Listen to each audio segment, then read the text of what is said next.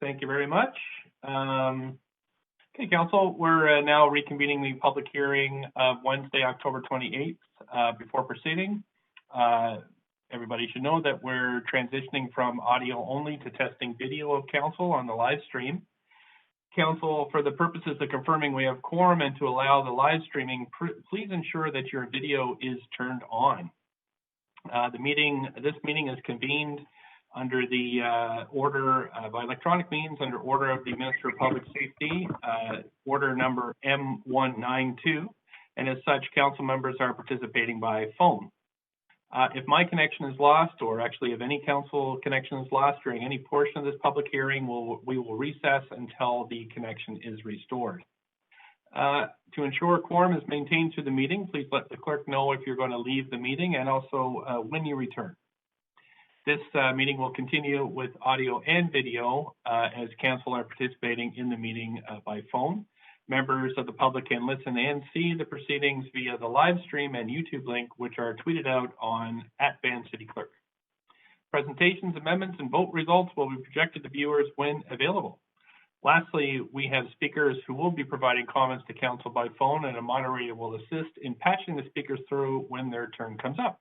So, Clerk, can we have the roll call, please? Mayor Stewart is in the chair. Councillor Carr? Here. Councillor DeGenova? Councillor DeGenova, are you on the line?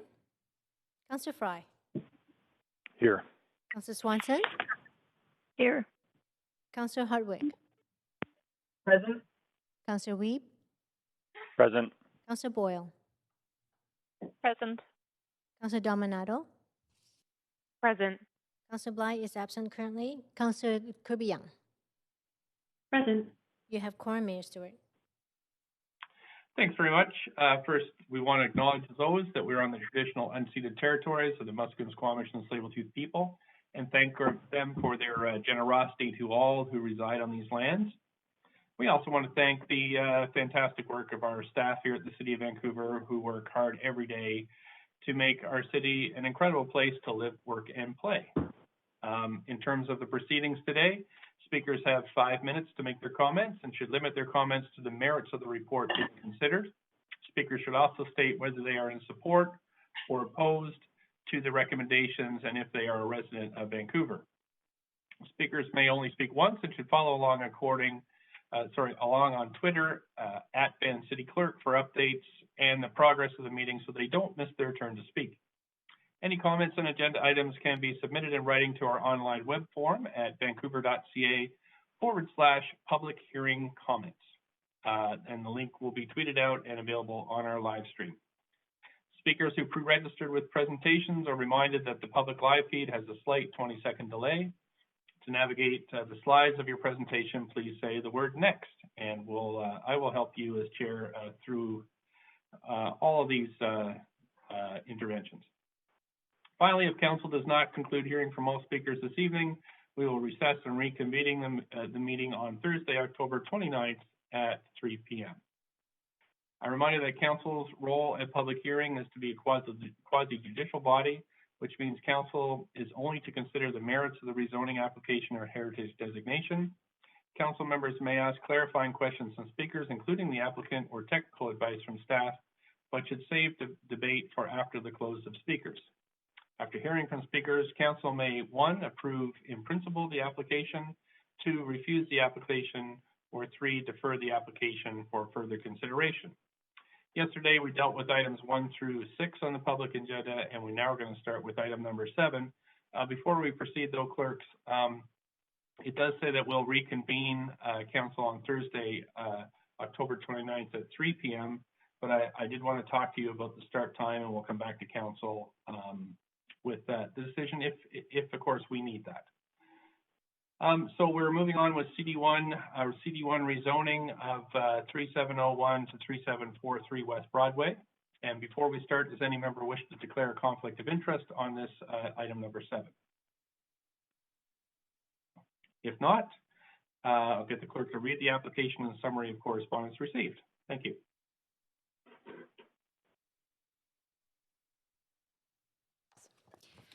Okay, this is an application by 01 916789 BC Limited West Bank to rezone 3701 to 3743 West Broadway from RS1 Residential and C2 Commercial District to CD1 Comprehensive Development District to permit the development of a 14-story mixed-use building with commercial uses at grade and 161 secured rental housing units, of which 32 units are secured at a moderate income rate. A height of 52.61 meters and a floor space ratio of 5.27 are proposed.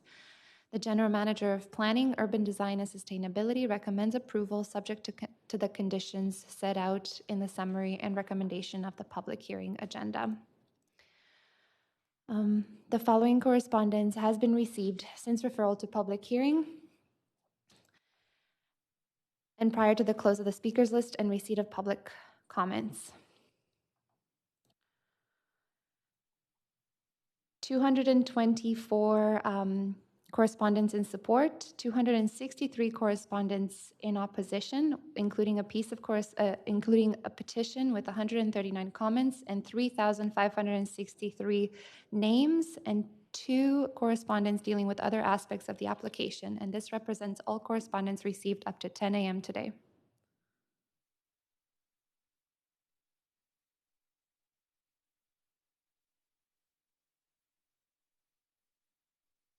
Thanks so much. Okay, so if there are any speakers for this item who wish to speak to council, please call toll-free 1-833-353-8610, participant code 65636, hashtag to get on the list before the close of the speakers list. The number is going to be tweeted out throughout the meeting and available on live stream. We have Carly Rosenblatt from the Rezoning Center who will present the application. And I'll turn it over to the Rezoning Center staff. Hi, can you hear me? We can. Great, thank you. Good afternoon, Mayor and Council. My name is Carly Rosenblatt, rezoning planner for this application, which proposes to rezone a site at 3701 to 3743 West Broadway under the Moderate Income Rental Housing Pilot Program, also known as MERP. The subject site, shown in red, is made up of 3 lots at the northwest corner of Broadway and Alma Street.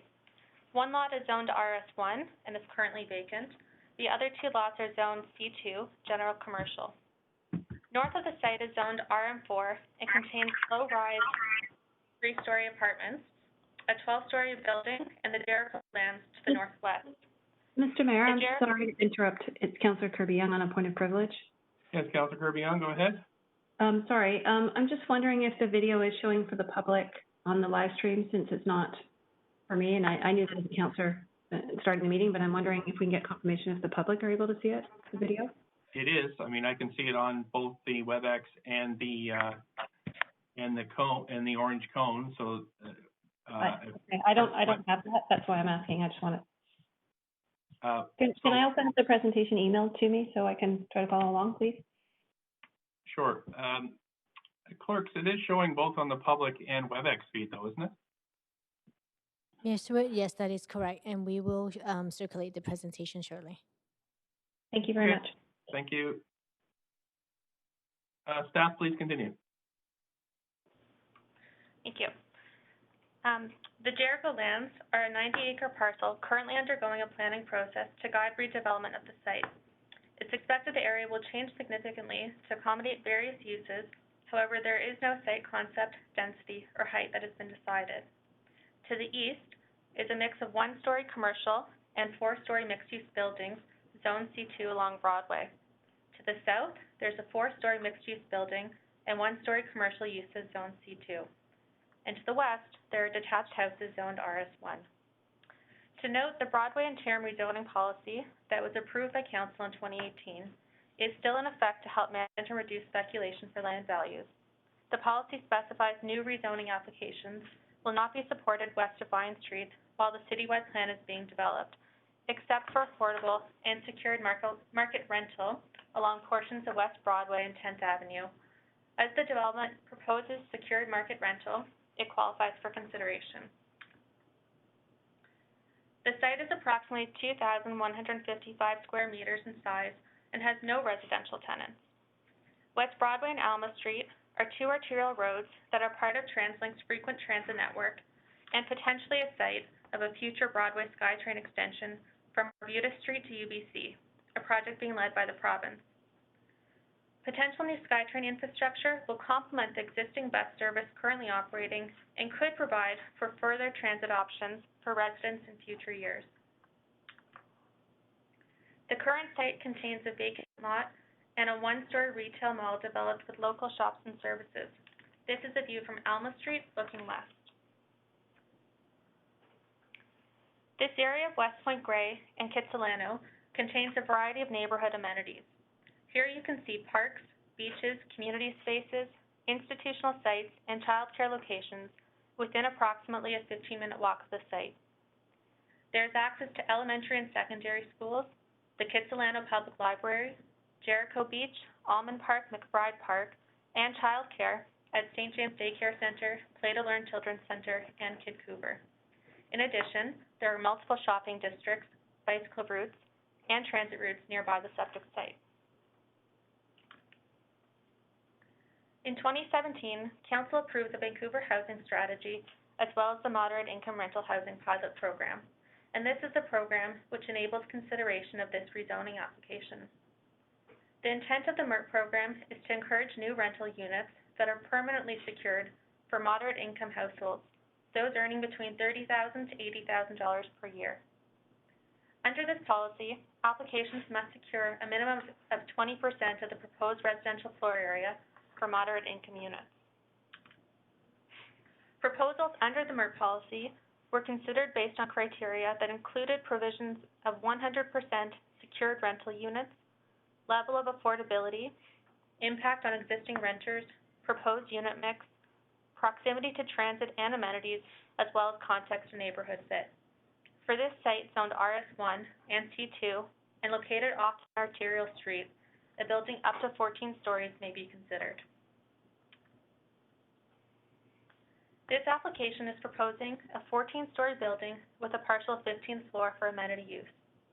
The application includes commercial use at grade and 161 secured rental housing units, of which 20% of the residential floor area would be secured as moderate income rental units. A minimum of 35% of the units will also be family-oriented, which meets the city's family room housing policy mix requirements. The overall density for this project is 5.27 FSR. The height is 52.61 meters, and parking is accessed from the lane and is being provided as per the parking bylaw. The project will also contribute to the city's public art program with either public art or cash in lieu. The public art is finalized at the development permit stage and subject to council approval. As part of the Restart Smart Vancouver initiative in response to COVID-19, this project will contribute to approximately 564 new on-site and off-site construction jobs during the initiative's recovery phase. This slide demonstrates the comparison between renting and ownership costs for housing in Vancouver's west side. Based on CMHC data, ownership of a median priced unit on the west side of Vancouver ranges from over $2,800 monthly for a studio unit up to nearly $8,500 for a 3-bedroom unit. The ownership costs are calculated using BC assessment on the following assumptions: recent sale prices by unit type, a 10% down payment, 5% mortgage rate, 25-year amortization, and $150 to $250 monthly strata fees and property taxes. With respect to proposed rental units, these would be secured through a housing agreement, both prohibiting the stratification of units while also limiting the rates at which rents for the moderate income units may be increased, even on a change in tenant. Both moderate income rental rates and the market rates will ultimately be well below the monthly cost of homeownership. This slide outlines the moderate income rents. The application proposes approximately 32 moderate income units at rates shown here between $950 and $2,000 per month. In 2016, the median household income in the West Point Grey neighborhood was $84,951. The rental rates proposed would be affordable to a number of households in occupations such as graphic arts technician for a studio or a transit driver and administrative assistant for a two-bedroom unit. As part of the MERP program, each applicant is required to include a financial statement for the city's review to assess the value of the project and determine if additional land lift has been created through the pilot zoning incentives. The pro forma for this project has been reviewed by the city's real estate division, who concluded there is no land lift being generated through this application. The cost to secure 161 rental units over 60 years in the lifetime of the building reduced any additional land lift to zero. Had there been additional land value created for secured rental projects, the city's practice is to seek a greater degree of affordability for rental units. A pre-application open house was held in May 2019 and attended by approximately 155 people. Following submission of the rezoning application, a city-hosted open house was held in February 2020 and attended by approximately 233 people.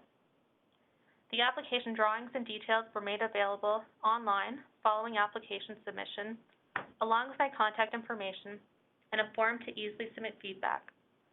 In total, we received approximately 369 pieces of feedback, as well as one online petition opposing the application, which at the time of writing the referral report contained approximately 2,895 signatures. We heard a variety of comments throughout the review of this application. Key themes of support included the proposed affordability, building height and density, and proximity to transit and community amenities. In general, people were concerned about the proposal, specifically related to the building height and potential precedents for changing the neighborhood, the design of the building, impact on parking and traffic, and the consultation process. Given the feedback, staff have reviewed the concerns and have taken this into consideration in their review of the project. The project proposes a customized comprehensive development zone to permit the proposed uses. It is not changing the zoning requirements in the surrounding area and complements the West Point Grade Community Vision, which references the need for affordable housing. The MERP policy is a citywide housing policy that bridges the gap between market rental housing and social housing. The MERP program is a pilot program currently limited to 20 proposals. This project was selected for inclusion in the MERP program in part because of its proposal to deliver a significant number of new moderate income and market rental units in a location well served by transit, community amenities, while not displacing any existing residential tenants. It's felt the building will contribute to an active streetscape and public realm that is part of a changing neighborhood with the transformation of the Jericho lands and potential future SkyTrain station. The building height was also cited as a concern. This slide shows the proposed Alma Street elevation outlined in a red dashed line compared to a typical C2 building profile represented by the dashed blue line. The building contains 14 stories of residential living space and a partial 15th story that is restricted to amenity use. The typical floor-to-floor height is 2.8 meters. From the base of the building to the roof of the amenity area, the building is 52.61 meters. The bulk of the building has been pushed away from the west property line, and townhouse units line the western frontage to maintain a neighborly interface with adjacent properties. The upper levels are reduced in size from the floors below and achieve an average floor plate of approximately 418 square meters, which is similar to a 12-story building located 2 blocks north of the site. The MERP program allows for consideration of 14 stories in height to assist with the delivery of moderate income and rental units. The MERP program intends to increase the supply of secured rental units for moderate income households and to address Vancouver's low vacancy rate. Appendix B contains conditions to ensure the proposed building dimensions are retained throughout the development permit process. With respect to neighborhood fit, staff appreciate the proposed development exceeds what is allowable under the base zoning. However, the broader community context and rezoning policy can help inform the type of development which can be expected in the area. In response to concerns regarding building design and neighborhood context, a revised proposal was submitted by the applicant to soften the transition of the building and improve how it fits into the neighborhood. The original rezoning application, shown on the left, proposed an architectural expression with interlocking volumes encased with vertical fins that extended above the top story.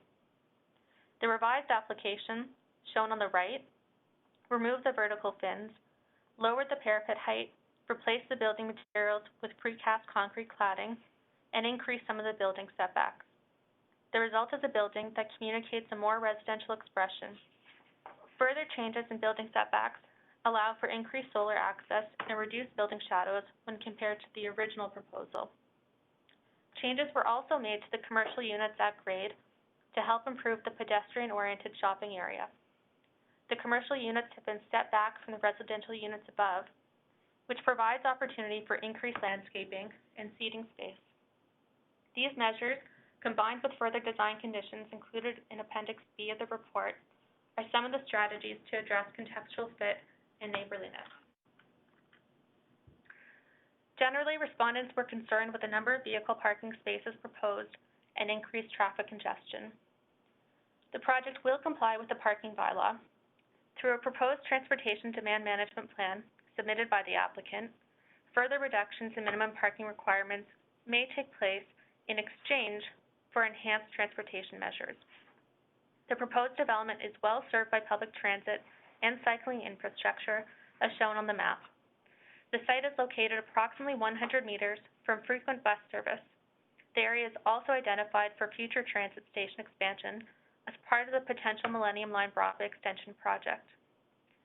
Conditions in the report require enhanced safety measures for all roadway users, and it is expected the intersection of West Broadway and Alma may deliver widened sidewalks, curb ramps, traffic calming devices, and improved roadway lighting.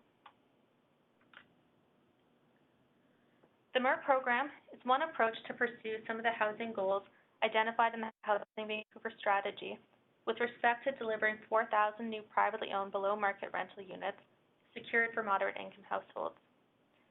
With respect to consultation concerns, over 10,000 residents from Vancouver and the region were engaged for the Housing Vancouver strategy, which later informed the citywide MERP program. Finding available rental units is a challenge across the city with extremely low vacancy rates at less than 1%. There continues to be a significant need for secured purpose-built rental housing options that are affordable to households earning moderate incomes. The intent of MERP is to help address the gap in the rental housing market in neighborhoods across the city. The rezoning consultation process was fulsome and followed all city procedures. However, neighbors expressed concern the proposal did not align with the West Point Great Community Vision from 2010 and are concerned with the scale of the building. There were approximately 230 people in attendance at the city-hosted open house, and we received nearly 370 pieces of feedback in addition to the petition. Each comment and question received, as well as the comments from the Urban Design Panel, helped to inform the staff recommendations and conditions provided in the report presented on this afternoon. In conclusion, staff support the application subject to conditions in Appendix B, as it is consistent with the moderate income rental housing pilot program and would contribute a total of 161 new secured rental housing, including an estimated 32 moderate income units, all towards achieving the city's goals as identified in the Housing Vancouver strategy. Before I conclude my presentation, I would also like to note a minor error was made in Appendix G, which incorrectly states the site area. The correct site area is 2,155 square meters, as noted in the body of the report and in Appendix H. Both staff and the applicant team are available to answer any questions. Thank you.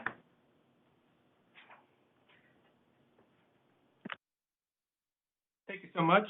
Now we're going to move to the applicant team. Is the applicant team here to speak to the application? Yes, we are. Thank you, Mayor and Council, and thank you, planning staff, for your unwavering support over the past 4.5 years on this proposal. My name is Farouk Beboul, and I'm the project lead with Westbank, and I'm joined here with my consultant team, Lecky Studio, HAPA Collaborative, Bunton Associates, and Recollective. In the interest of time, we're waiving the application presentation, but are available to answer your questions. Okay, thank you so much. Okay, then, so I'm just going to see if there's any questions from Councillor Hardwick. We have you on the list to ask questions to staff or the applicant. Please go ahead, Councillor Hardwick, up to 5 minutes. Thank you very much. And I will have further questions, but the one that I want to get out of the way right away is I heard no mention here about the previous 6-story application. What happened to that? That would be the staff? Well, both, because if the applicant had put in previously a 6-story application and that has been switched out for this one. So I'd like an understanding of how that came about. Who would you like to start with? Well, obviously the applicant, since they're the applicant. Okay, over to the applicant, if you care to answer that question. This is correct. In 2016, we submitted an application for a 6-story rental building. However, in 2017, 2 pieces of key information became available. One is the MERP policy, as well as in 2017 was the federal government's announcement of the expansion of rapid transit. And reluctantly, we felt like the proposed 6-story building was doing the site disjustice, and we withdrew the application at a later date. Okay. So then did staff come to you with this MERP program and say, hey, would you like to upgrade to this new program? Well, the MERP program was introduced, and the project met the criteria of the MERP program, so we felt that it was a good fit.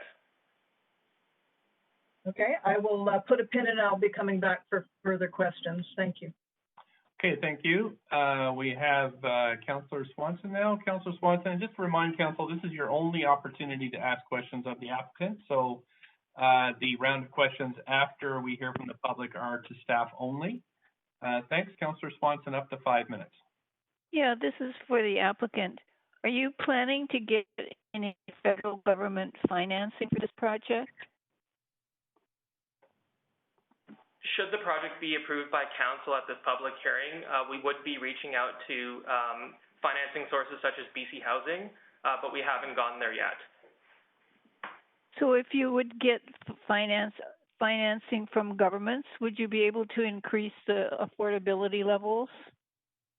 We have provided a pro forma analysis as part of the application process, and we do need a certain number. What's being proposed is the most acceptable range that we can propose right now. And what is that? Which is the 20% moderate income and 80% market rental. Okay. And you're not going to be reaching out to the feds for financing? We haven't. We're kind of at a stage right now where we haven't looked at the financing model.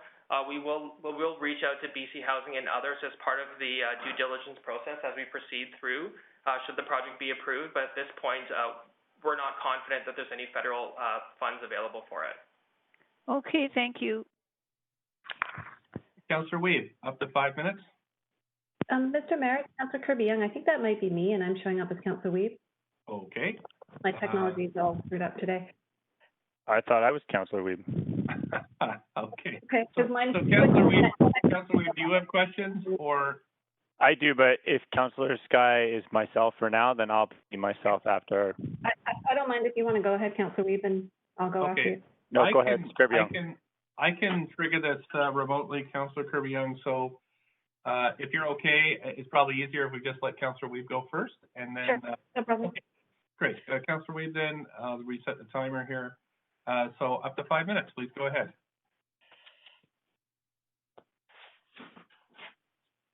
Councillor Weed? Yeah, I actually just pressed on Creston, and I'm actually Dominato. So I'm not sure what is happening there. Okay. A few questions. My first question is on the natural assets. It talks about adding 109 trees. Can you talk about how that has been implemented into this building? And that's a larger number than normally seen in a project like this. So can you talk about the rationale to get there? And that's to the applicant? Yes, it is. Okay. I'm going to turn that over to our landscape consultant, Joe Fry from HAPA Collaborative.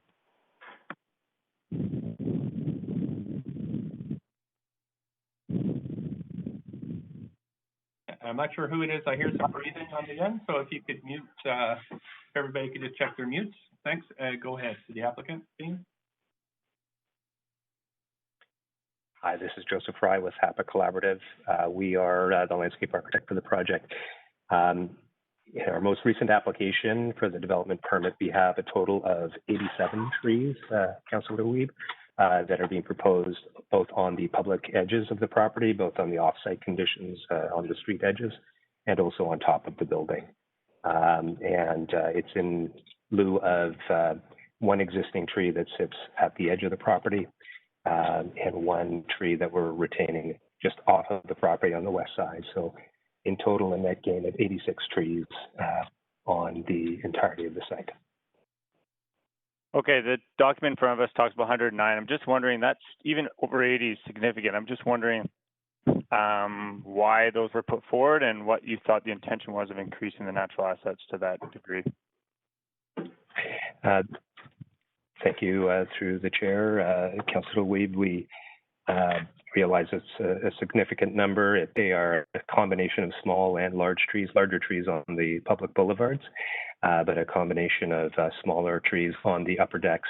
This is a rather unique rental project that allows for quite a substantial roof deck spaces that are both for shared use on the upper level, as well as private decks on the intermediate roof terraces. So quite frankly, we were able to accommodate quite a substantial soil volume and room for these trees that provide an amenity for the residents. Okay, another question to the proponent is inboard bedrooms. That is a little bit in the document. I'm just wondering how many inboard bedrooms would be in this development, recognizing that I think it said just for 3-bedroom MERP units, which would be 2. I'm just wondering if you could confirm that number. Yeah, we're not providing, this is Michael Leckie from Leckie Studio. We're not providing any or proposing any inboard bedrooms in this design. Perfect, that's great to hear. Next would be on the amenity deck on the 15th floor. Would this be accessible to all MERP and all tenants in the building? Yes, it would be. Okay, that's great to hear. And then accessibility, recognizing the demographic and age population in the area, what are the levels of accessibility and universal design that you hope to get for this building?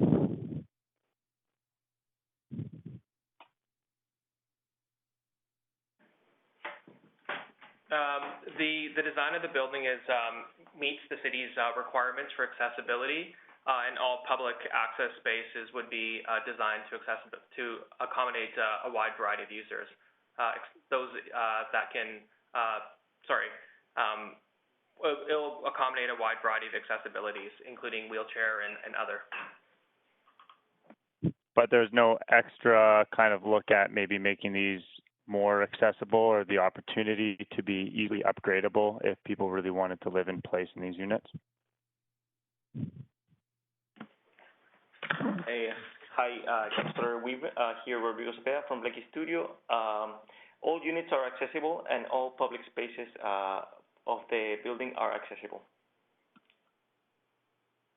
Okay, and it said that it's been 4.5 years in the process. My last question is, what were the main public concerns that you incorporated into the newest design, recognizing the length that it's taken to get here? Well, a big shift in the MERP application was incorporated earlier this year. Michael Leckie can probably speak to the changes in the building design. Sure, absolutely. Councillor Weeb, despite unanimous enthusiastic support from the Urban Design Panel in March, Teresa and Planning showed a great sensitivity in documenting and processing the feedback from the neighborhood community. And as we moved forward with the proposal, we took this feedback and worked through the redesign of the building facade to make adjustments also to the massing and rethink the fin matrix that was part of the original building envelope. The feedback that we got was with regard to how friendly and neighborly the building felt in its aesthetic expression and its massing. And we really took that to heart and took it upon ourselves to re-examine the fenestration and create a more porous expression so that the openings were scaled to reflect the proportions of the dwelling units within. Thank you. Okay, thanks. We're at the 5:30. Councillor Kirby-Young, please go ahead, up to 5 minutes. Yeah, thank you. Thanks very much. My questions are to the applicant, and following up on the earlier question around the 6-story, you said that you changed reluctantly after the 2016 application with the advent of the MERT policy and the rapid transit announcement. Why reluctantly? It was always felt that the 6-story proposal wasn't doing the site justice. It was a reluctant application as the retail tenants were failing. And we decided to proceed with the 6-story option in 2016. And in 2017, two key pieces of information were released, as I previously mentioned. One of them is the MERT program, and the other one is the federal government commitment to rapid transit and extending the Broadway line. So those two pieces. Sorry, go ahead. So just to clarify, because I'm limited for time, because I heard you say that, but I just wanted to clarify, you weren't reluctant to bring forward the taller application? You're saying you were reluctant to proceed with the 6-story? I just want to be clear. When we went to the community at the first community open house, the 6-story building was actually designed to accommodate future density at a later date, should policy support that. I guess I'm not getting a clear understanding or an answer of why you didn't proceed with the 6-story, or whether you were reluctant with the 6 or you were reluctant with 17. I'm trying to get clarification on that. Sorry, we provided an application for a 6-story market rental building, but we didn't feel like the 6-story was appropriate for the building, given the future investment in transit and the housing affordability crisis in the neighborhood in the city. Okay, that's clear. Thank you. In terms of the outdoor space, can you clarify if all units have access to private outdoor space or not? I'm just trying to get a sense here from the drawings and the report. Yeah, all units have access to private outdoor space, as well as all units have access to the shared amenity spaces. Okay, and is there a vision? I know it's about 10,000 square feet of retail. Is there a vision for what kind of retail, or any intent to have smaller demised CRUs? Yeah, the intent is to smaller neighborhood-serving retail spaces. Perhaps a feature restaurant on the corner. So how many CRUs might that 10,000 square feet be demised into then, for example? 100 square. I believe it's 3 or 4 CRUs are proposed. Okay. And then you mentioned that you were waiving the presentation in the interest of time, which I was disappointed about, because I'd like to I'm wondering if you had any visuals in that presentation that would better show the distinction, other than just these two pictures that we have in the report, in terms of the exterior finishing and visuals. We haven't provided that to staff. I can certainly pull that up and share it with council, but it may take a couple minutes to do so. Okay, but verbally, is it it's removal of the fins and the cladding, and then is it also the color that this precast concrete cladding, I think it's described as much lighter in color? Are those sort of the significant changes? Those are the primary changes. The removal of the fin matrix breaks down the appearance of the overall height of the project. Previously, they were extending up as a screening element for the amenity floor. So our efforts to address the public comments have been to reduce the perceived mass of the building, create a more neighborhood-friendly appearance, shift the massing to address concerns about shading by shifting the tower portions of the massing closer to the corner of Broadway and Alma, higher up the building, while maintaining the stepping after the first volume to reduce the perceived bulk at the street level. Okay, and in terms of the setting back of the commercial units below the residential, does that provide, and I know the city now has policies around wider sidewalks, I'm thinking of the Parthenon, which is often cited as a great example. Does that provide now the means that there'll be wider sidewalks in terms of the public realm space? Yes, that's correct. And what would they have gone from what to what? Do you happen to know that offhand? Not on hand, but we do have 8 feet setback from the property line. 8 feet, in addition, so the sidewalk plus 8 feet? Yes, in addition to the sidewalk. Okay, and maybe I can direct that to staff with my last little bit of time. Would staff know what that number is, or could they follow up and provide that?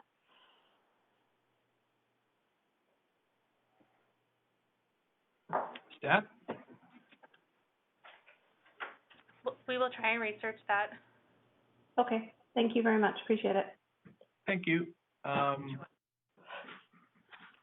We're on to Councillor Fry now for up to 5 minutes. Councillor Fry? Thanks, Mayor. Yeah, question for the applicant. I was struck by something Councillor Swanson was asking around seeking federal funding for. I'm a little confused. This is for additional secured rental units at a more affordable rate?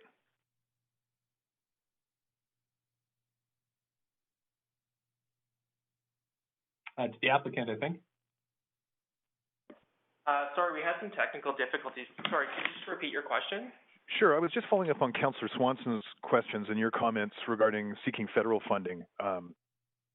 Should this application go through for rezoning?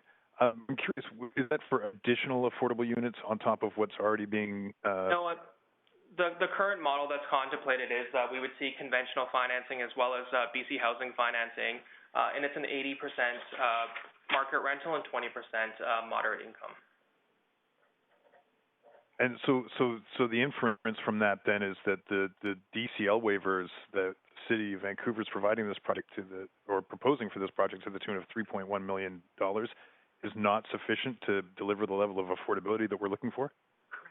This is correct, yeah. So the current proposal is BC housing financing for this application, and that achieves the 80-20, and that's how we can afford to deliver this project.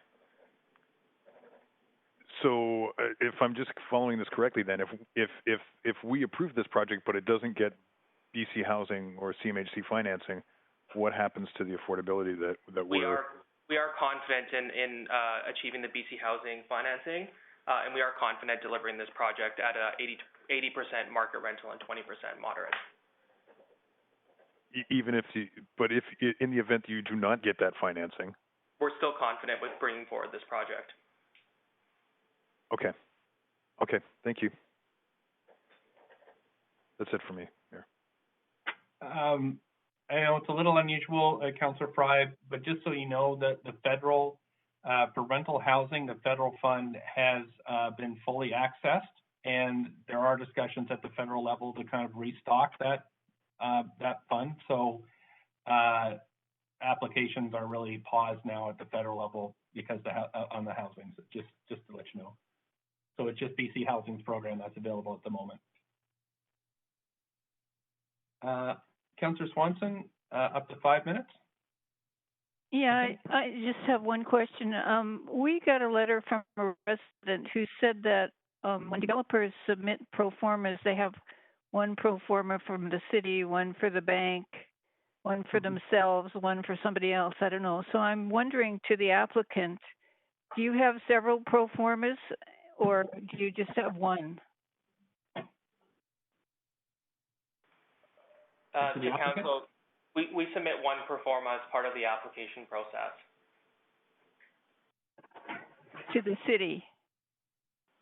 Yeah, there is only one pro forma, which is submitted to the city as part of the application, which reflects the application that's before you. And that would be the same pro forma that you submit, correct, like to BC Housing for financing and correct, or to a bank, whatever. Correct. Okay. What is the advantage of getting BC housing funding as opposed to funding from a bank? Well, the BC housing financing does come at a lower interest rate, so it allows us to deliver these affordable housing projects. So, do you know off the top how much the BC housing funding would save you for a project like this? Yeah, it all depends on the rates, what the rates would be at the time. So it's probably about 50 basis points less than what would be typical at a bank. Which would translate into enough money to have one more affordable housing unit, or you wouldn't be able to deliver this project without it, and we are confident that we'll achieve the BC housing financing for the project. What are the BC housing? What's the BC housing criteria? 80-20? Yeah, there's a fairly comprehensive criteria that we've been in discussions with BC Housing from the day we submitted this application, and this is the reason that we put forward the MERP application in front of you. So you could get the BC Housing funding? Correct. Oh, okay. Thank you. Councillor Swanson, thanks. Councillor Carr. Yes, thanks, Mr. Mayor. My first question is around the building height. The MERP projects allow building height up to 14 stories to be considered. You know, it always used to be that you thought of a story as 10 feet, and somehow it's changed. And so this one's 170 something, so which could have been historically considered as a 17-story build. What was the reasoning for the change, so that no longer do we think of 10 foot per story?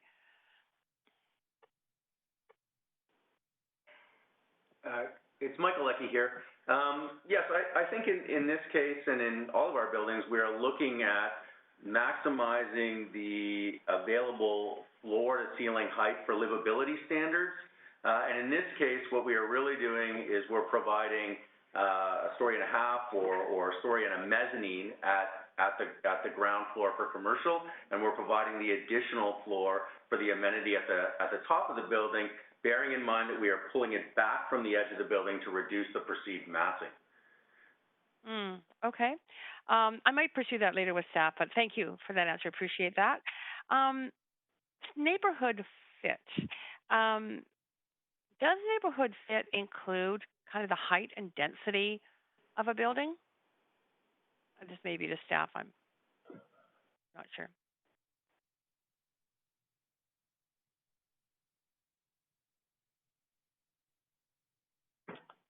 Over to staff. Hi, it's Carly Rosenblatt here. My colleague Paul Chang is going to answer that question for you. Just a moment. Hello, councillors. This is Paul Chang, Senior Development Planner. I think your question was, can neighborhood fit include height and density to be considered? Is that correct? Yeah. Yes. In this case, this is one of those situations where this particular application is a building that may be considered to not be fitting in with the actual built form that we see in the context right now. But from a policy context and a future policy context, there's an understanding that in the future there's a high likelihood that there will be a great change in the neighborhood, as Carly had expressed in her presentation, ranging from the Jericho lands and also the Jericho lands redevelopment, and also the fact that a future SkyTrain station, transit station, will be going through this particular area, especially with this corner having a subway station right there. So I think staff do feel that for this particular area, the built form that we see there right now is one context to be considered, but another context is really the future policy context that we anticipate. That's interesting. Okay. I'll probably follow that up later. My third question, staff assessed on page 20, Real Estate Services did, that the application and the cost of securing 20% of the residential floor area for moderate income rental units was determined to be the equivalent of what the CAC would be, so no additional CACs were required. So the public benefit strategy does not include that number. I am interested in that number. It helps me in terms of assessing the value the public is receiving in terms of a cash equivalent to each unit of a secured rental as well as moderate income rental. So is it possible to get that calculation? Thank you for your question. We're going to refer to Michael Chin. Hello, it's Michael Chin here, Manager of Property Development and Real Estate. Can you hear me? Yes, can. Okay. So are you asking what is the foregone CAC if the project would have been all market rental? Yes. Just to confirm that? I am. Yeah, so typically for moderate income projects, you typically do not show foregone CAC in the project. But if we did put the same inputs into the pro forma and it didn't have 32 units, the CAC would have been approximately $5 million. Oh, interesting. Our recent reports that we have had to council actually have included a number. So $5 million for all of the moderate income units. Is that what I'm hearing? That's correct. That's correct. Okay. Thank you. That's useful. That's it for my questions, Mr. Chair. Thank you. I have a quick question to the applicant. Are you proposing anything for pets in this building? Yes, as in all West Bank projects, this building would be proposed as pet friendly. Okay, thanks very much. On to Councillor DeGenova, up to 5 minutes. Thanks very much. Just a few follow-up questions. One of them is regarding the BC housing financing that you would look to secure if you haven't already, and the commitments or other funding opportunities, I suppose I call them at this point. You've already decided in your conversations with BC Housing, is this correct, that this meets their affordability thresholds for them to offer you construction financing or contributions?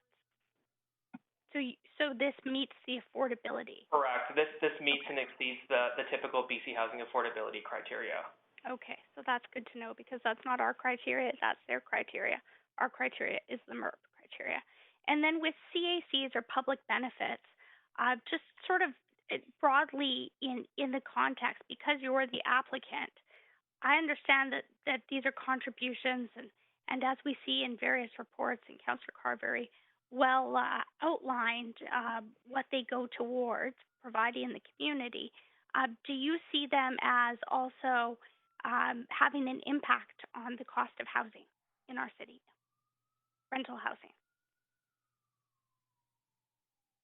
It adds to the cost of your pro forma, I would suppose, any type of cash benefit that you had to pay to the city. Is that correct? Sorry, Councillor DeGenova, do you mind just repeating your question, please? Sorry, there was a question about benefits and public benefits, and I'm not asking for a specific number. It's more of a broad question.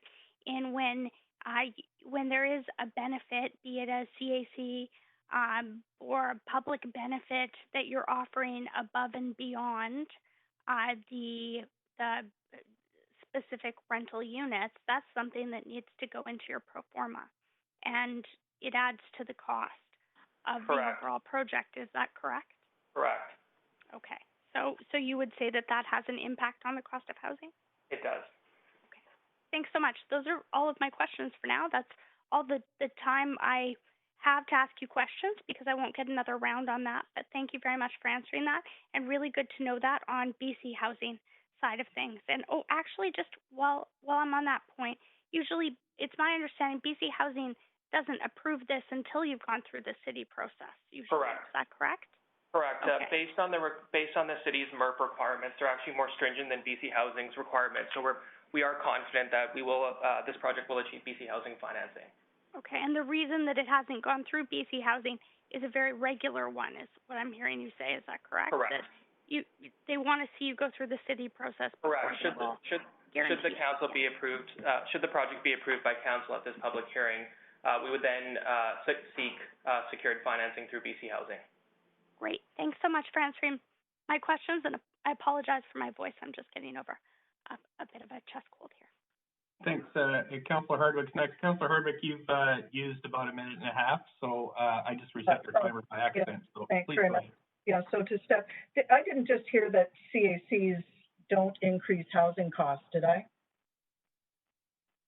Someone did say that actually out loud, did they? I'm not sure. Is that a question to staff or well, to the that was just what I heard was the statement that CACs don't increase housing costs. And I just want to confirm that was not actually said. Just a point of privilege, I heard the opposite, Mr. Mayor. It's my question. I heard sorry, Councillor. Okay, That's not a point of privilege. I heard that wrong, and so that was concerning. So my question is to staff, and in the presentation you said that this application complements the West Point Gray vision supporting affordability. Maybe you could elaborate on that, because there's no mention in the staff report of the vision, the West Point Gray vision supporting affordability. So could you elaborate, please? And that's the staff. That's correct. Okay. Hi, Carly Rosenblatt here. Thanks for that question. So in terms of the affordability and ability to deliver affordable housing, yes, this project does complement the West Point Gray community vision. The vision... Carry on. Okay. Yep.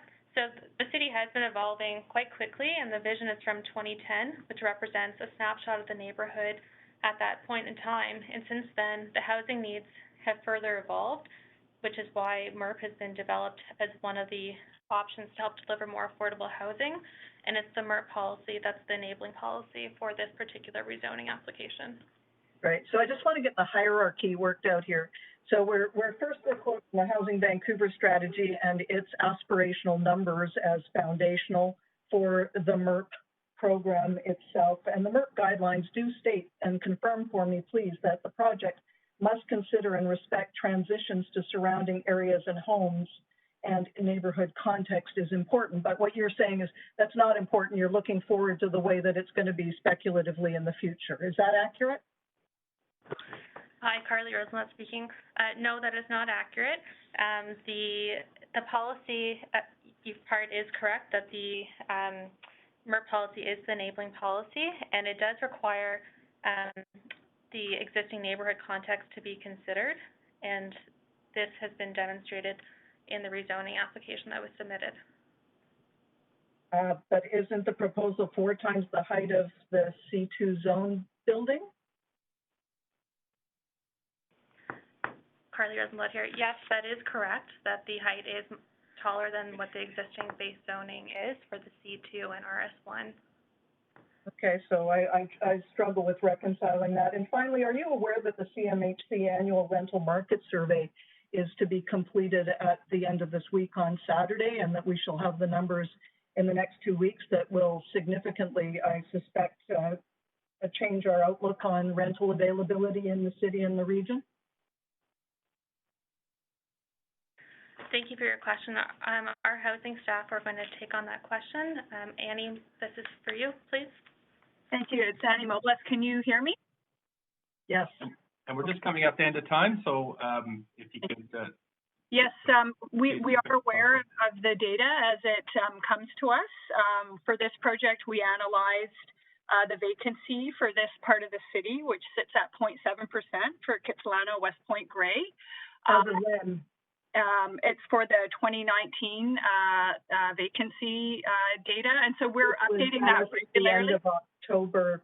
This is done an annual report. Sorry, we're well over time now, so thanks very much for that answer. And there will be Councillor Harvick, if you have questions, you have time for questions after the public have their chance to speak. So I'm just going to end it there. Council, I don't see any other questions for staff of the applicant at the moment, so we're going to move to hear from the public now. If there are any speakers for this item who wish to speak to council, please call toll-free 1-833-353-8610, followed by code 65636# to get on the list.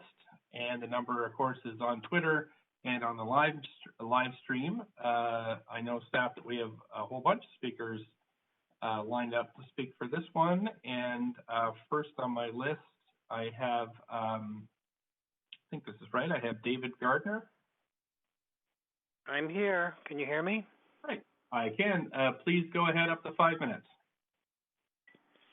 I'm opposed to this building, and I don't believe the MERP guidelines are being followed.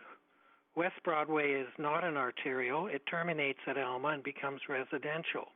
The 3700 block of West Broadway is a residential street. MERP guidelines state that a project must consider and respect transitions to surrounding areas and homes and neighborhoods.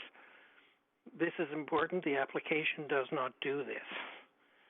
Continuity and continuous presence of commercial areas, there is no commercial areas to the north or west.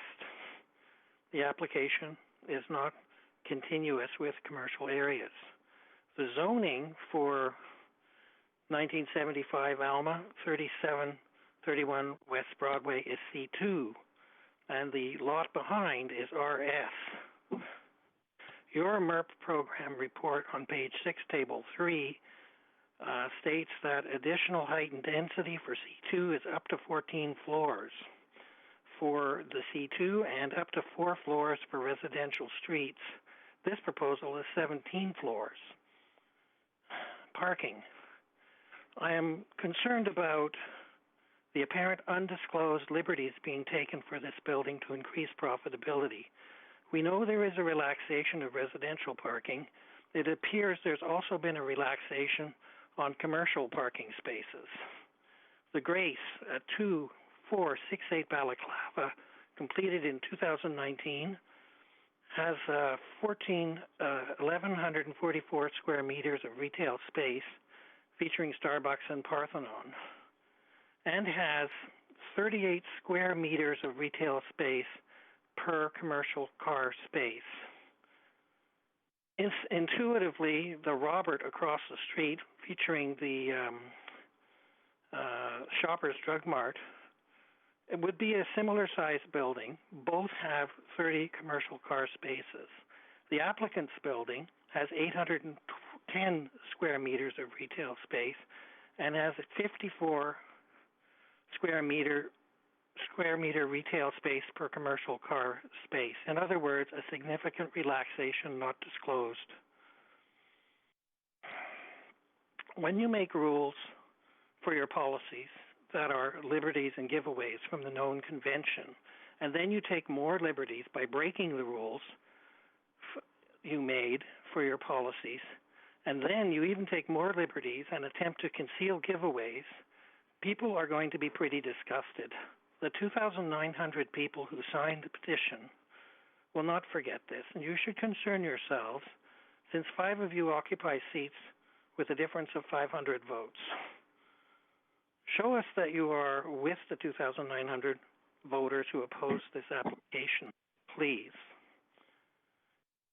161 parking spaces for 161 units with 27 parking spaces for rental units.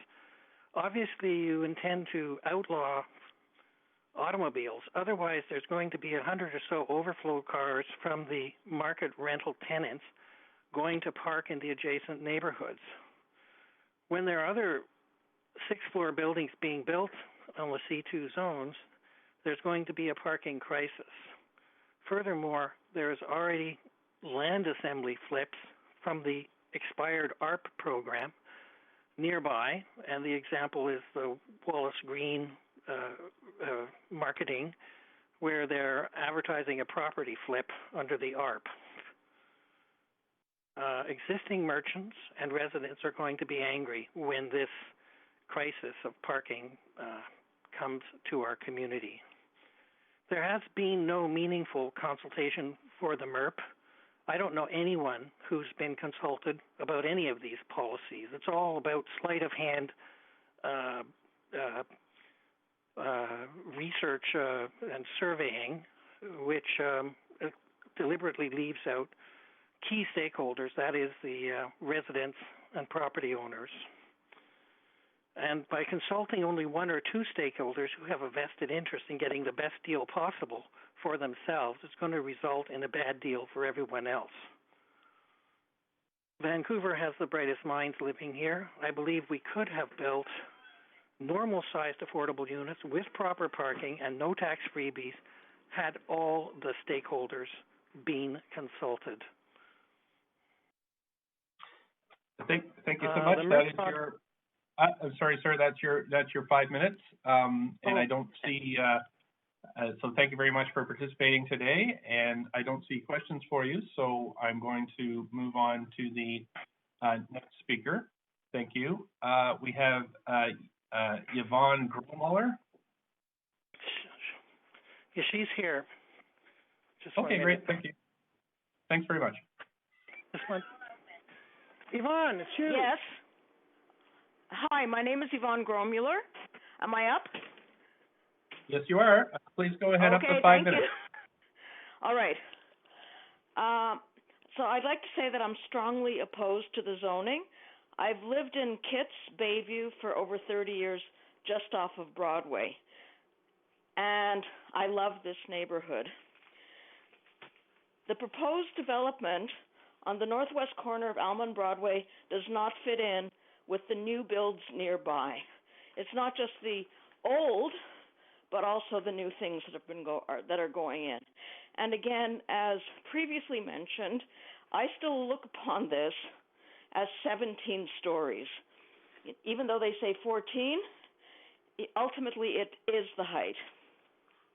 This Alma and Broadway development, as currently proposed, is disrespectful of surrounding neighborhood context and character, both commercial and residential. The other thing that people aren't talking about is the environmental and ecological footprint. I think the building before was restructured wood, and now this is going to be concrete. Concrete produces a lot of greenhouse gas, and my recollection is that John Horgan is trying to encourage BC wood for new builds.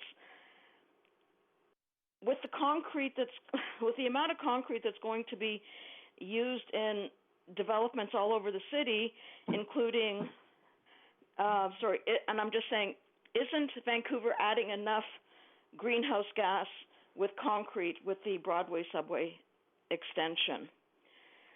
The design and scale of the proposed structure would restrict sunlight to adjacent residential and public spaces, and it would impact on existing views from across neighborhoods. Another point is the applicant said that that there was retail failure in that section, and I must say I don't see two stores relocating to another part of Broadway as retail failure. One of the people is going to retire, and then there was one other store, the foam shop, and that hasn't been there for quite some time. The planners say that the proposed building is compatible and fits into the neighborhood. What I'd like to know is, where is the other 17-story building? Yes, there is an apartment block on Alma towards 4th Avenue, which is tall, and I believe it's only 10 stories. So I really feel that this building is not going to fit in. Now, the other thing that is happening in the neighborhood is that we do have some more vacant lots. You know, I do understand that the extension for SkyTrain is going to end have a site at Alma. So a kitty corner to the proposed development is another vacant lot, and another block away is another vacant lot. And what my concern is that if you allow the mass of the building to be this tall, then you, meaning the applicants and the planners, are going to allow for even more height. Remember, we will now have a 28-floor building on Broadway near Granville, and I just think you're going to continue to push the envelope. Another point is that there's a lot of housing being built in Metro. There's a lot of housing at UBC. There's a lot of housing in Burnaby, and I just wonder how much housing do we really need? I have to say that I do support rental housing for families and for students, and there have been recent rezonings on West Broadway, which are 5 and 6 stories, and the buildings fit into the style of my neighborhood. They provide residential suites and a good variety of shops, and some blocks allow for the outdoor seating, and I heard somebody mention the Parthenon. I walk by there just about every day, and I love that. It reminds me of the terrace that I grew up with in Montreal. I support more rental and commercial buildings that have attractive designs with streetscapes that will fit in and continue to provide a vibrant neighborhood feel. So in closing, I would just like to say again that I'm strongly opposed to this development. Thank you. Thank you so much, and that's your 5 minutes. There are no questions for you, so thank you for participating. I'll move on to the next speaker. We have now John Kelly. Hello? John Kelly on the line. Hello. Hello, I'm here. Hello? Hi, please go ahead up to 5 minutes. Okay. Good evening, Mayor and councillors. My name is John Kelly, and I have been a Vancouver resident for over 30 years. I'm calling in support of the rezoning application for 3701 West Broadway. Excuse me. The area surrounding Broadway and Alma has been deteriorating for far too long and needs this lifeline. As a Kitts resident for many years and current Fairview resident, I pass by this intersection often. I find it unfortunate that an area with so much potential is stagnating, and that we're not making use of this intersection to stimulate the local economy and beautify the area. With the attractive ground level retail, large windows, and an appealing outward look, I think this is a project more people should get behind. Unfortunately, it seems that much of the opposition excuse me, is based in anti-development and anti-change rhetoric. I can relate to this feeling, as a large affordable housing development was built 1 block from my home in Fairview a few years ago. I remember feeling immediately apprehensive towards the prospect, but over time, realized we must all do our part if we want to address the housing crisis in Vancouver. This means showing more acceptance for higher density, dedicated rental buildings in all parts of the city, including the west side. In the case of Broadway and Alma, the building has great bike and car share features, bike repair and storage facilities, beautiful landscaping and outdoor seating. Plus, it's located right next to major transit routes, a future SkyTrain station, which will help reduce tenants' dependence on cars. I'm also unsure about what we are preserving in this area. Much of what currently faces the main streets is dated and does not contribute to the area's aesthetic or charm. It is high time we invest some attention where there's been none for so many years. As Vancouverites, we can be more open-minded and future-oriented when we consider projects like this. My daughter has recently graduated from university and grew up in Kitts. I wonder where young people like her will make a place for themselves around the city that's becoming more and more unaffordable. So many people around her age think they need to excuse me, move as far away as Pitt Meadows for the first time. Thankfully, the city has considered cases like this, and the moderate income rental housing pilot program is now in place. As citizens, we need to weigh the benefits of these projects or simply dismissing them based on density and height. I hope council recognizes why this is an important and incredible opportunity for that neighborhood and how it responds to a lot of aspects that demand attention in Vancouver. Thank you, Mayor and councillors, for your time. Thank you very much. I don't see any questions from council for you, sir, so I appreciate you calling in tonight. The next speaker we have is David Sander. Good evening, or good afternoon, Your Worship. Can you hear me? Yes, we can. Please go ahead, up to 5 minutes. Terrific. Good afternoon, Your Worship and members of council. My name is David Sander. I am a resident of the neighborhood. I am also a director of Hollyburn Properties, and we are rental housing providers in Vancouver. We own a neighboring property at the corner of 7th and Alma, a little less than 2 blocks away, and I'm calling in today to support this project. I've been attracted to this project for some time because I do live quite close to it, and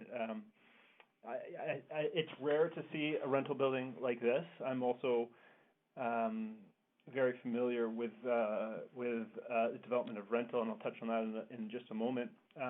I feel that having lived in this neighborhood for some time now, I'm tired of seeing shops close along Broadway and along 10th. And I think that adding people will hopefully add some more vibrancy to the neighborhood.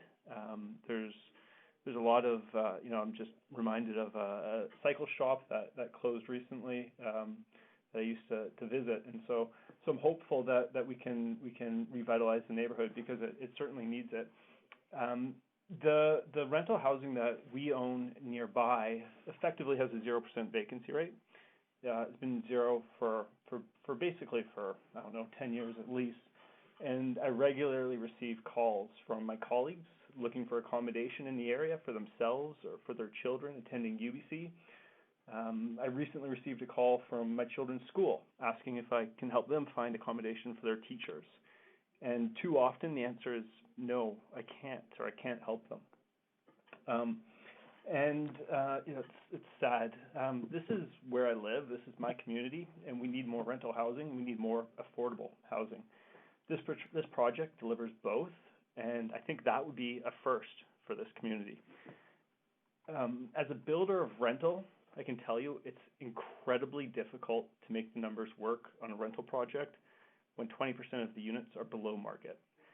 The financial engineering to make this work is more complicated and precarious than the structural engineering will be for the project.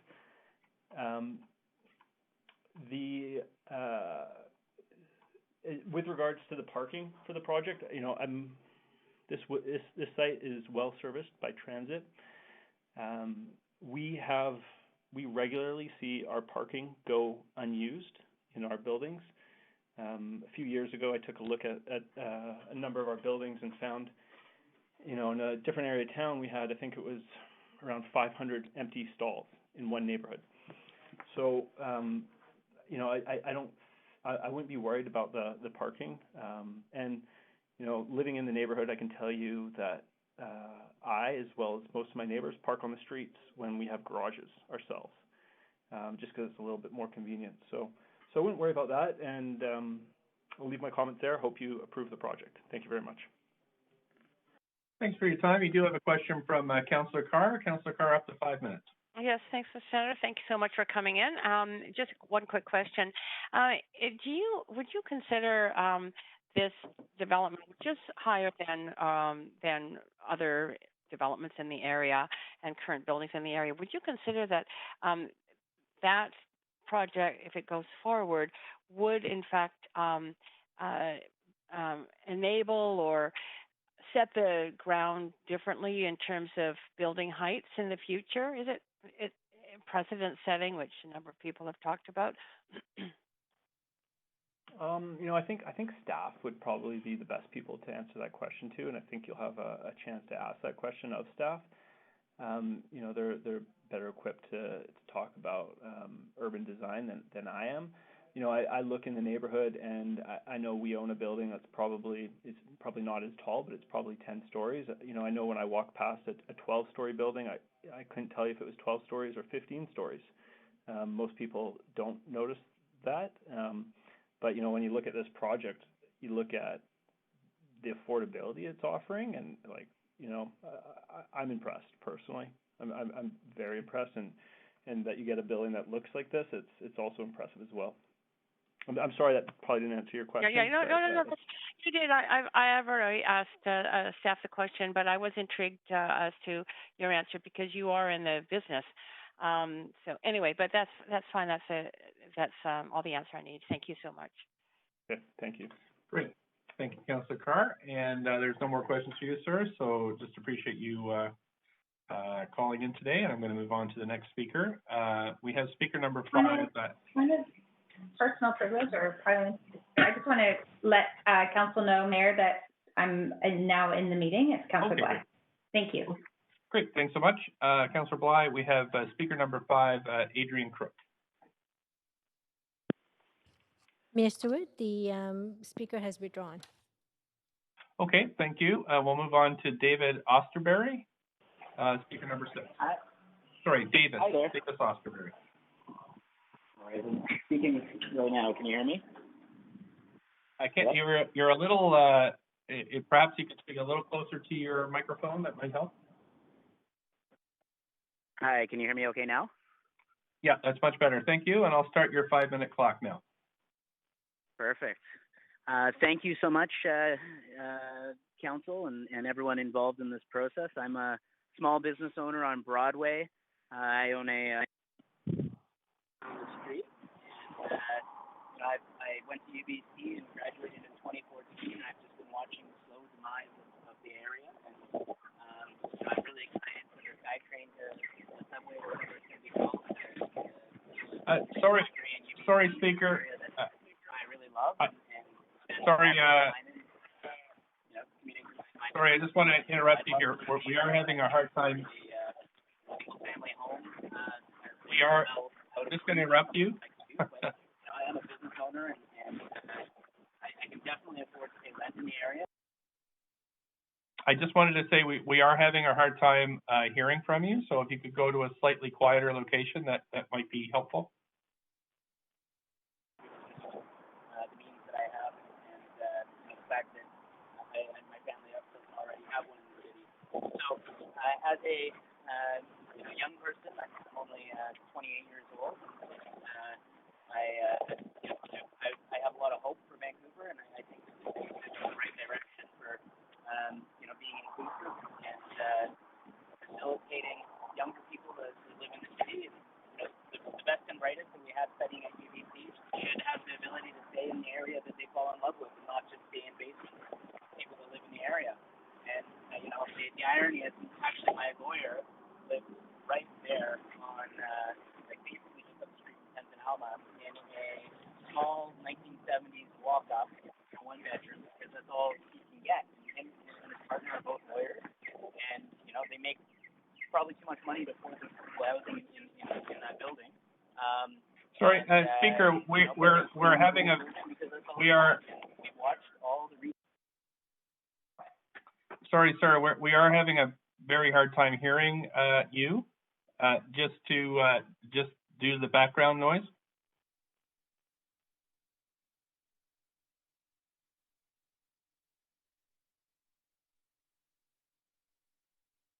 Okay, Council. Looks like we've lost Mr. Osterberry. So I'm going to move on to the next speaker, Speaker 7, Leslie Bolt, and just hoping staff will try to get Mr. Osterberry back on the line. Leslie Bolt, are you there? Yes, I am. Great. Well, thanks very much for calling in. You have up to 5 minutes. Thank you. Good afternoon, Mayor and Council, and thanks for the opportunity to speak with you today. My name is Leslie Bolt. I'm a longtime renter and business owner in Vancouver.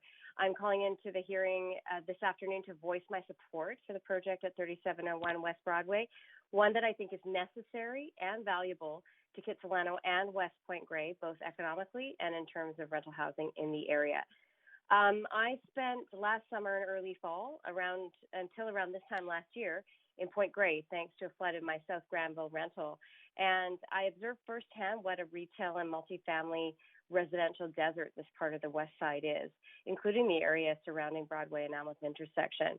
Standing at that Beeline bus stop, you would never guess that it's a major traffic and transit hub for the west side, given the lack of pedestrians and activity apparent to anyone who's in the area.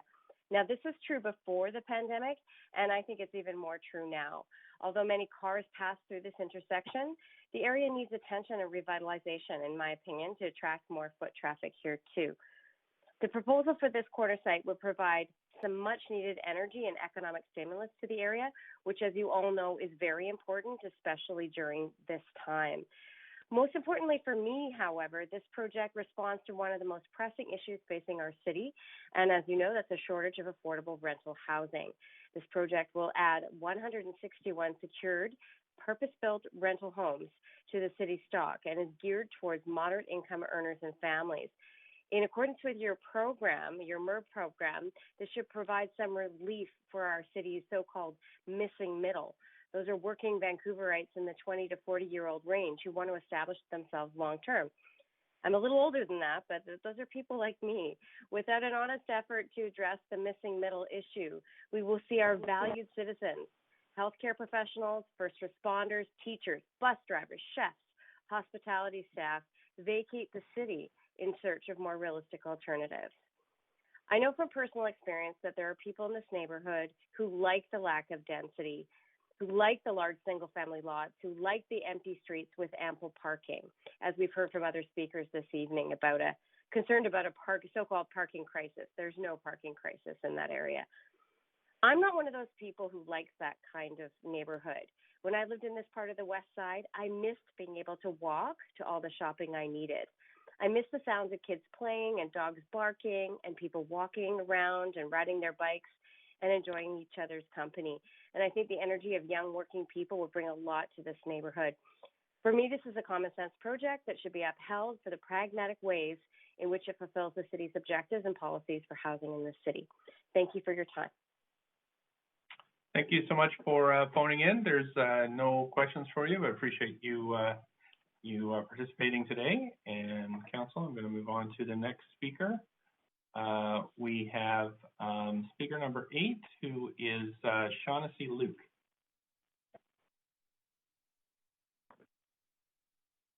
Hello? Hi there. You have up to 5 minutes, so whenever you're ready, please go ahead.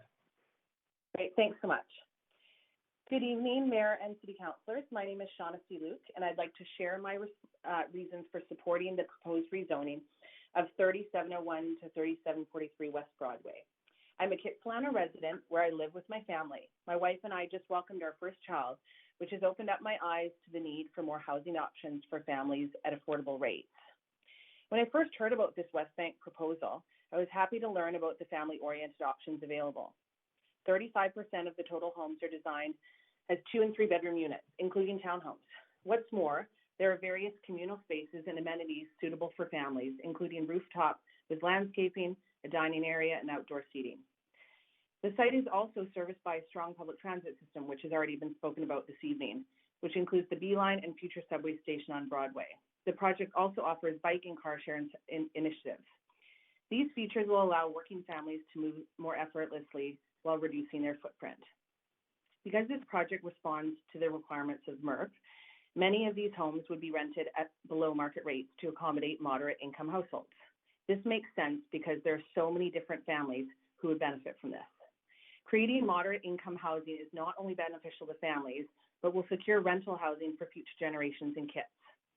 Since this project is located close to UBC, there's an opportunity for local children to grow up here, attend university here, all while staying in the community. Unfortunately, there's a trend of educated young people leaving our city permanently because there is no longer, this is no longer in reach for them to stay in the city and live here. I think this project takes these points into consideration while delivering a well-designed and thoughtful product. Thanks for your time this evening. Thank you. I don't see any questions for you.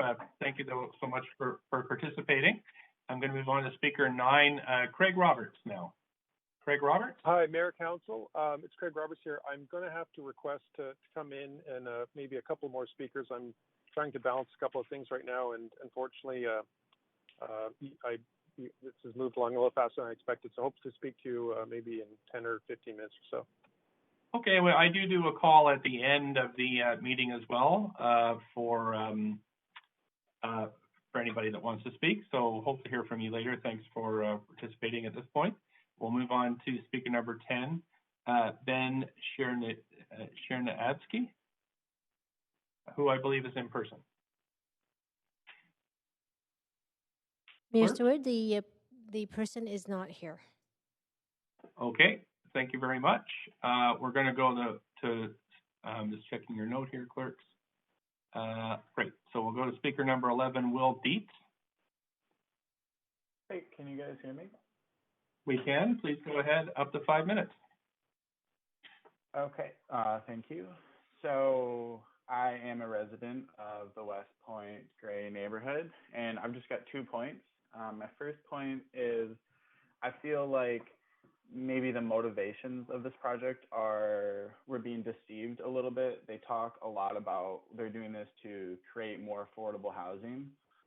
And they initially had a 6-story application, which they withdrew to help create more affordable housing. But I don't know, now they're increasing it to 17, and I'm not so sure if that's just to create more affordable housing or if that's for them to just be able to make more money off of this building. And they're already getting outside funding, and it seems like if they were to get any more funding from the government, that wouldn't increase the percentage of, locked affordable housing for lower income people. And then my second point is I don't think that it fits the residential characteristic. what makes West Point Gray special is kind of the smaller houses, like lower buildings. We have really nice views of the surrounding mountains. I thought that the area they were trying to rezone was RS1, or at least the neighboring areas are RS1. And, RS1 has an emphasis on preserving space, views, and the residential characteristic. So by rezoning this, it's going, deliberately against what the previous zoning procedures were in place for. And the applicant seemed to acknowledge these concerns of people saying that it doesn't fit the residential characteristic. So they redid the proposal, but in my opinion, at least, the proposal looks no more, residential than it did before. So I don't think they really care about people saying that it doesn't fit the community feel. I am currently attending UBC, and I would love to see more affordable housing. I'm not against development at all, as some other people have said Vancouverites tend to be. I just don't think that this project has genuine interest in creating more affordable housing. I think they are just trying to do more of the same, expensive housing that people can't afford. It's not environmentally friendly. It doesn't fit the community, and I think it sets a dangerous precedent with, the Jericho lands, which are soon to be developed. And the other issues when we talk about, the lack of affordable housing, it is my understanding that a lot is going to be done to the Jericho lands soon, so there will be more room for affordable housing in the future. I just don't understand why it has to be 14 or 17-story tall buildings. I don't understand why they need to be so tall. That's all I have to say, and thank you for your time. Thank you for participating today. I don't see any questions for you. According to the clerks, we have speaker number 6 who's back on the line. We'll just move back to speaker number 6, who is Davis Osterberry. Hi there. Hi there. That's much clearer, thanks. Okay, perfect. Yeah, no, sorry. I went on my rant and then my phone crapped out on me. So I said a perfect speech, but I don't, presumably none of it was heard. So yeah, I'm just a small business owner. I'm a 28-year-old guy. My small business is a pharmacy, and the area's been dying slowly. And I urge council to give this a serious consideration that I know they will. And I urge the whole neighborhood who's probably listening right now to accept new people into your neighborhood. Like, I love it. I would love to buy a place in this building or rent a place. I'm a small business owner. I don't have endless pits of money, but I can buy a condo, and I can probably scrape together a deposit for a condo in this building if it does get approved. So I think that, our crisis is now. We need homes now. I need a new home now. And, I'd love everyone's help in working together to just build more homes. And whether it's 17 stories or 29 stories, I don't think it personally, I think that it's scary and it's terrifying, but I lived in Hong Kong for a year, and you know what? Everyone there has housing. There's 60% government-owned housing, and there's towers everywhere. It's not great, but the world is changing, and we need to change with it. And we can change now, or we can change in 10 years. But, I would commend you all to really take a hard think about that and ask yourself what's best for the kids, because hope is all we have. Thank you. Thank you. You do have a question from Councillor Weave. Councillor Weave, go ahead, up to 5 minutes. Actually, it's Councillor Kirby-Young. Oh, I'm sorry, we still have Councillor Kirby-Young, please go ahead. Thank you. Thanks for being here. I just wanted to clarify, you referenced, and I think you said that you could probably scrape, enough together and to get into a condo in this building. But I just wanted to confirm that your understanding is that this is market rental, not strata condo for purchase. Is that your understanding? No, so well, there's affordable, so there's market rental and there's the affordable housing, right? And the market rental is going to be pretty affordable, but it's going to be like higher end, right? So where I currently live is very affordable, and whether for this specific building at hand, for the rental aspect of it, like I could maybe rent in it, but it's going to be expensive. Okay, so just to clarify, you're renting now, and you don't have to answer my questions, but your interest is that you're renting now, and you would be looking for a rental unit. Is that right? Yeah, I would be, and I mean the unfortunate thing is my partner is actually a doctor, and we earn good income, but there's not a whole lot of options for both buying and renting. It's hard. It's really, really competitive, and it's really hard. So, I'm right now where I live, we're growing out of it. We want to start a family, and we're going to have to do something. So, I mean, I don't really care if they're for sale or if it's rental. Rental's obviously better because it's not going to just sit empty as luxury condos. Okay. So you're open to both. You're just looking for housing. Yeah, exactly. And I'd love housing in this neighborhood, and I need more people in the neighborhood to buy drugs at my pharmacy. Okay, great. Thank you very much. Okay, thank you. That's it for questions, sir. So appreciate you calling in today. And I'm going to move on to, I believe clerks were on speaker number, number 9. Craig Roberts. Hi, thank you. Thanks, Mayor. I am not here at the request of Westbank or anyone else. I'm here on my own. For more context, I moved to Vancouver from Montreal in 1996 with very little at the time. Eventually was able to make my way into Kitts and Point Grey and as a renter. And for the last 12 years, I've lived about 2 minutes away with my wife and my young daughters. We own our own home thanks to a lot of planning and saving and sacrifice. Of course, a large mortgage and definitely some luck. And our girls go to the school up the hill from here. So fair to say I'm an active member of this community, and I intend to be so far into the future. So thank you again for this opportunity. This is my first time speaking at a public hearing.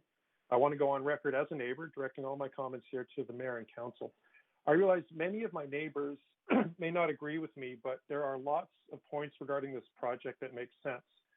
It revitalizes an important corner that, with the exception of Grounds for Coffee and Christian's Lyceum, really is in serious need of help.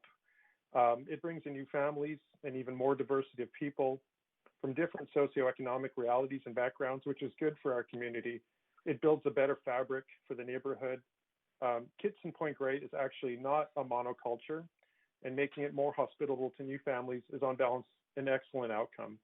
The redesign is definitely an improvement, thank you, over the first proposed one. This project seems to value long-term design aesthetic, walkability, livability, inclusion. All of these are very good things. So objectively, there's much that we can agree on. I concur with Ian Gillespie that Vancouver greatly benefits from more thoughtful, beautiful, and inspired architecture. I believe most of us can agree that we do need to take a long view, and Vancouver is a work in progress. We're a young city by global standards, and too often prior councils have greenlit really mediocre projects, and we all have to go by them, or we have to, ride our bikes by them or live near them, and live with the council of the day's decisions and the consequences for decades. So we also benefit often by being open-minded, open to new ideas. It's been said that Vancouver has a strong tradition of sound planning. So I guess it sounds like all of this, like I'm fully in favor of this project. The fact is, I would say most of the residents of this area are in fact not on board with this project as proposed. Yes, this proposed project checks a lot of very good boxes. However, the right decision in this case is to reject the project as proposed and revise it. Why? It's simple. It's too high. Its height is completely, utterly out of context with anything in that area or its emerging character based on available information and the space it occupies. Potential future policy context, it's not the same as certain future context. It's been well reported that the SkyTrain or subway station will likely be, or possibly most likely we'll see, will be located actually at Jericho Lands and not at this specific location. So the current zoning, as you know, is for 6 stories on that property. And also looking at the map and data, there's lots and lots of rent supply coming, which is great. It's coming online with nearby projects.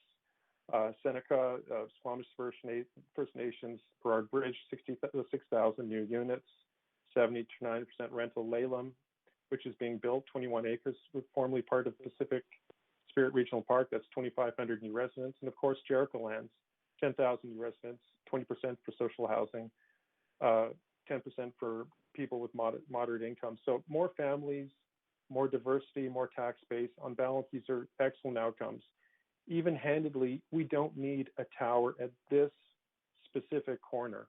With certainty, our community and nearby will have incrementally thousands of rental units for decades to come. So taken together, they help explain why thousands of people have gone on the record rejecting this tower. It's reflected in the petition, and that's why many concerned residents have signed up to be heard last night, and presumably we'll hear from today. So now the decision is in your hands. That's a lot of power. That's a lot of responsibility that this neighborhood will be forced to live with for a very long time. So assuming that this decision is not a foregone conclusion, that there's opportunity here to revitalize this neighborhood, but in a way that is not in harsh conflict with many, or dare say most of its citizens. Let's get that critical balance that delivers more affordable rental units while integrating community input in accordance with the process in a way that doesn't feel predetermined.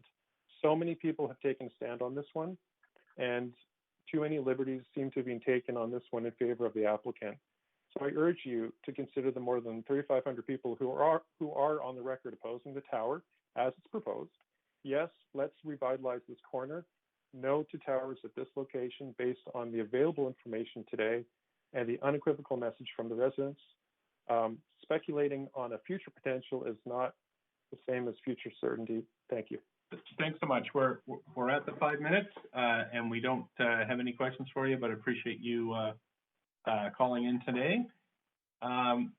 Next, we have council. We're at 4:54, so we're going to hear for one more speaker and then break for dinner. And the next speaker is Charles Gauthier.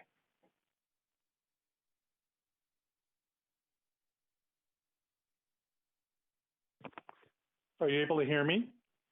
Yes, we are. Please go ahead, up to 5 minutes. Okay, I didn't anticipate I was going to be up that quickly, but I am here, and thanks for the opportunity. My name is Charles Gauthier. I'm the president and CEO of the Downtown Vancouver Business Improvement Association, and I'm here to support the rezoning for this particular project. The moderate income rental housing pilot program addresses a crucial segment of the housing spectrum. When housing is not attainable for the moderate income earners, they will seek housing and employment elsewhere. The consequences of this trend are serious, and it is already beginning to happen. Employers struggle to hire when the workforce is priced out of the housing market. Additionally, road congestion increases when more people commute to the core from the relatively affordable housing markets in the far suburbs. Good quality and affordable rental homes for workers and families are needed near Vancouver's employment zones to prevent further strain on the economy and the environment.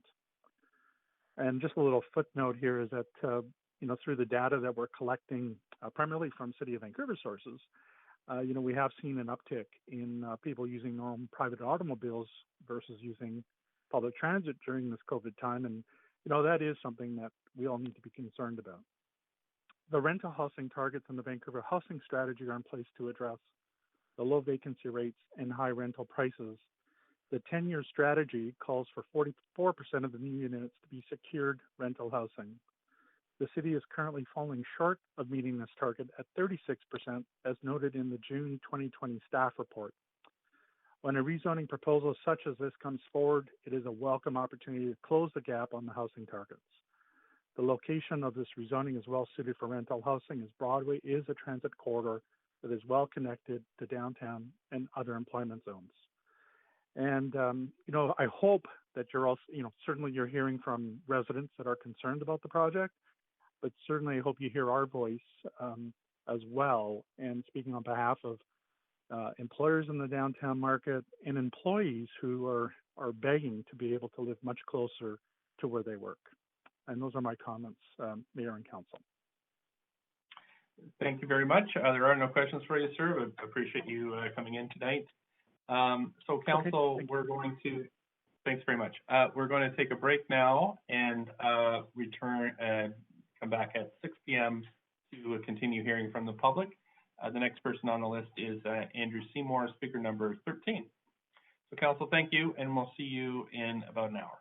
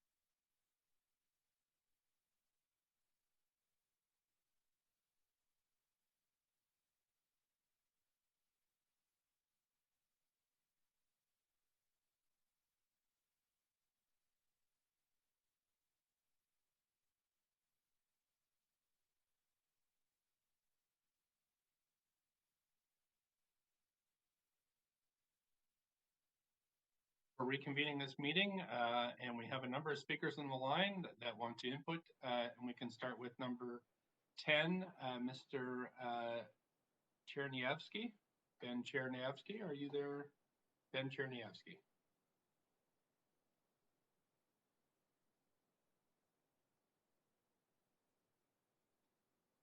Clerks, is Mr. Cherniavsky there? Yeah, we're just passing him to. Just a minute. Okay, thanks. Speaker, are you on the line now? Yes, can you hear me? Yes, I can. Please go ahead up to 5 minutes. Okay, thank you for this opportunity. I missed my cue earlier. Let me start by saying I think this process is a little flawed. It's awfully difficult for anyone who is out there, like myself and so many others, running around with their families and raising kids, working, contributing to the community, paying taxes, etc., to set aside hours on end to get your 5 minutes to speak. And I know there are many, many people who have real concerns about this tower who just don't have the time to set aside to make their voices heard.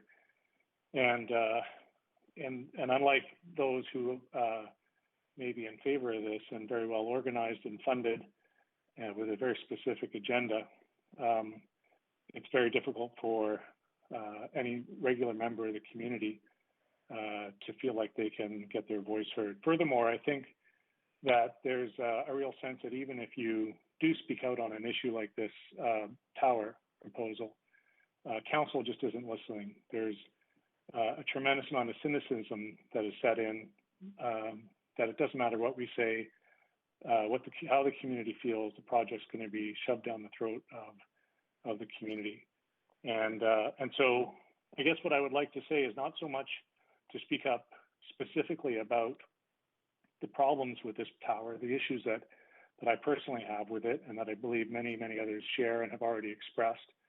I haven't been able to listen to this whole entire call. I'm sure there were lots of people who have been very specific about the concerns, and I've written letters to council to express them in detail. And like I said, I know there are many, many others in the community who don't have the time or the faith, frankly, to dial in to express themselves. So, you know, it's clear that this is a bad time to be doing this. It's poorly designed. It's unenvironmental. It's inconsistent with many of the city's goals. There are so many things that are wrong with this tower. But I would rather just issue a challenge to council to prove the cynics wrong, to prove myself and many others who believe that no matter what we say, this council has a very specific and ideological agenda to ram this down our throat.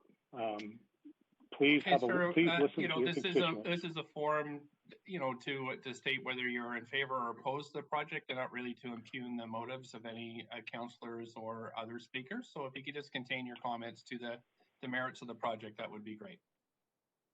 Well, I've written those comments, and I don't know what else there is to say. I've written them to council. Many others have expressed their concerns, but there's a lack of faith that anyone is listening. That seems very apparent.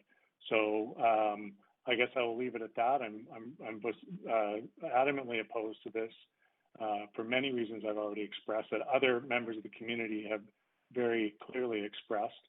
And the challenge is to the council to prove that they're listening and to show that they can compromise, because nobody believes they're capable of that.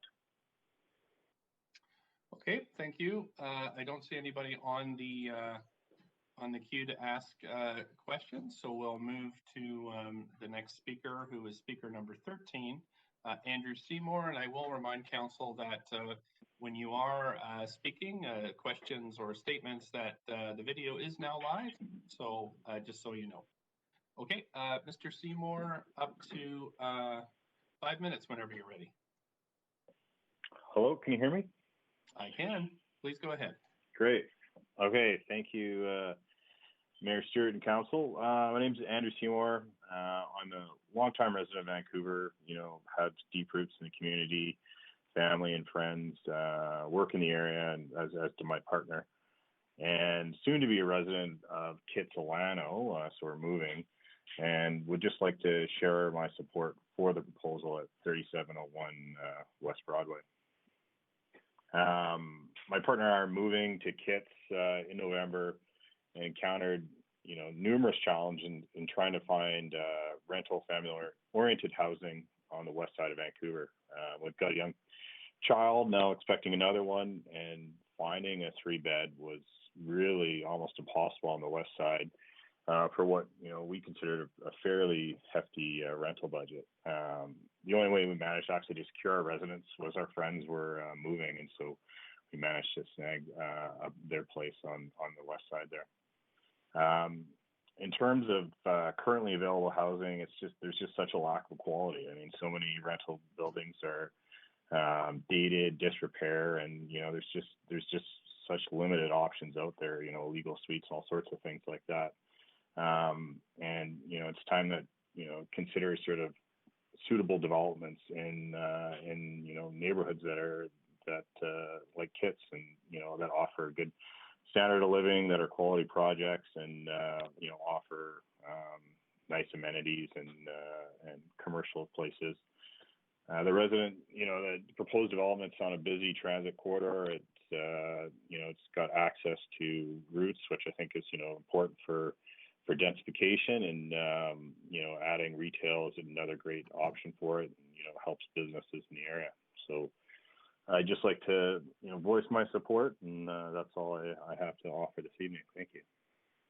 Thank you very much, sir. There are no questions for you, so appreciate you very much phoning in tonight and sharing your perspective. And I'm going to move to the next speaker, speaker number 14, who is Daniel Holloway. Good evening, Mayor and Council. Thank you for this opportunity. I'm a renter and a long-time Good evening, Mayor and Council. Thank you for this opportunity to speak. I'm a renter and a longtime Vancouverite, and I'm also calling in to express my support for the West Broadway project.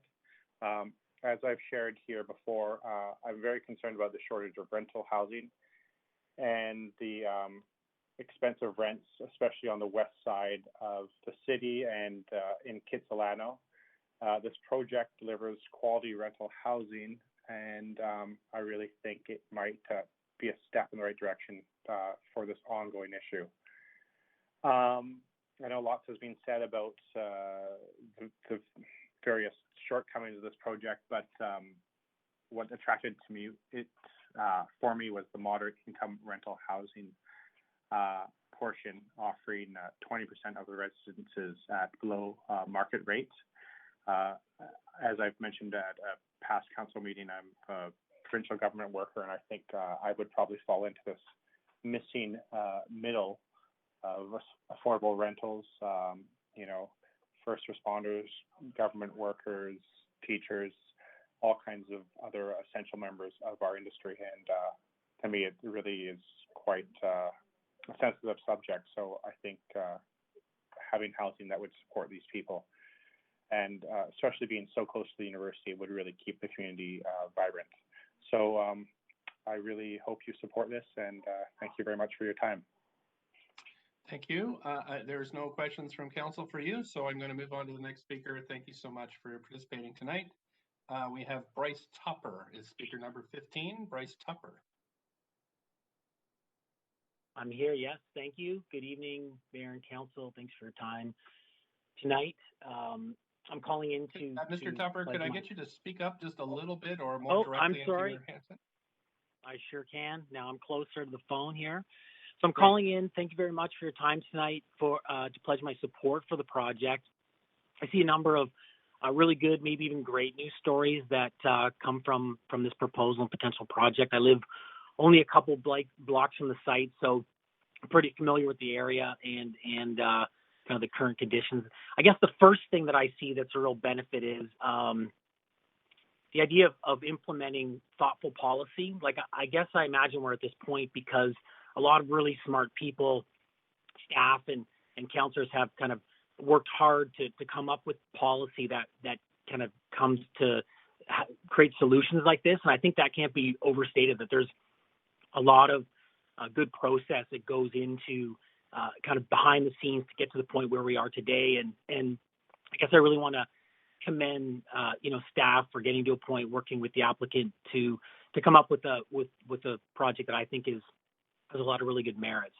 The second thing is obviously the outcome of what the policy intended, which is rental housing with a good component of moderate income. We live in the neighborhood around Baby Community School. My kids go there. It's a very diverse neighborhood with lots of rental buildings along Alma.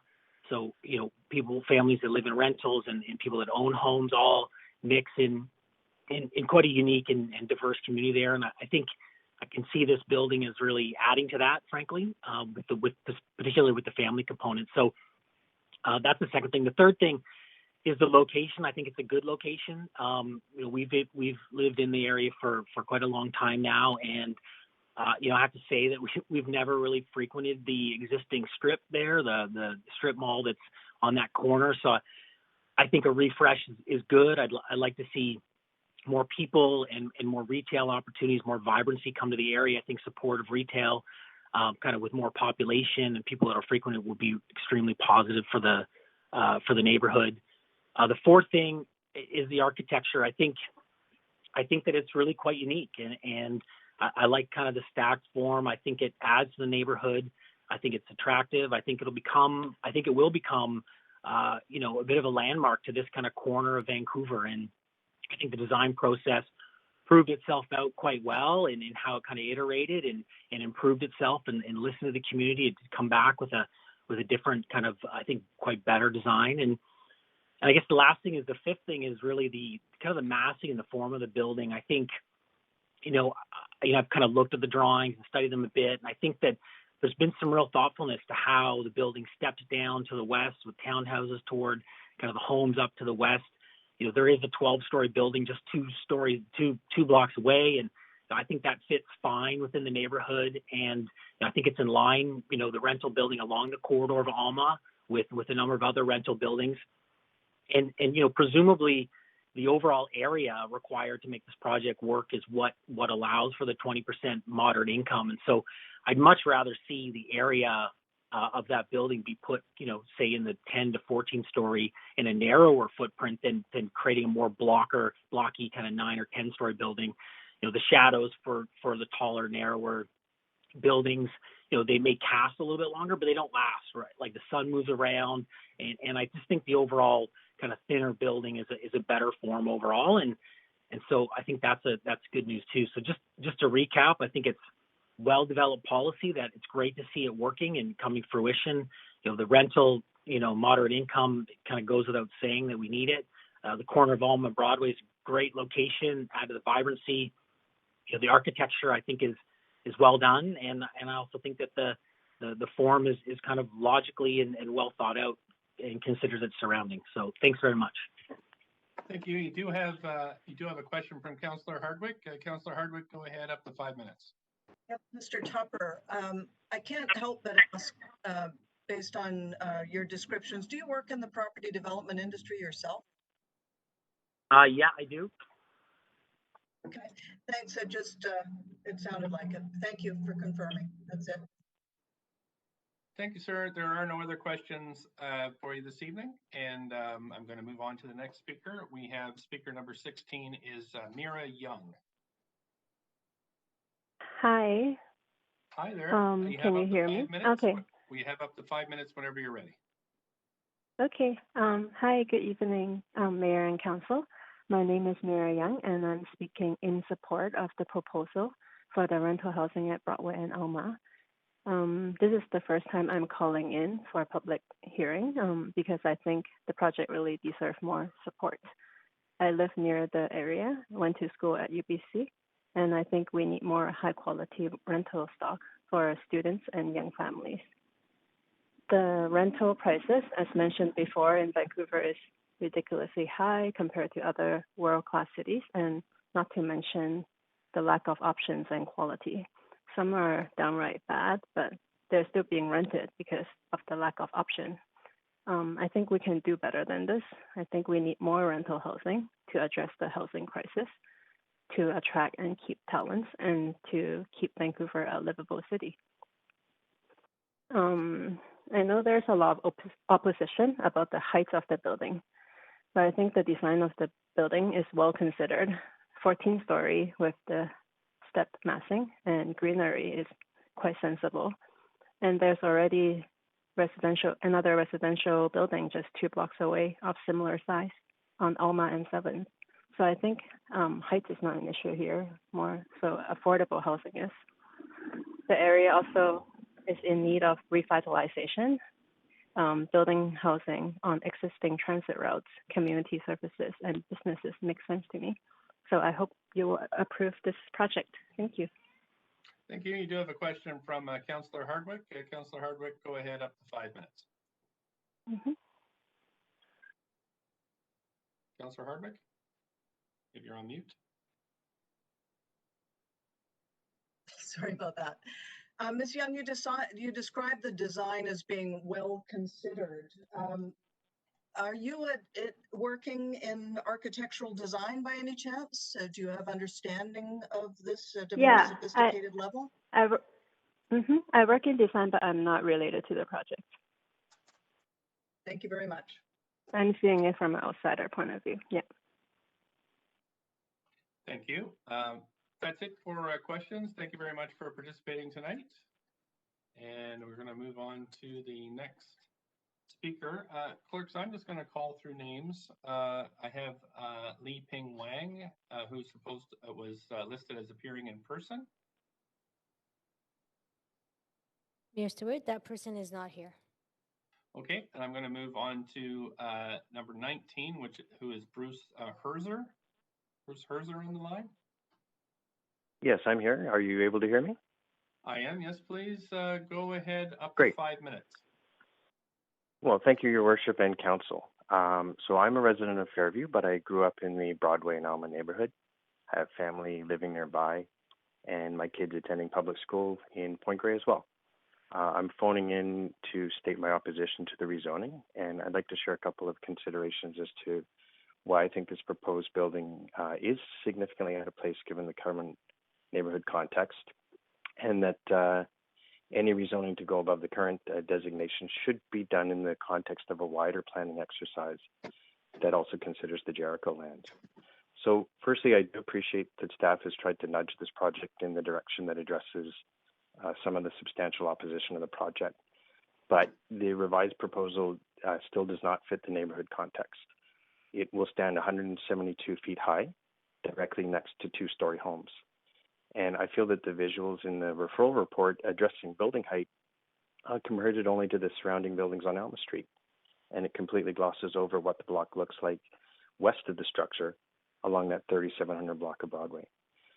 The developers cite the building on 7th and Alma as a precedent for buildings of that height in the neighborhood, but everything around that reference building is RM4, not RS1.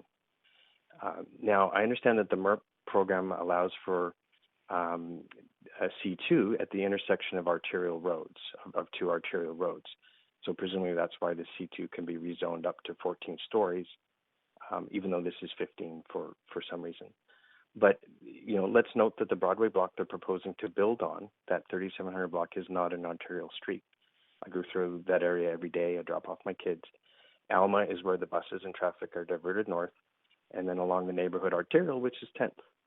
And my point is that that block of Broadway is half residential. And this is not a typical situation for the MERP where you'd have arterials running in 4 directions. You know, more broadly speaking, I support densification of Vancouver neighborhoods, and I support the provision of rental housing. We're a family with young kids. We've lost many good friends who have moved to the suburbs due to lack of affordable housing. I've heard several supporters today saying that the intersection is in decline, and this is a reason to support. But I'm not hearing any opposition from anyone over the corner being revitalized with greater density. I think, you know, perhaps part of that perception of decline is the multiple vacant lots that are waiting for development on Broadway and on 10th. And so I think, you know, we all know there's going to be a lot of development around there in the coming years. And I would say that if the goal is indeed that we want long-term homes for families in the neighborhood, we definitely need more than a mere 2 out of 161 units to be affordable 3-bedroom. Just a few minutes ago, someone phoned in and said he could finally move to Kits with his family because he found a 3-bedroom. Because families come in all different sizes, but you can't put teenagers of mixed gender in one room. We need more 3-bedroom. But regardless, this proposal, I feel, is way out of step with the planning of the Broadway corridor and Jericho lands. And I think that spot rezoning to allow a 172-foot building on a two-story residential block undermines the comprehensive and respectful approach that has been promised by the Vancouver plan. My fear is that this is going to change the facts on the ground through a well-intentioned pilot program at an intersection that is just screaming for some holistic planning. I mean, this looks to be a scramble to find a way to put the highest possible building on the site in order to set a premature precedent for the future development that's going to come in between 7th and 10th. I note that MERP is a pilot program designed to test and demonstrate what's possible. And I would put it to you that this is perhaps not the right project to continue with the test. I think that through this process, your test has proven what's possible, that the package of incentives is sufficient, that developers like Westbank can find ways and take advantage of rezoning opportunities to pursue these developments. And if council feels that a project must be advanced, given the need for rental housing, then I would urge a revisit of the 6-story proposal, particularly in the context of the Cambie Street development. And you look at those sort of European-style 6-story buildings. I would support that this evening with a bit more underground parking. It's not out of place with 4-story structures that are going in along Broadway. But allowing a 172-foot building suggests that it's a foregone conclusion that that corner is going to be high-rises like we have here in Fairview. And I don't think it is. If it is, I'd like to see that stated clearly and written down in a plan. And staff said earlier this evening that there's a future policy context that is, quote, understood or anticipated. Well, let's see that before we start rezoning. We're at the 5-minute limit, but you do have a question from Councillor Dejanova. Councillor Dejanova, please go ahead up to 5 minutes. Thank you. Thanks very much. Really appreciate your comments about affordability. Just had a question for you. What you had said about the Cambie corridor and the 6-story, I suppose you're talking about 6-story buildings. That's what you're saying. I've seen a number of 4-story buildings there as well, but also just wondered if you happen to believe that those are affordable and if there's enough of them. My comment is more on the look and feel. Like I said, I'm in favor. I don't think that we would be making an error of putting 6-story buildings in multiple parts of the city, including this neighborhood. Now, you also made some comments, and I appreciate that. Thanks for clarifying. You made some comments about affordability. So how do we build enough housing for people who need it at more affordable rents and prices if we don't consider more density, especially on what's considered arterial? Look, Councillor, I'm not opposing an increase of density on that intersection. And I think there's opportunities to densify the neighborhood throughout. There's also additional opportunities in the context of the Jericho lands. So let's find ways to make affordable and rental housing fit into the neighborhood. Thanks. And thanks for clarifying those comments. And just because I've heard a number of other, I suppose, speakers ask this question. Do you work at the property development or architectural business? Or no, are you employed in those professions? You don't have to answer my question either. No, I'm not. Okay. Thank you very much. Thanks for answering my question. Thank my you. pleasure. Have a good evening. That's it for questions. Thank you so much. And we're going to move on to the next speaker. We have, let's see, clerks. I'm just making sure I've got my number here. We had, I think we're on Michelle Verily. Hello. Hi there. Thanks for calling in tonight. You have up to 5 minutes whenever you're ready. Thank you. Hello, my name is Michelle Barilli, and I'm the Executive Director of the West Broadway BIA. Thank you, Mayor and Council, and everyone involved in the application. We support this application with affordable rental housing and the contribution it will make to economic growth and social connections in the area. We appreciate the thoughtful process, the outreach, and the redesign. I'd like to highlight 3 main elements in our support for the project: social, economic, and streetscape revitalization. There are over 300 businesses in the area that contribute to the community and provide essential services, amenities, employment, social connections for residents and visitors. The inclusion of affordable rentals has the potential to house critical staff that are essential to the success of independent businesses and the retail neighborhood. Local businesses and business areas throughout the city have undergone a challenging time through COVID. More than ever, they need our support. Over 26 businesses have opened in the West Broadway business area since last fall, and we want them to stay open. In order to sustain operations, local businesses need patrons and they need staff. This project can provide both. As noted previously, with 161 households in this proposal, the project is anticipated to generate nearly $1.5 million per year in local spending, and the increased foot traffic will be invaluable for small businesses. In addition, the development streetscape revitalization and amenities, including bike facilities, will encourage people to explore the area. But we hope that a series of construction paper in vacant windows is not part of that exploration. In addition to affordable housing, we need affordable property assessments, such as establishing a new commercial subclass that will allow municipalities to tax the existing use differently from development potential or highest and best use. We thank the city and the Intergovernmental Working Group for proposing this solution to the province, and we will continue to advocate on this very important issue. Through both affordable housing and affordable assessments, we can support local merchants and the health and well-being of the community at large. We understand the concerns that have been expressed about the proposal, and we empathize with them. We trust that the city's development application process will continue to provide opportunities for input so that there is a balance between existing needs and future potential, area suitability, and economic viability.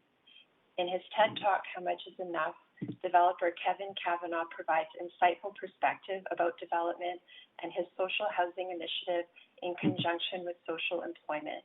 An excellent takeaway from the presentation is his approach to equitable development that simultaneously meets the needs of the neighborhood and investors rather than building in excess. Thank you for the opportunity to support this application with affordable rental housing, and in doing so, support local merchants and the Kitsilano community. Thank you so much for calling in tonight. There are no questions for you, but appreciate you participating. Council, now we're going to move on to Angelo Sakumis. Angelo Sakumis, speaker number 21.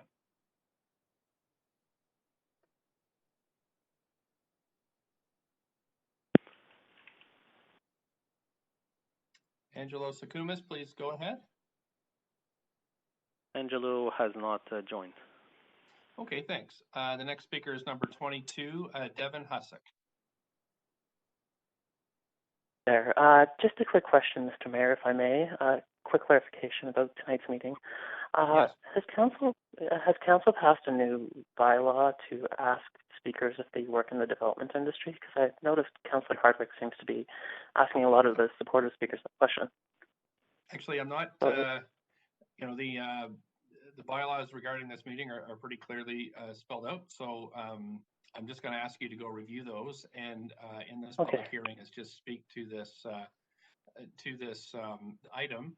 I will say, though, as remind speakers in both hearings, that no one is required to answer any questions posed by councillors. So perhaps that'll satisfy you in these questions. And can I so start your time in 5 minutes? All right, thank you for that. I'll make sure to take a look.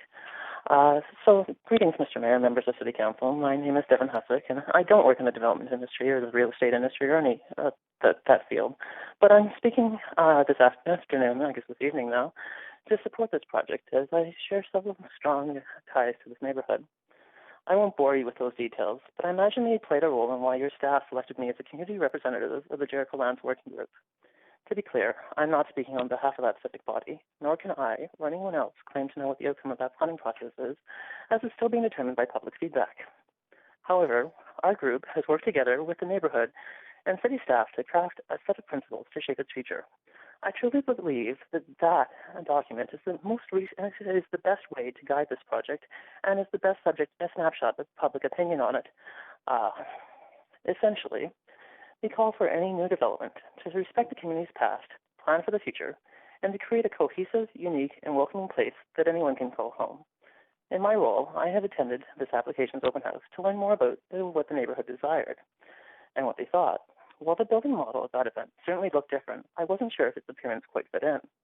I think this revision has achieved that goal, as it still has a bit of identity, but its bland appearance resembles the similar sized apartments to the north. My understanding is that those were mostly built in the 1970s or earlier, and I can only imagine what these blocks must have resembled back then with the thriving military base nearby. Of course, since then, there has been a strong wave of gentrification that has passed through the community, and your staff know it now takes a household income of over $100,000 to purchase even a studio apartment here. That was evident at the open house, where I was shocked to hear some people refer to renters as transients and worse. This left me stunned, while some of my working group colleagues may oppose this application, they do so in a considerate and thoughtful manner. Frankly, I miss our conversations over dinner, as our city and all of its neighborhoods are better when we have a chance to come together and learn from each other. Which is why both the market and moderate income rental homes in this project are so important. Not only will we bring needed customers for the local stores, but also respectable people who serve us coffee, wait our tables, and stock our shelves. After all, the nearby 99B line stop may make it extremely easy to travel here, but I doubt many will come from across the city to earn minimum wage. These homes also provide a chance for existing homeowners to downsize and use the equity they've built up to enjoy their retirement or to spoil their grandchildren. I can only imagine their sense of peace as they sit on this well-landscaped rooftop deck, listening to their young families play and reflecting on a life well-lived. Yet this building doesn't tower above its smaller neighbors. Rather, it transitions to these single-family homes with a series of steps lowering to 5 floors and eventually incorporating 2-story townhomes at its western edge. My understanding is that most people are actually fine with 6 floors across this whole site, so it seems this proposal actually goes a step further when addressing the concerns. Then again, it may end up feeling a little short if those on adjacent blocks demand their properties be included in the Jericho Lands process, much like happened with the Little Mountains adjacent rezoning policy. I can't predict whether that will happen, nor if we'll see buildings at the old military base take advantage of the fact that there's a 200-foot change in elevation across the entire site. What I do know is that with a modest amount of parking and a ground-level experience that's much better than the existing strip mall, this project has earned my support, and I hope you feel the same. Thank you for your time. Thank you for calling in this evening. I don't see any questions from council for you, so we're going to move on to the next speaker. The next one is Speaker 23, Peter Busby. Mayor Stewart. Peter Busby has not joined. Oh, sorry. Okay, thank you. Number 24, Jordan Ross. That speaker is not on the line. Thank you. 25 is withdrawn. I'll go to 26, David Fine. That speaker is not on the line. Okay. Sorry, I'm just trying to stop my timer here. Okay. We have 27, Barbara May, listed as in person. Oh, I'm not in person. Hello? Okay, well, that's fine. Hello? Phoning in is fine too. You have up to 5 minutes. Please go ahead whenever you're ready. Okay, thank you very much. Good evening, Mayor and Council. I appreciate you allowing me to speak to this matter. I am a resident of Vancouver. In fact, I was born and raised here. I'm strongly opposed to the proposed MRF rental tower at Elma and Broadway for many reasons, including the sheer girth and oppressive design of the structure. If approved, Westbank Corp will be granted higher density under the MRF. The current proposed form has an FSR of 5.27, which is extremely dense and out of scale for an area which is zoned for RS5 and CD2 development. The height of 172.6 feet is equivalent to a 17-story building that the planners describe as a mixed-use building with 14 stories. A structure of this size would cast the surrounding area in shadow. Under the current plan, there will be only 27 residential parking spaces provided for 161 units in an area where parking is already problematic. Fewer parking spaces will directly improve the developer's bottom line and profitability. There's no guarantee, however, that the proposed subway extension to UBC will ever materialize, which has been used by the city planners to justify the size and height of this building. The MRF program allows considerable relaxation of unit sizes and configurations. The relaxation allows for reduced studio sizes from a minimum of 398 square feet to 320 square feet, and allowance for inboard bedrooms in the 3-bedroom MRF rental units. Those earning between $50,000 to $80,000 per year may be eligible for one of the moderate income rental suites, but it appears that suites are not only reduced in rent, but in size as well. Yes, we will get 32 affordable units for middle-income earners, but not for seniors on fixed incomes, young people, and students in the area making minimum wage. In return, Westbank Corps will be getting added density, be able to waive the majority of required parking spaces, and avoid paying millions of dollars in CACs that would have otherwise paid for community amenities. Many residents of Kitsilano and West Point Grey spoke out against the tower at the city-hosted open house in February. The No Tower at Elm Broadway petition has more than 3,000 signatures and continues to add names, which speaks volumes about the local opposition to this project. There are many ways to provide more housing that would make for a much better fit for our neighborhood. The Grays apartment block at 2468 Balaclava above the Parthenon Market and the 20 on the Park Towns House at Elm and 12th are great examples of development that respects its neighbors and the spirit of the neighborhood. The WISH, an acronym for Women in Search of Suitable Housing, located on West Broadway, is a nonprofit rental apartment complex that provides accommodations for low-income female seniors and is pet-friendly. We need more apartments such as these in the Kitsilano area.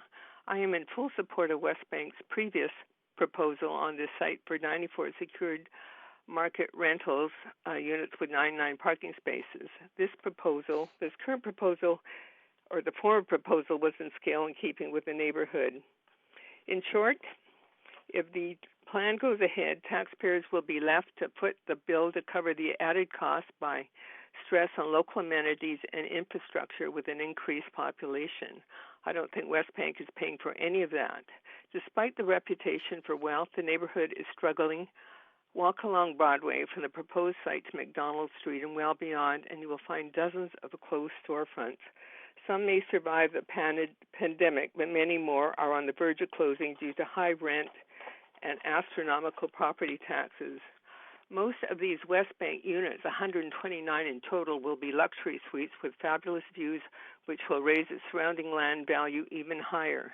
This will drive out even more small businesses, renters, and homeowners out of the area. It's time for the city to rethink the MRF. Presently, there are a large number of rental apartment buildings for sale. Many are being scooped up by REITs as Vancouver is suddenly being viewed as profitable by large real estate companies and pension plan companies, among others. Would it not make more fiscal sense for the city and other levels of government to purchase some of these buildings and turn them over to nonprofits to manage or convert them to co-ops so we can better serve more renters within the city without the large profits of margins developers demand, which I believe they're guaranteed a profit of 15%. In considering the MRF proposal, may I remind the mayor and council that the elected officials on city council have a fiduciary duty to look after the finances of our municipal government with due care and attention. They are also not bound by the decisions, policies, and programs of a previous now defunct council, including the MRF pilot project. And we're over 5 minutes.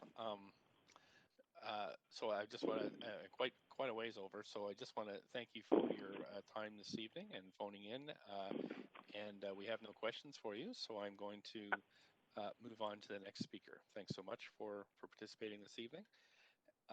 The next speaker is Oliver South, speaker number 28. Mayor Stewart, that speaker is not here. Okay, thank you. Speaker number 29 is Naomi O'Neill. That speaker is not here. Thanks very much. Speaker number 30 is Ian Crook. Good evening. Can you hear me? I can, and Hello? You have up to 5 minutes whenever you're ready. Thank you. Good evening, Mayor and Council. I sent a letter into you all last week, and I also sent a presentation, although I didn't receive an acknowledgement, so I don't know whether you have it. So I'll just go over what my talking points would be. In my letter, one of the points I made was that the MERP program has substantial costs attached to it. So far, Council has waived $22 million in DCLs, and if the initial pilot is completed on the same basis, a further $27 million will be waived, bringing the total cost of the pilot to $50 million. That's a huge sum of money. One thought occurred to me after sending that letter to you is I actually question whether or not the city has actually got the authority to waive that, since the amount of the subsidy was not discussed or disclosed in any council documents and doesn't seem to have been approved. It's an open question in my mind whether council can waive revenue that way. The analogy to me is the city making grants, which are approved by budget. The second slide I'd like to talk about briefly is the slide that I submitted concerning market rents on the balance of the building that are not MERP units. And I gave you an example of a building that's just come to market and compared it to the rents that the city said were applicable had they taken DCL waivers in 2017. And you can see that there's a substantial increase in rents. And so the real question in my mind is, are we accomplishing much if we have a few parliamentary procedure, Mr. Mayor? Sorry, ask the speaker to pause. Go ahead, Councillor Hardwick. I apologize for interrupting, but the speaker is referring to slides. Are we supposed to be seeing slides? I could ask the clerk. The clerk, did we receive the slides in time for this presentation? The speaker seems to think we didn't receive them in time. Mayor Stewart, no, we did not receive it.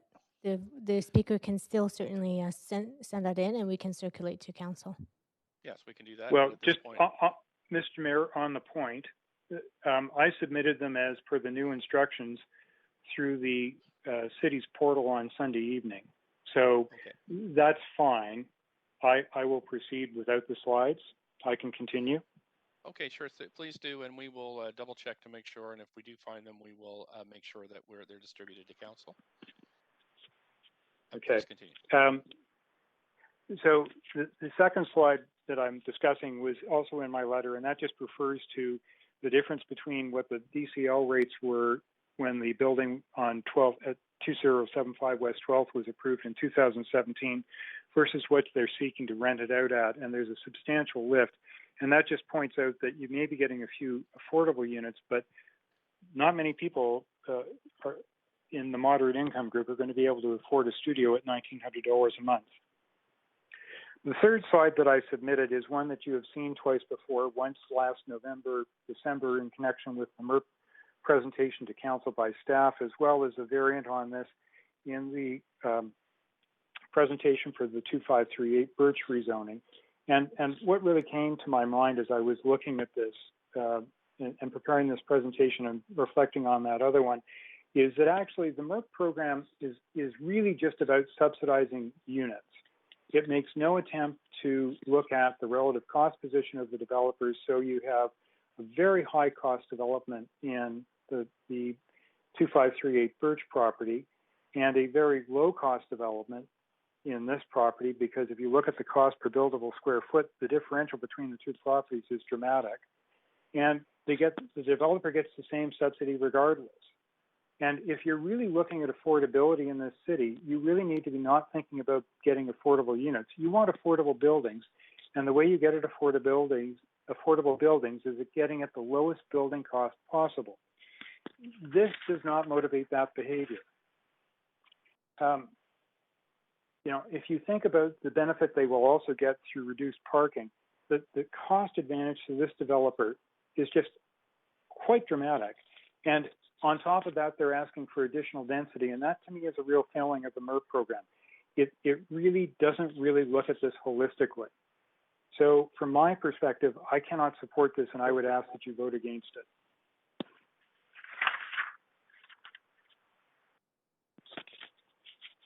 And that's my submission. Sorry, my mute was on. Councillor Hardwick, up to 5 minutes for questions. Yes, thank you. Mr. Crook, I'm sorry that we weren't able to see your slides. I do recall having seen an email come through. Did you send your analysis to planning staff as well as to council, requesting any kind of feedback or mutual analysis? No, I did not. Because I sure would like to hear the counterpoint to the technical points and financing. Your background is in financial industries, as I recall. That's correct. I did make the observations around the relative cost positions of these two properties in my presentation to council last November, where I made the point that you shouldn't be sizing your incentives around the most expensive property that I was aware of, which was the Jameson development, and pointed to this one as having a much lower cost base. Okay, a point for further discussion. Thank you for your analysis. Thank you. That's it for questions for you, sir. So we're going to move on to the next speaker and want to thank you for participating tonight. And we will circulate those slides to the councillors if the clerks do discover them. Thank you. Next, I have Joan Bunn on the list. Hello. Hi there. Thanks for calling in tonight. You have up to 5 minutes whenever you're ready. Thank you. I'm a Vancouver resident and I oppose the current proposal, but I'm not here to argue for the earlier 6-story plan. I believe something better is possible and council needs to demand that. As regards the present proposal, the height and mass as well as the design are jarringly incompatible with the setting. The development is dreaded by many who live nearby. Others are worried about pressures on land values in the area. This proposal is being pushed in front of the Vancouver plan and in the face of other proposed zoning changes that citizens haven't had time to assimilate. Meanwhile, other nearby lots await development with no overall plan. The proposed building strikes many as remarkably graceless, even ugly. Despite its height, it manages to look squat from below. With its concrete cladding and squared shapes, it feels dissociated from any relevance to the city, the neighborhood, or shared history. This matters. Unlike the controversial Birch building, it offers no offsetting grace notes of design or artwork. It broods. Some levels hover over lower suites so oppressively it looms it's too big for the space. As to the retail on the bottom, given all the struggling shops and cafes along Broadway that would welcome new business, is this really needed? Why not build housing from the ground up as elsewhere? But if there is retail, I agree with what I believe are Councillors Wiebe and Fry's opinions that the ceiling should not be extra height. My big question is, why are there always battles in this city? This council has shown no more initiative than the last one in going out into neighborhoods and really talking to people to come up with a plan that can get reasonable buy-in from all sides within the area. We do need rentals, but probably not cramped spaces that will see young families leaving for the suburbs anyway. We do need to build upwards, but not so high that the neighborhoods are thrown out of balance and existing homeowners fear being pushed out of their longtime homes. We need housing that enhances rather than destroys a neighborhood's character, buildings that can look as though they were built to celebrate a city, not to meet a numerical goal of X units. Why have city councillors never come to open houses where they could talk with locals? Why are developers allowed to put forward proposals that the city knows will leave very bad feelings, win or lose? Please send this proposal back with a demand for something better. Don't settle. The apartment building 2 blocks north nestles comfortably on its site, even though it has, I think, 10 or 11 stories. The old gas station corners nearby will probably seek and get something more than 6 stories, so why not work out a really good plan? Think seriously about environmental costs, embody the emissions from so many stories of concrete, constant reliance on elevators and electricity, disadvantages of building high. Save the millions that would be foregone in waived GCLs and CACs for land purchases and civic amenities that will be of more benefit than 32 cramped apartments. I don't think this building is a good deal for the city, the neighborhood, or even for those who want to rent in the area. It won't provide the rental opportunities that many supporters imagine. The moderate income suites in this proposal will be few and small. 21 of the 32 planned mod income suites are either small studio or 1 bedroom, not family sized. Those 21 suites will provide only enough housing for 32 people, with only 11 slightly larger apartments available, no handicapped suites either.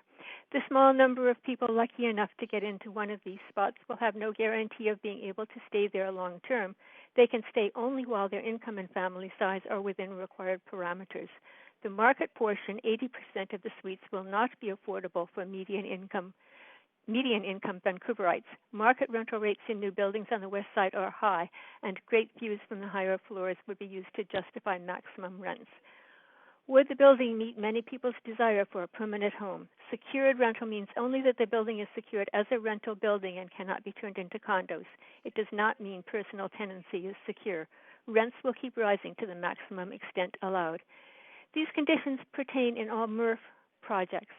That program was set up as a pilot program, and its results have not been carefully studied. It cost the city millions of dollars in foregone charges. It is a bad deal. Please insist on something better. Thank you. Thank you for calling in, and there are no questions for you from council, so I am going to move to the next speaker. And we've had Jordan Ross, number 24, I believe is on the line. Jordan Ross. Hey, speaking. Hi there. Please go ahead, up to 5 minutes. Cool, thank you. I don't have any super coherent prepared remarks done, but I just want to speak off the cuff here. So I am, my family has been a long time resident of Point Grey, West Point Grey. My grandparents have lived there for decades, and my mother has grew up there as well. I feel like the dynamic of having to justify local ties to speak to something that I believe is a good thing, the proposed development. I feel the tension there in that dynamic to be saying that I am someone who has ties to the neighborhood, even though the land, we are unwelcome visitors on this land. But overall, I do represent possibly a different type of generation in terms of who I am. In contrast to many of the speakers, not to generalize, but I do understand that council has an obligation to represent the constituents that were put them into power, into office. But there's a longer term trajectory of the city and the neighborhood. And I do think, looking back at the history of West Point Grey newsletters, the zoning explicitly saying this is not a place for racialized people. This is, and the single family zoning, especially the larger forms of mansion type zoning in West Point Grey, obviously were explicitly said to with that end in mind, to keep it a pristine neighborhood. I don't think that living there for quite a few years with my family, I ended up in East Van. I moved into a new apartment building there. I was thankful to have the economic privilege to secure a market rental unit in East Vancouver. Would I have rather stayed in my neighborhood and rented there? Yes, I would. I don't drive. I don't think the lack of parking for this project is a downside. I think it is forward-looking. The emphasis on at-grade bike storage is something that many of my peers and going forward, and families and elderly and people with all types of needs, a lot of us do cycle. I don't think that is a downside. I think this project, with the large amount of rental units that will be market and below market, I think they are representative of something that not only do current constituents might be opposed to that, but I think looking forward on a decade-long timeline, multi-decade long timeline, that is something that we need more and more, and we need to kind of basically this project is representative of that, and in terms of that, I do support it. I think the sustainability near transit corridors is a huge bonus, and I do sympathize with people who have spoken about it not being affordable enough, it not being at scale.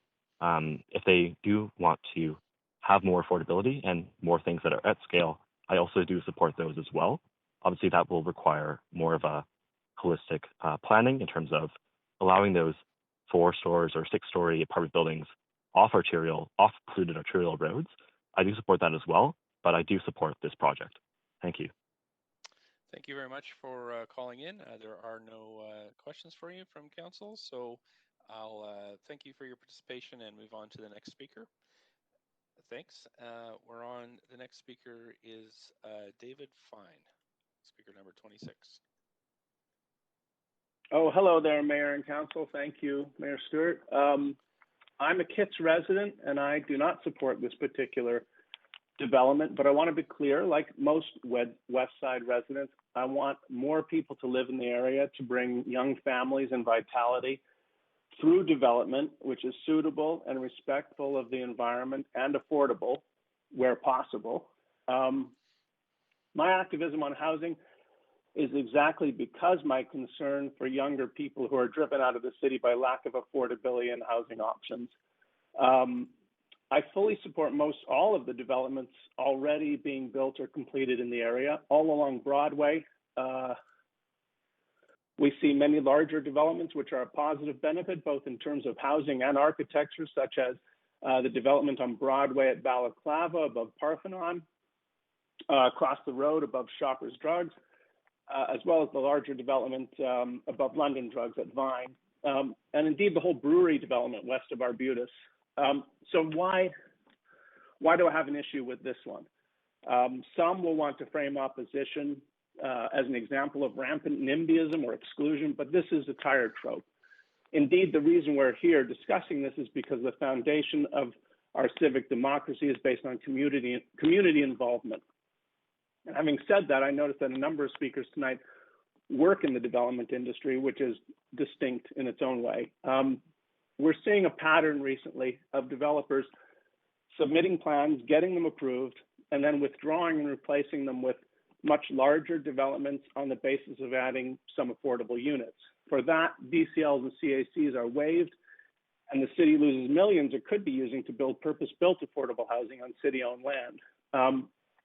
This building's original form looked fine, but this larger version feels grossly overwhelming to me for the area. The intersection of Broadway and Elm was not a major thoroughfare, but a relatively quiet corner where Broadway actually terminates.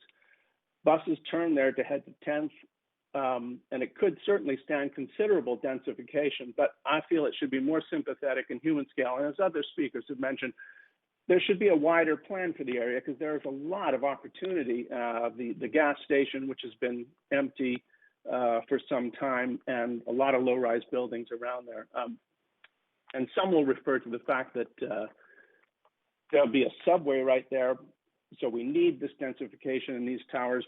But of course, the notion that we can't really be planning for a future subway because that's not a given.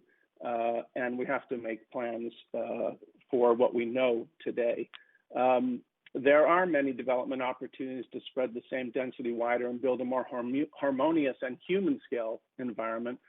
It also concerns me that this building could raise the land values of the surrounds. And so it serves to make affordable building more challenging, not less.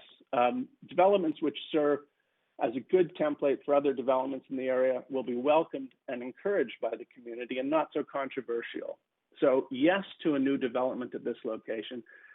Yes to perhaps 6 or 8 stories, but 14 stories and so oppressive a design like this one with its heavy overhangs and shadowing, I don't support. Thank you very much. Thank you for calling in tonight, and we don't have any questions for you, so I will move on to the next speaker. Thanks again for participating. We have Naomi O'Neill, speaker number 29. Thank you. I'm just a neighbour, a local resident, live here with my family in rental accommodation.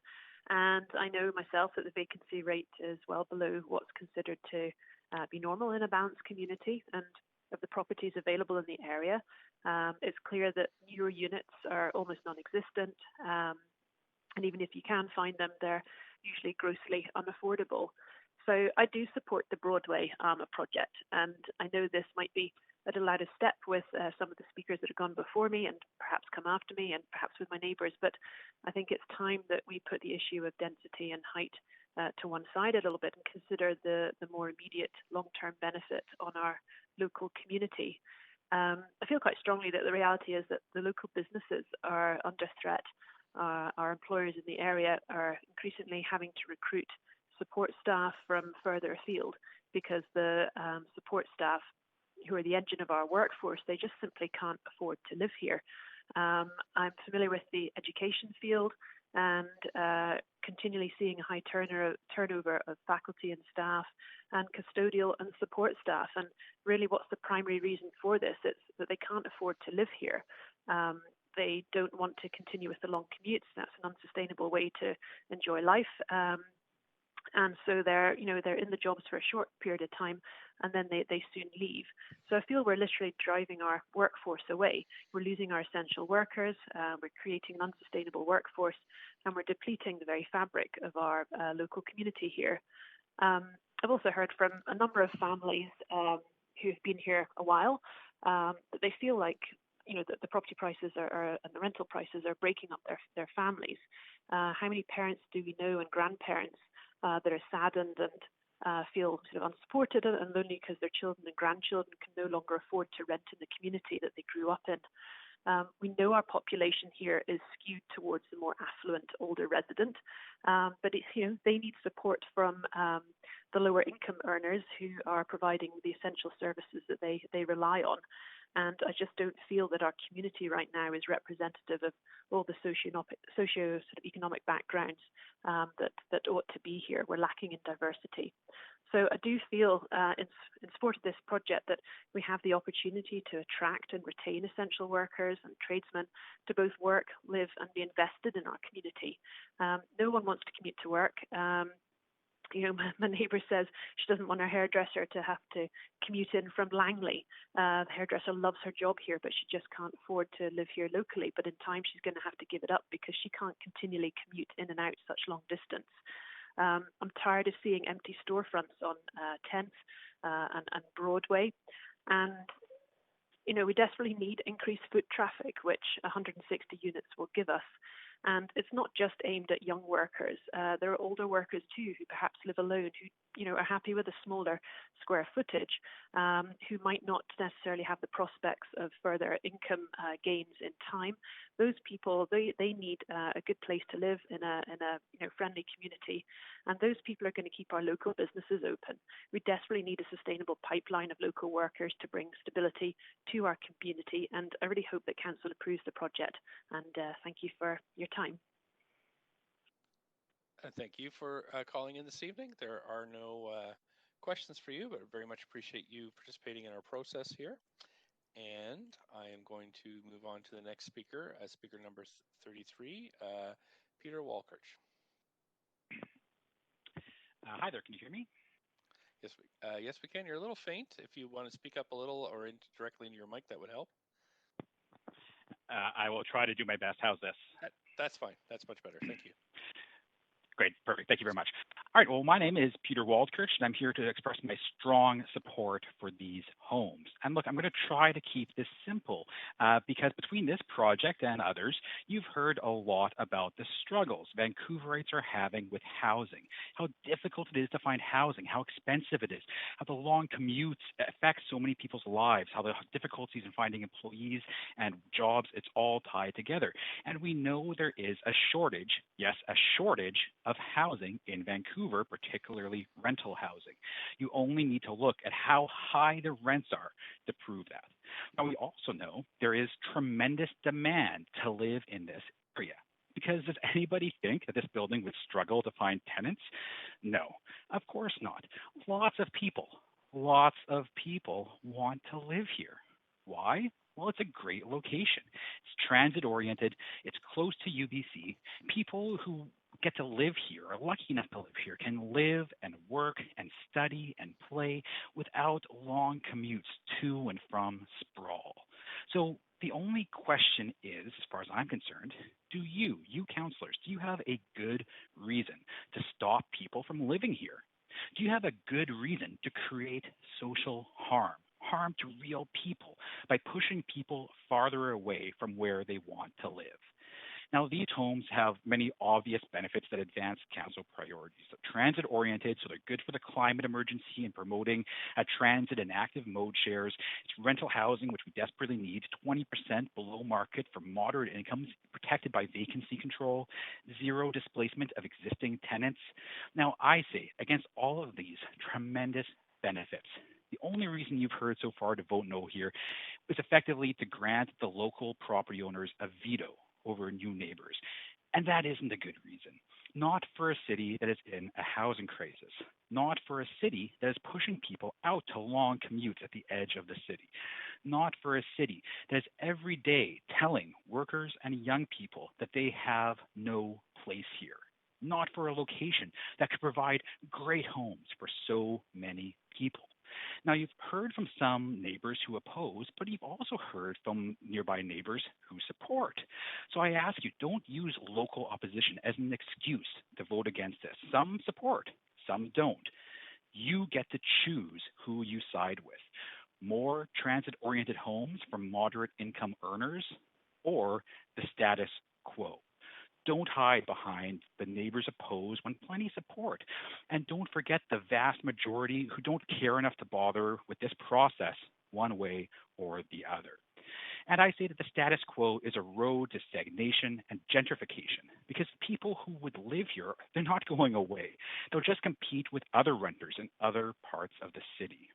Now, this MERP should be an easy choice. It shouldn't take so long, so many hours, so much debate just to approve one building. No wonder we're in a housing crisis. So I challenge you. Show you're willing to stand up to West Side property owners who have benefited from the status quo and do what is right for the city as a whole. And on this note, I just want to note that a certain councillor is grilling some of her constituents who support new housing. And might I suggest you all ask what is the most obvious conflict of interest of all? Whether the speaker is a landlord with a secondary suite.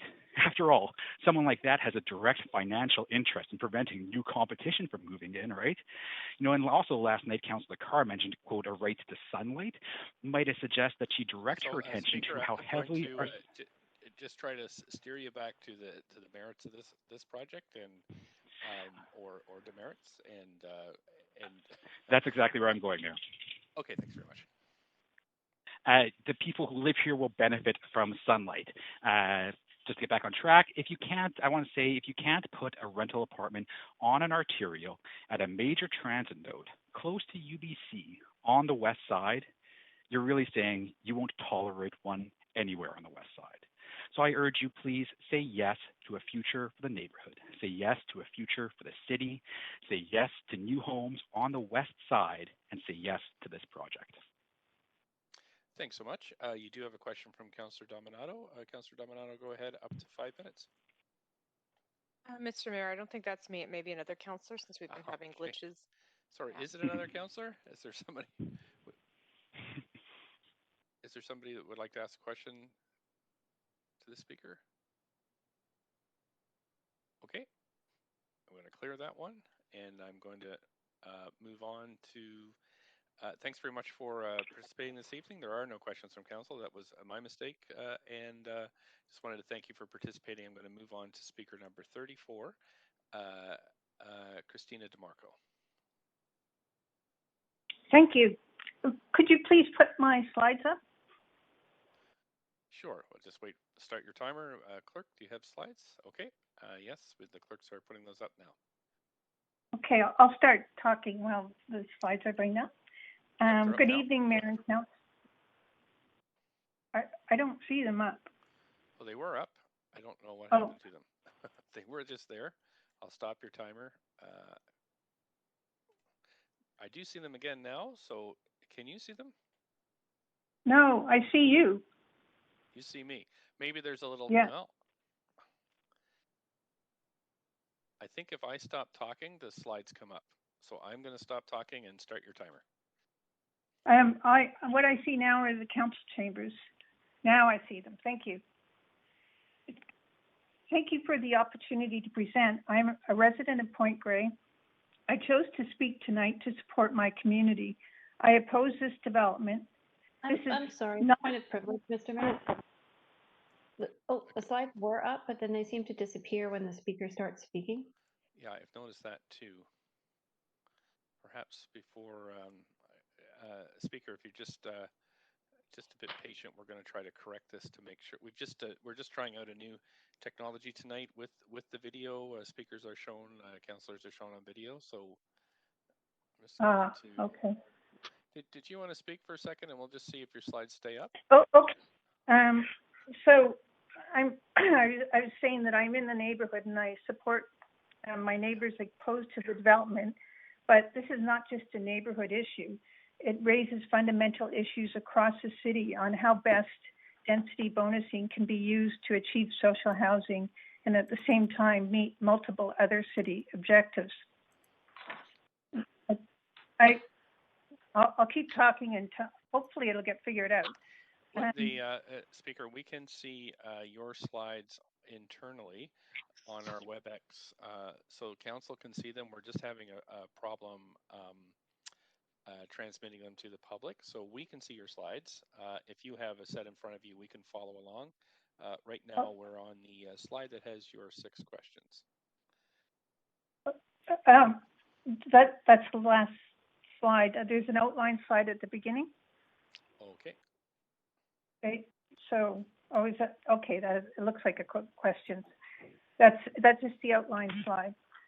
Okay. So I'll let the clerk know when to move to the next slide. Okay, thank you. Sounds good. I appreciate staff and council are working really hard to try to get the private market to deliver forms of social housing and purpose-built rental that are not normally viable. However, this is not the way to do it. Listening to the public hearing last night reminded me of other dangerous ways density bonusing was used in the past. I was hired by the city in the early 90s to work on city plan. I was also assigned the industrial lands project to figure out how to save the dwindling supply of industrial land. And as you're aware, before council approved the industrial land strategy in 1995, upzoning of industrial land was used as a quick and easy way to get both market and non-market housing. I was very heartened to see council support of industrial land retention last night.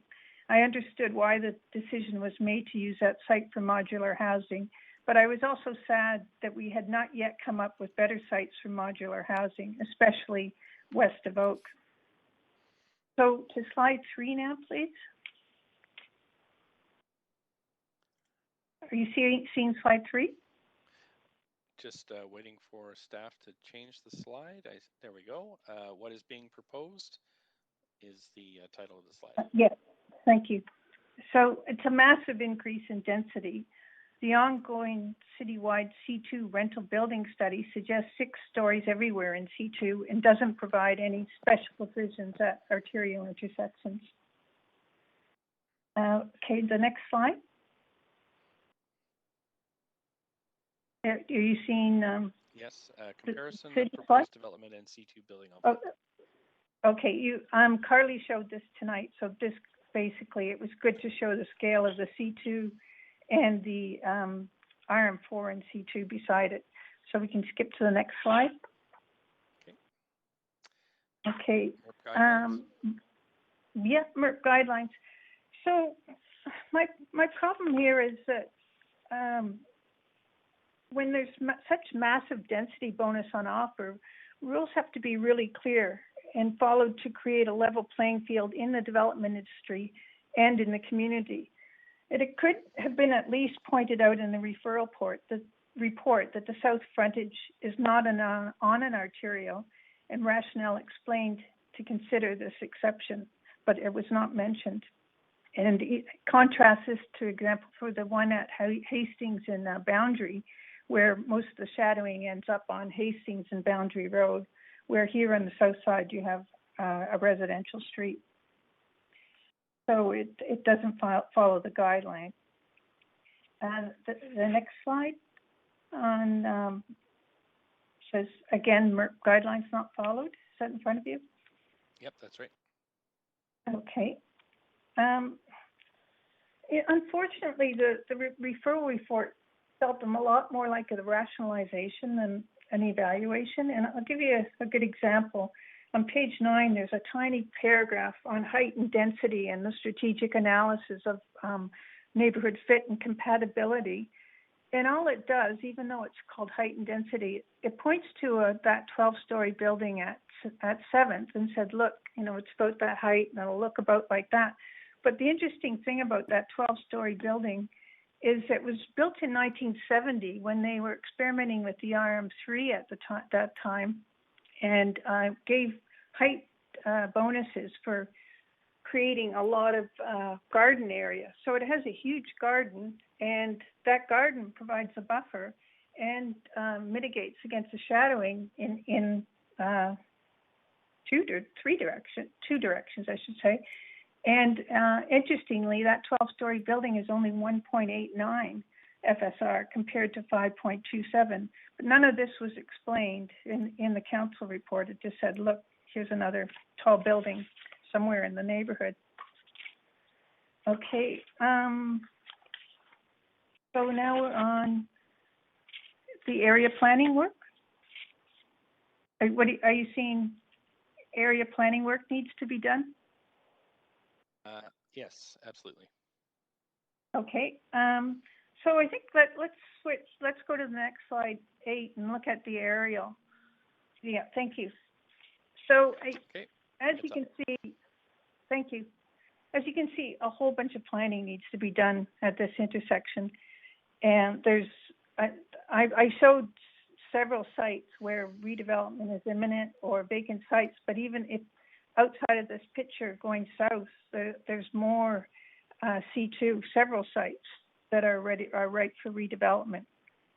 And so really a comprehensive look at the whole neighborhood should be done. As part of the West Point Grey community vision, there was some charrettes, and there were neighbors going along with the city's urban designer and doing sketches of what some of these areas could look like, including this intersection. I didn't see any reference to this work in the referral report. So basically I'm saying that much better solutions can be done by getting this planning work done. And I'm not so worried about whether or not the subway is going to go ahead. You could go ahead and plan for the subway. So the city and TransLink have to figure out if they need to buy any real estate to leave their options open. If they do, and it happens to be a vacant site, then here's a possible modular housing site. As you know from visiting, I've given you an extra minute and a half just because of the technology, so I'm gonna have to stop you there. But I do have Councillor Hardwick has questions for you. So Councillor Hardwick, please go ahead. Up to 5 minutes. Thank you very much for your commentary. I think it bears drawing attention to your planning background in your analysis. You characterized something in the report as rationalization as opposed to evaluation. Could you elaborate on that, please? Okay, so for complicated projects like this, what I like to do to try to solve them is set out the alternatives. So and then the evaluation criteria. So simply put, at this site, the 3 alternatives I would have put up were the existing zoning, what can happen. Obviously they could do condos on a C2 and commercial on the bottom. How many condos would you get? 60 or so. How many would return to the rental market, as it normally happens, 30 to 40%? Would there be any uplift? Yes, because of the RS1 site. Could we get any units dedicated to the city? Yes, we could from that uplift. And then you do the same thing with the secured rental and say, okay, what are we getting? What are the impacts on the neighborhood? What is it costing the city in terms of DCLs? And then you do this evaluation, of course, on the one in front of you.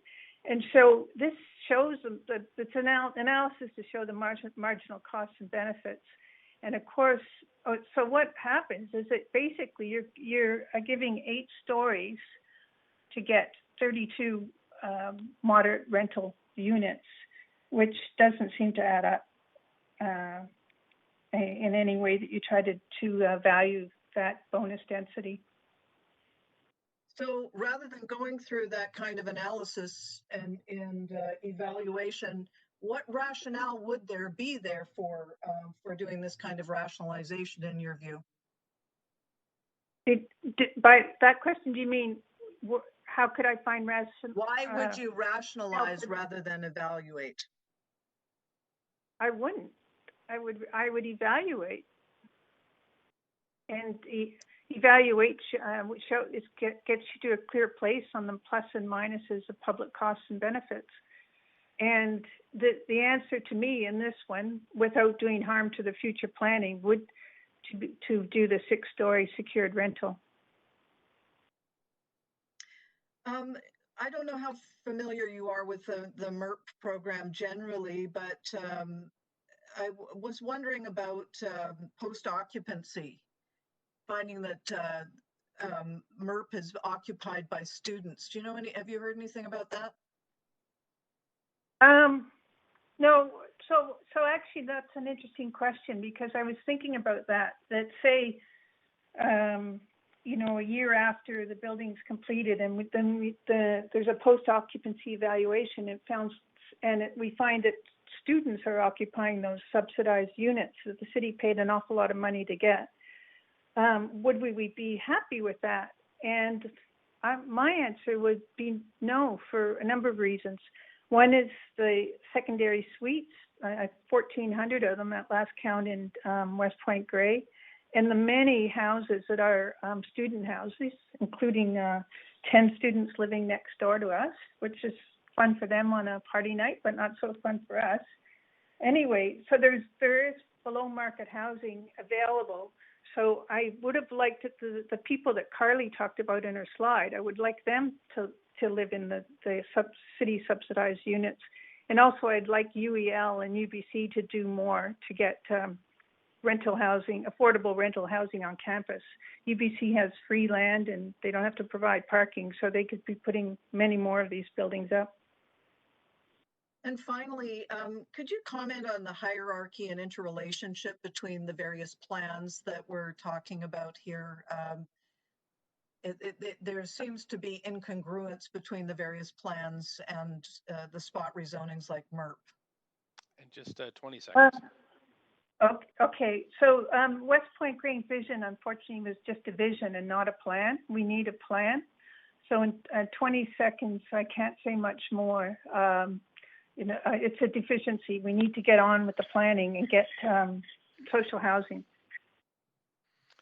Thanks so much. That's the 5 minutes. Thank you, Councillor Hardwick. That's the end of your time for questions, and there are no other questions from councillors. So I am going to continue down the list. Thank you so much for participating this evening. Next is Nicholas Lauga. Hello, yes, can you hear me? Yes, I can. Please go ahead, up to 5 minutes. Thank you. Hello, Mayor and Council. My name is Nicholas Lauga. I'm in favor of this development, and I'm a renter in Vancouver. I don't work in the development industry. I appreciate you taking the time to listen to me. This development will help with affordability, our climate emergency response, and our economic recovery. Vancouver has an unhealthy rental vacancy. This development will help by providing much needed housing supply and some moderate income housing. These moderate income renters and market renters compete in the marketplace with other lower income renters who could potentially become unhoused.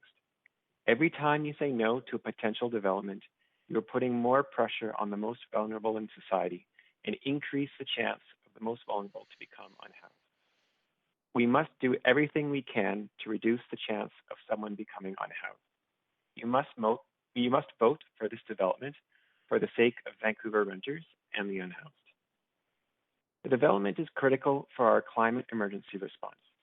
During the rush hour, the 99B line and in the future subway goes almost full to UBC. However, those buses and in the future trains travel at an undercapacity in the rush hour counterflow direction to Vancouver. The renters will be able to take those undercapacity and very frequent counterflow public transport back. This greatly strengthens our public transport system and allows it to make a profit and subsidize other transport throughout Vancouver. I love how this development has most of the residents living without private car ownership. If you consider our climate response to be a priority, you must vote for this project. The project is crucial to our economic recovery. During a depression or recession, a typical government borrows money to stimulate the economic recovery. In this case, you don't have to do that. All you have to do is give permission for a business to hire 564 people. If you care about our economic recovery and want to be considered a pro-job politician, then you need to approve this project. Some of you may be concerned that this project sets a precedent for the Broadway and Vancouver plan. Please consider that by not voting for this project, you are also setting a precedent by wanting the status quo for renters, the unhoused, unaffordability, high pollution levels, and economic stagnation. Please do not be that politician and vote yes to this development. Thank you. Thank you for calling in this evening. I don't see any questions for you, so I'm going to move on to the next speaker. Thanks again. Speaker 36, Maureen Sharon. Hello. I'm torn with the continual spot rezonings that come forward. And I absolutely agree that we need much more new affordable rental housing, and I place the emphasis on the word affordable. I'm going to say, unfortunately, though, that I oppose this project. And I recall Councillor Hardwick's comments earlier about the statistics that should be coming forward in the next week or so on rental housing. And I know we need more. I'm just not sure that rushing and pushing things forward is necessarily the right way to go. There has been a significant increase in the number of rental apartments available, and in fact, rental monthly rates have decreased since the pandemic, and we don't know how this is going to play out over the next few years. TransLink has also indicated that it may take them up from 8 to 10 years to recover the traffic, and we have no idea whether UBC may decide to continue with virtual learning, and therefore the traffic moving around might not be there. But my biggest problem is with the criteria and on the project, with the criteria for MERP and how the project meets that. And I'm very concerned when we set forward criteria, and then it seems that it just seems to get moved by the wayside, and a project comes forward and the criteria didn't seem to matter. The biggest problem that I see is the definition of Broadway as an arterial west of Alma, which it most certainly is not, as I drove by there this afternoon. It's basically a two-lane street with parking on either side and a string of single-family houses. So the notion that in the MERP it says that we have two wide, busy streets that create a buffer from the impact of density and shadowing, and I don't see how that's possible when it's literally right next door to a delightful dark maroon two-story house. The other thing that the guidelines state is that the project must consider and respect transitions to surrounding areas and homes, and neighborhood context is important. I don't know how that's possible when you've got a 17-story building and immediately next door you have a two-story house. So it concerns me that we seem to have criteria for projects and then we turn around and act as if they don't exist. So that is very concerning to me. And my next point is around spot rezoning. And as many people have said, there was a West Point gray area plan that has been waiting to be worked on for 10 years. We're waiting for the citywide plan. And you look at the area that Ms. DeMarco showed, and that entire area there, including what's happening on the Jericho lands, desperately needs some consideration and planning, and yet we just want to rush ahead with one plan at this point. I just don't get it. And if we're giving away 8 stories to get 32 units, that doesn't seem to me like the city's getting a very good deal at all. So I just have many concerns. We need rental housing. I just don't think that, well, and my last point is I have a real problem with all the projects coming forward after they've got rezoning already. And that's an enormous cost to the city planning department and to all of you that have to sit through these rezonings and the entire process. And I seriously think that since the developers think that there's an awful lot of money to be gained by going through this process that they criticize the city for, that there should be an additional cost on this and it in some form for a second rezoning that the developer should have to pay for, because clearly they're getting a huge benefit from it. So I would like you to oppose this project. Thank you. Thank you for your input this evening, and I don't see any questions from council for you, so we're going to move on to the next speaker. Thanks again. And the next speaker is Jenny Chen, speaker number 37. Hello there. Can you hear me? I can hear you. Please go ahead. Great. Thank you very much. As mentioned, my name is Jenny Chen, and I am a resident of Vancouver. I'm opposed to this project for various reasons. First of all, please let me be clear that I do not know any of the speakers, but I feel a lot of the sentiments expressed. For example, one person was very discouraged whether the city hears his opinion at all, because my neighbor said, why bother, when I told them about this opportunity to speak. However, anyway, I'll push on. I oppose this project as I'm gravely concerned with numerous aspects of it. The building itself is out of character from the surrounding commercial and residential neighborhoods. The hugely increased height will be overbearing, and it is an overbuilt for that area. Since many speakers have already spoken about this, I will move on. COVID-19, as we're experiencing now, has brought on lifelong changes. Some people argue that, when COVID is over, and let us pray that it will be over soon, that life will resume as normal as before. And I argue that new norms are being established as we speak, and these new norms will be permanent. Yes, employees will go back to the offices, but only part-time. As employees can work from home instead of commuting to city every day, these people can choose to live away from Vancouver. Yes, university will resume in-person classes. However, many students will not need to return. Many programs can be taught virtually. What is the difference between taking economic, psychology, whatever, in person versus virtually? For example, I recently finished a UBC exam online, and I was proctored virtually. What is there to stop UBC from saying, well, all the art courses general art courses can be taught? The demand will decrease. Let us face it, it's more than likely that even this virtual public hearing and the online open house will continue into the future. So with regard to the COVID situation, compared to the pre-COVID, the demand for housing will decrease, and this will be a permanent trend. I also echo the sentiment spoken by the gentleman with the slides who essentially said that and the lady who just spoke before me, that we, the taxpayer and the residents, are getting too little in return for too much. We are giving away too much. In addition to the immediate loss of a lot of revenue, there is a cost of managing the MERP program for many decades. Moderate income earners were lucky enough to get into these units benefit. Basically, they win the housing lottery, and I wish I will. And those who are not lucky enough will end up subsidizing the units in some ways.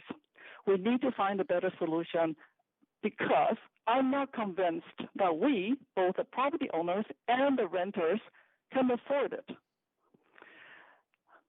I also oppose this because this is a spot rezoning, and what the city needs is a comprehensive plan for this area, such as a lady who speaker who has slides.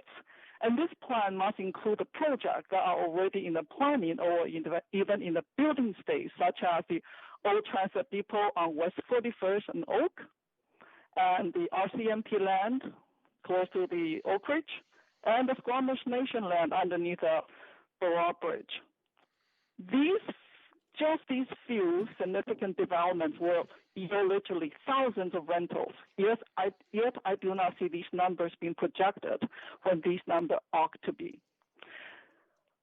I firmly believe that the city needs to take a pause and look at our changing environments and what is already planned in the near future instead of allowing buildings that neighbors oppose, not for selfish reasons, but because it does not make sense. In conclusion, I'm firmly opposed to this proposal. Thank you for allowing me this chance to speak. Thank you for calling in this evening. We don't have anybody on the queue to ask you questions, so I'm going to move to the next speaker. Thanks again. We have Reed Garvin, speaker number 38. Mayor Stewart, that speaker is not on. Thanks very much. We're going to go to Gail Langdon, speaker number 39. Hello, my name's Gail Langton, and I'm a resident of Vancouver. And I'm calling in because I'm opposed to this development. I think that the design and height are overbearing, that it doesn't fit into the context of the neighborhood, that there's a residential neighborhood right next to it, that it doesn't follow the MERP rules about height or fitting in because of its height of 17 stories. And the other point is that Broadway west of Elma is not an arterial at all, so I don't know how it's being said that it fits into the criteria there. I think that it's precedent setting. The 12-story building on 4th is being used as justification, and my concern is, does this mean that 14 to 17-story buildings will be allowed all along Broadway, where we have 4 to 6-story buildings right now, if this building is approved? The developer won't have to contribute any DCLs or CACs, and that's giving them more than $3 million that they don't have to provide, but some of that goes to cover costs associated with construction. So the city and taxpayers are going to have to fund this. And I guess my question is, what happened to the Vancouver plan and what's with all the spot rezoning? I agree that we need affordable rental housing, definitely, but I don't think this is being done thoughtfully, and I think that this development is not going to provide that affordable rental housing. And that's all I have to say. Thank you. Thanks so much for your participating this evening. I don't see any speakers on or councillors on the queue to ask you questions, so I'm going to move on to the next speaker. Thanks again, and we have speaker number 40, Dallas Leung. Mayor Stewart, the speaker is not on the line. Okay, thank you. Speaker 41 is withdrawn. Speaker 42 is Leslie Burkholder. Hi, good evening. I'm a resident of Vancouver, like many other of the speakers who called in. In fact, I'm a resident of the Kitsilano neighborhood in Vancouver, so I live a couple of blocks away from the site of this proposed development. I'm opposed to this development. It will change the character of the neighborhood on its own. Probably, if it's a precedent, that will certainly change the neighborhood into something that looks more like, well, a million other cities in the world. So that's my reason for opposing this particular development. Thanks very much. Thank you for your time this evening, and I don't see any questions for you from councillors, so I'm going to move on to the next speaker. We have Sabrina Sutherland, speaker number 43. Hello, everyone. Thank you so much for hosting this evening. My name is Sabrina. I'm a young professional and a student, obviously living in Vancouver. And this evening, I'm speaking in support of this development project. Before I go into the core of my argument, I would like to represent a view shared by many students before we are forming any predictions on the future of UBC and the necessity for housing close to campus based on the current circumstances. I would like to emphasize that online school is not a sufficient supplement, and we are all eagerly looking forward to a time when we can return to normal. There may be less of a need now, but there will certainly be an increase once again in the future. I've heard many of those speaking in opposition this evening providing arguments that seem based on personal sentiment that is largely out of touch with the real circumstances of Vancouver housing today. This makes sense. Most of the people joining this call probably have not had to recently look for moderately priced housing.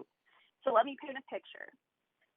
Vancouverites right now are paying upwards of $900 to $1,000 a month to live in closets, dens, living rooms, and solariums. Many have to allocate more than 30% of their monthly income towards housing, leaving little left to be put aside for savings. In fact, a study conducted in 2016 found that housing prices had gone up over 172% in the last 15 years, while the median income in Vancouver grew just 10.75%. In 2019, the average cost of a two-bedroom apartment in Vancouver surpassed $3,000 a month, bringing it to a staggering 131% more expensive than an apartment of the same size in Edmonton.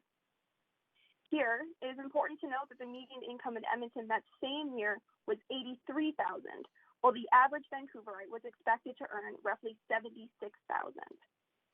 The image I'm painting here is one of a city that has become virtually unlivable.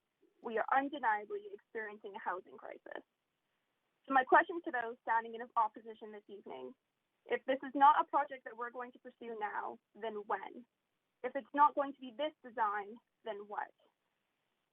Thankfully, because this is not a problem exclusive to Vancouver, there are several experts who agree on a solution. Create zoning for more affordable housing, and instead of spreading out, build up. Instead of expanding the urban sprawl into a suburban nightmare like one that would be witnessed when visiting Calgary, cities should focus on building more multi-story housing. By engineering more population-dense cities, we are increasing access to public transit, reducing wasteful land use, and relieving the pressure on housing by increasing supply. In fact, studies show that when compact cities are properly designed and the infrastructure is built with sustainability in mind, they tend to be more environmentally friendly. I understand that for many, it is disconcerting to see their neighborhood change. This is in a gorgeous area, and it is understandable that there is concern for how a new building like this would affect the personality of the community. I empathize with that concern. However, I believe that there are issues that go beyond aesthetics and personality and which demand our immediate attention. Neighborhoods change, cities change, and they grow. That is generally considered to be a good thing. It is the resistance to this change that continues to force many to live in deplorable conditions. This one building will not fix the housing crisis, but it is an important step on a trajectory that will, in the long term, hopefully lead to a time when these extreme numbers that I previously mentioned are a thing of the past. Looking at all this information, it seems self-evident to me, at least, that the benefits of this project on West Broadway and Alma will outweigh the negatives. I walk past that street corner almost every day on my way to work. Importantly, I commute well over 40 minutes every day because in spite of my best efforts, I've been unable to find affordable housing in the area. On my daily commutes, I notice that despite it being a busy intersection, the parking lot and the storefronts are usually empty. I can imagine how this project, when completed, will bring new life to the area without compromising the beautiful neighborhood that it borders. As someone who has personally struggled to find suitable accommodation in the city, it gives me hope to know that projects like this are being considered. And I sincerely hope that the council consider the needs of this growing city. Thank you so much again for hosting this evening. Thank you for your comments. There are no questions from council to you this evening, so I'll just thank you for your participation and move on to the next speaker. We have Jan Pierce, speaker number 44. My name's Jan Pierce. I live in Vancouver. I'm opposed to this rezoning. There's so much wrong with this development.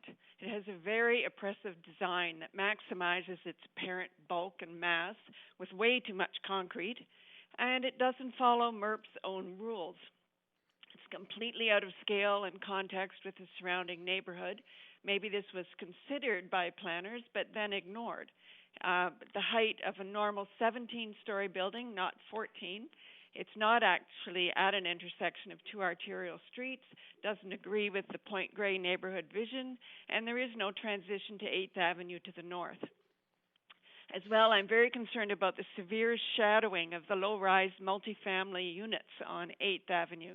These relatively recent low-rise buildings are not going to be redeveloped anytime soon, and the shadows created by this building will mean a fundamental loss of livability for these residents.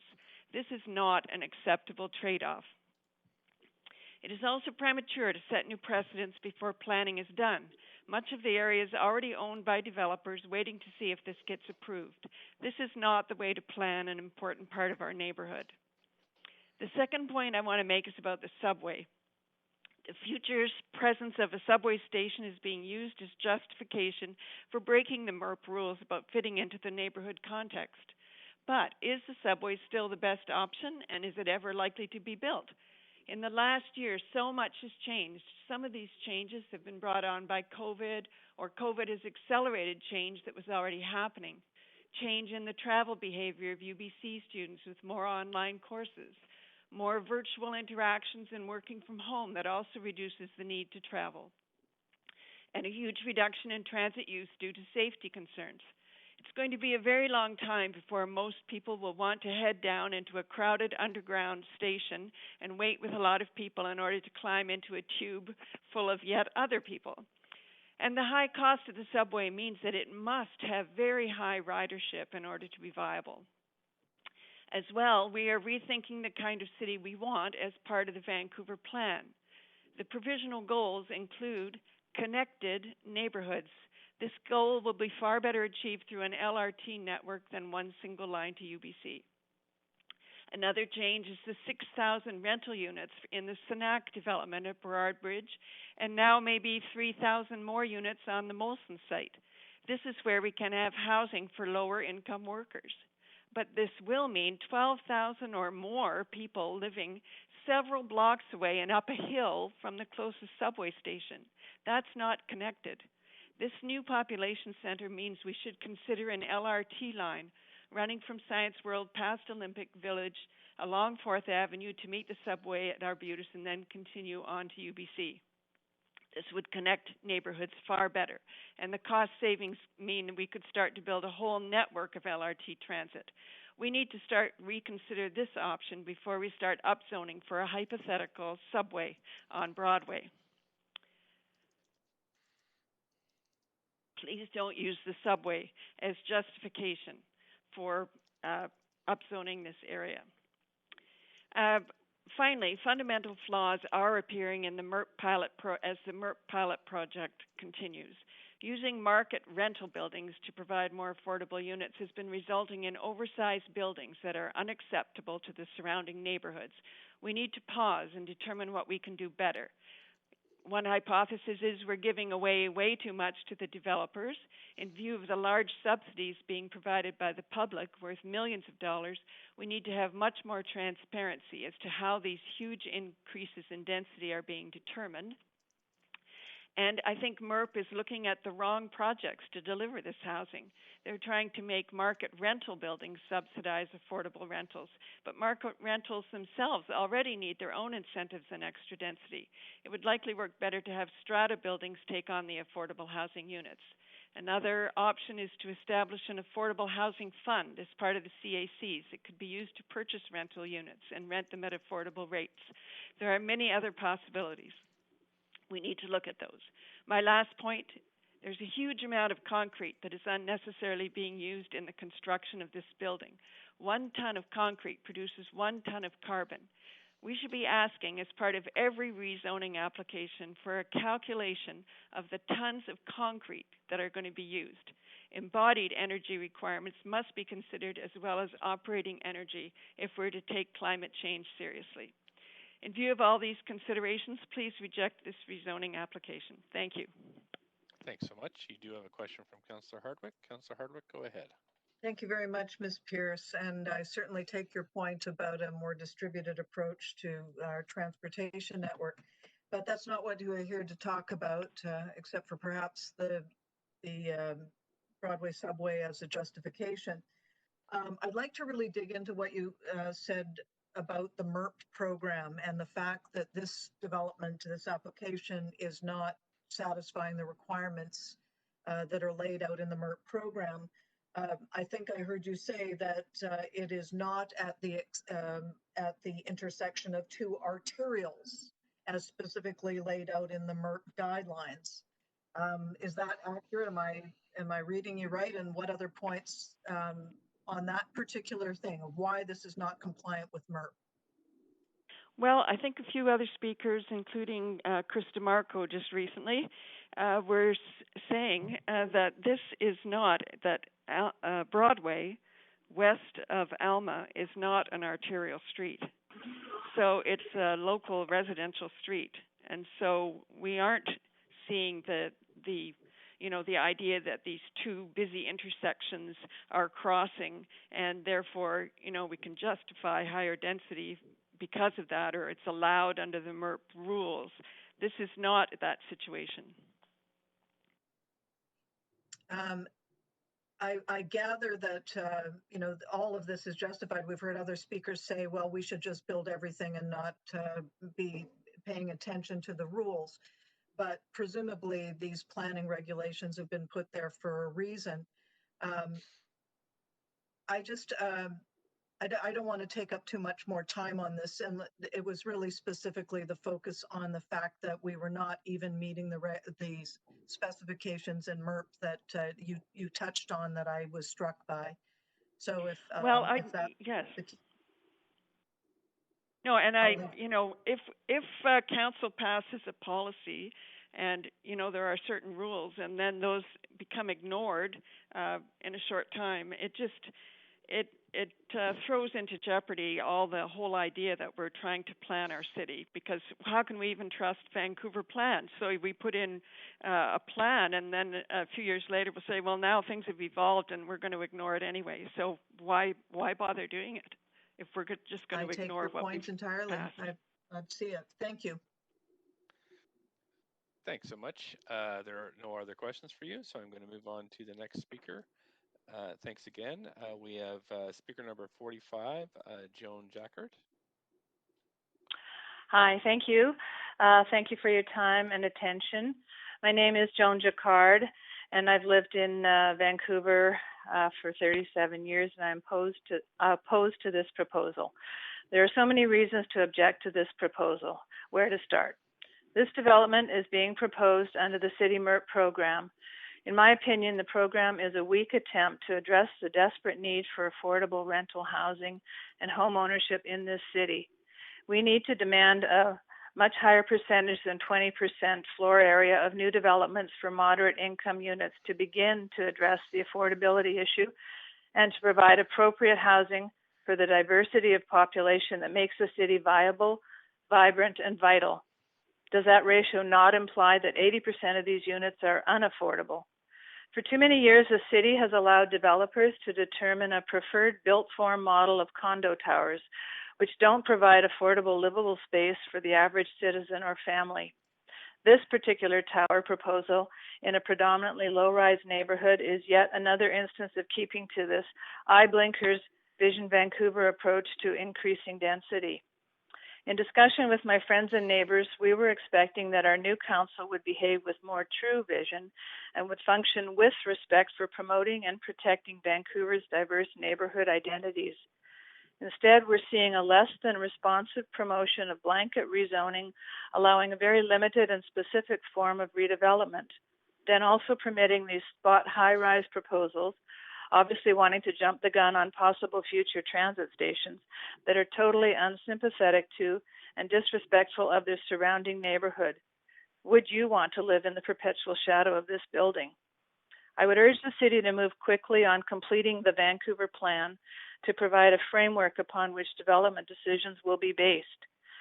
I have lived in Metro Vancouver all my life and also traveled and seen other successful models of urbanization that provide intense density while maintaining a human-scale streetscape.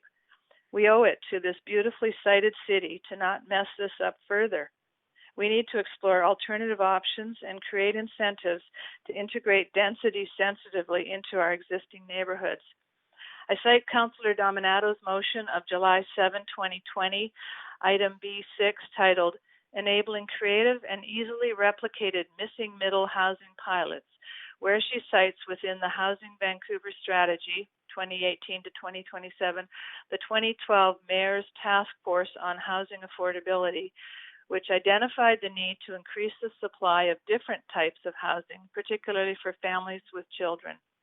And this harkens back to the city plan of 1995, one of which its objectives was to increase housing variety as it relates to middle-income rental housing and affordable home ownership.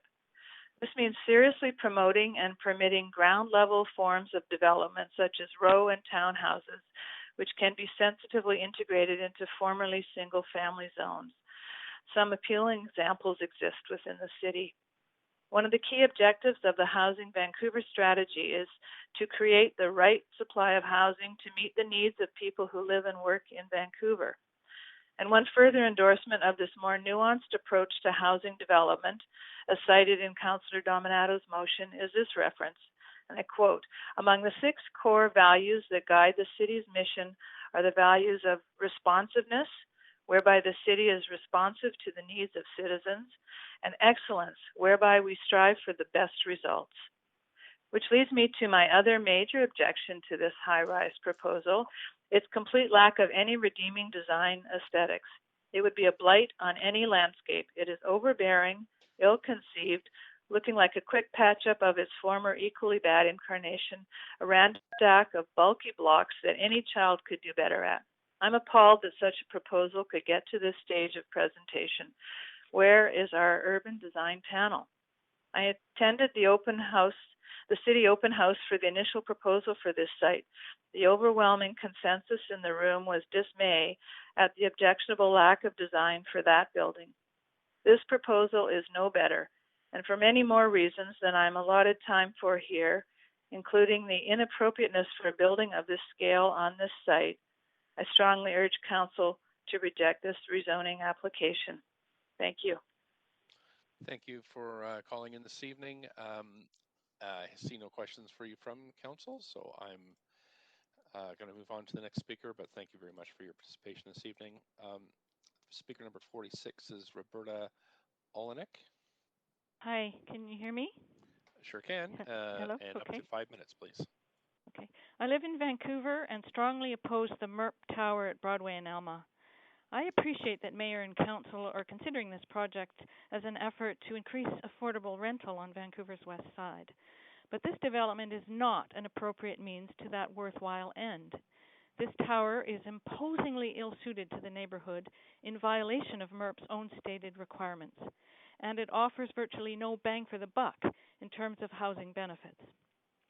MERP allows for 14-story towers at the intersections of 2 arterials on the grounds that such wide, busy streets provide a buffer against the impacts of tower density and shadowing. But Broadway and Alma is not such an intersection. Immediately west of and adjacent to the tower, Broadway is a quiet residential street. MERP specifies that projects must respect transitions to surrounding areas and fit neighborhood context. This project does neither. At 172 feet, it will dwarf everything in the neighborhood. There is just no way to transition such a massive structure into a neighborhood characterized by 2 to 4-story buildings. And it will even, pardon the pun, tower over by a whopping 62 feet the one anomalous structure nearby, a 110-foot non-conforming 1970s building located on lower ground and surrounded by large gardens. This tower is opposed by a significant proportion of local residents for many reasons, including the fact that it is so out of scale, will create major shadowing and parking issues, block popular public views of the ocean and mountains, contribute to land lift and unaffordability, and set a precedent for additional tower developments that will further betray the character and livability of the area. Financially, this project makes no sense at all, either for city coffers or for Vancouver taxpayers. The only one to benefit is the developer. Westbank saves more than $3 million in waived development fees that would otherwise go to this cash-strapped city and must now be covered by taxpayers. Westbank makes windfall profits from bonus height and density concessions. Westbank gains 129 premium units that will rent at top dollar given their unobstructed views. Westbank saves huge costs by vastly reducing its parking allowance without contributing a dime toward the public transit used to justify this reduction. In exchange for all this, Westbank offers a paltry 32 lower-level, questionably affordable units of such diminutive size that one West Side renter who submitted a written comment opposing this development described these units as limiting and inhumane. So basically, as a taxpayer, if this project proceeds, I would be forced against my will to subsidize a wealthy developer for construction of a huge tower that I oppose that will degrade the neighborhood without substantially enhancing rental housing options. If mayor and council are truly committed to increasing rental options, they should cancel this contentious MERP, collect the development fees from Westbank for the 6-story market rental building previously approved for this site, and put these fees toward buying land that can be leased to nonprofits or co-ops for more effective rental construction that fits within neighborhood context. This viable solution would be a win-win, both for those who oppose this massive tower and for those seeking rental housing on the west side. While it is not my place to speak for them, I suspect many of those who commented in support of this tower because of its affordable rental units would be just as happy, maybe more so, if such units were offered in more human-scale buildings that would be welcomed by current area residents. This is certainly a worthwhile question for mayor and council to explore. I, for one, would willingly have my tax dollars contribute to nonprofit and co-op housing on the west side. And even without my subsidy, Westbank would still make a tidy profit on that 6-story rental project. 5 minutes is not long. For more of what I have to say on this, please refer to my written submissions. But as an additional point to consider in general for all planning across the city, it makes no sense to place tall view-blocking buildings on lower ground, as is the case for this tower, which will impair the stunning mountain and ocean views available from the steep hill to the south. To maximize views for everyone, the tallest buildings belong on high ground, with progressively shorter buildings downslope from there. Throughout Vancouver, its exceptional viewscapes should be preserved for all to enjoy. Thank you. Thank you. You do have a question from Councillor Hardwick. Councillor Hardwick, up to 5 minutes, please. Thank you very much. Very impressed by your commentary. You noted that you had sent this in to us. Did that go in through the submission form, or did you send it to us individually? I'd really like to track it down. I didn't send this particular wording. I sent slightly different points on 2 different written submissions as other things occurred to me, both by emailing to all the councillors and mayor and also through the online portal for this public hearing. Okay, thank you. I'll try and find it. Thank you. Okay, great. You can contact me if you have a way to do that, if you can't find it, and I can send it. Great, thank you. Thanks so much. Thank you. And that's it for questions. So I'm going to move on to the next speaker. We have speaker number 47, Brian Palmquist. Yes, Mayor and Council, thank you very much. I'm speaking today in opposition to this proposal, both as a 32-year resident of the area and with my past experience as the managing architect of the 2 largest projects in Vancouver's history, Concord Pacific Place and Cole Harbour. Along the way, I also served 2 terms on the city's urban design panel, and at a smaller scale, I was the speaker who first introduced the laneway housing concept at the first eco-density public meeting in 2007. In comparison to these comprehensively planned residential projects that exist or are proposed in the city, I offer some comments in comparison, which I think Point of privilege. Yes, Councillor. I really am sorry to interrupt, but I am having difficulty hearing the speaker. Sure, no, that's fine. Speaker, perhaps you can speak a little more directly into your mouthpiece. That might help us hear you. Is this better? That is a little better. So I'll restart your timer, and please go ahead. You want me to start over? Yeah, sure. Go ahead. Okay.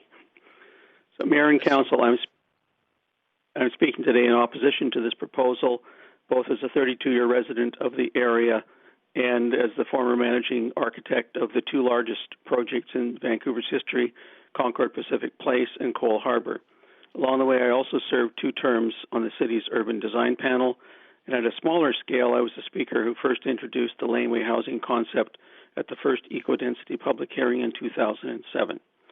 In comparison to the larger projects mentioned above and other residential projects existing or proposed for the city, I make these observations. The Concord Pacific Place development has an approved density of 111 units per hectare based on 9,200 housing units. While this density is almost 50% more than is proposed for this site, Concord Pacific also includes a wide range of public amenities such as parks, schools, and a continuous waterfront walkway. By comparison, Alma and Broadway has no current or proposed urban amenities. In fact, it rather crowds the street edge if you look at Figure 2 in the CD report, and offers the kinds of setbacks usually associated with much lower density C2 4-story development, again referred to Figure 3 in the report. Moving on to another development, the Cole Harbour development's floor space ratio was capped at 4. This proposal's floor space ratio is proposed at 5.3, almost 1/3 more. Again, by comparison, the Cole Harbour site also provided a community center, parks, and a continuous waterfront walkway. It's interesting to note that the floor plates of the proposed building some of them are more than twice as large as most of the floor plates in Cole Harbour and Concord Pacific. This translates to increased shadowing and the rather ominous overhanging of the street. Moving on to more recent developments, the proposed Oak Ridge development's proponents just 6 days ago requested that you consider increasing their density from 3.7 to 4.1. And that higher density number is still 30% less than is proposed for the subject site. And finally, Canada Lands has revealed that the Jericho lands and the former RCMP site near Oak Ridge will have overall densities around 2.5. They may be higher on some specific sites, but again, a variety of public amenities is on offer in the preliminary images that I've seen. In the circumstances, and given the preliminary nature of, in particular, the Jericho lands, a precedent of density well in excess of Cole Harbour, Oak Ridge, and the currently conceived Jericho lands is dangerous and unwarranted. To be clear, I have no opposition to the occupancy, to the height if it was on a smaller base, nor to the reduced parking ratio. The building is just big, way too big. Councillor Hardwick earlier asked a few speakers if they worked in the design and development industry. Clearly, I have worked there, and it's that experience which allows me to say that we should not delude ourselves. Approving this proposal, whose density is well in excess of what's on offer at the Jericho lands, Oak Ridge, and has been built in Cole Harbour and Concord Pacific, will open the floodgates to allow any development anywhere in the city to seek massive density increases that will destroy Vancouver. We need plans, not spot rezoning. Thank you. Thank you so much for your participation tonight. And we have questions for you from Councillor Hardwick. Councillor Hardwick, go ahead. Thank you very much, Mr. Palmquist. And I do appreciate your knowledge and experience in this area, obviously. And thank you for your comments about the height and density and the FSR comparisons. Specifically, are you familiar with this MERP program? I've read the report, the entire report associated with this project, so that's the extent of my familiarity. Well, how do you balance the need to provide affordable rental with this model overall? And I'm sure you've come into contact with other rental-oriented products in the past. Can you shed any light on it? I think the problem is trying to shove it all into one development on one site. I think that the speakers who've talked about the earlier six-story proposal, which I've also looked at, of secured rental is an excellent start, and it's a scale that would be, it's still pushing the edge of edges of what we're expecting, but it's making progress, providing a significant amount of secured or market rental accommodation. I think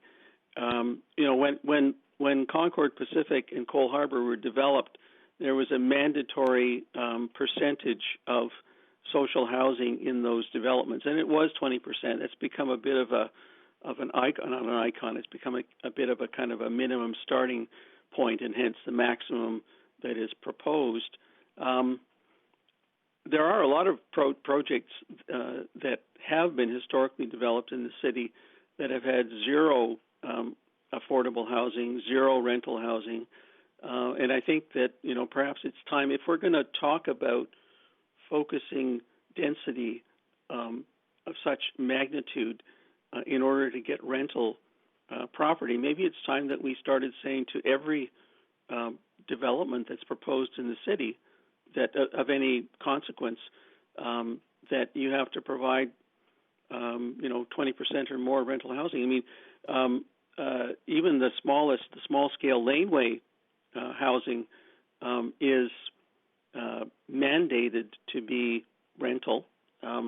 There's provision theoretically for some strata titling of some of that. I don't think any has occurred as yet, but by and large, it's rental. So even at the smallest scale, the city has no qualms about insisting that we do it. So why not just say to all developers anywhere in the city, 20%, give it to us.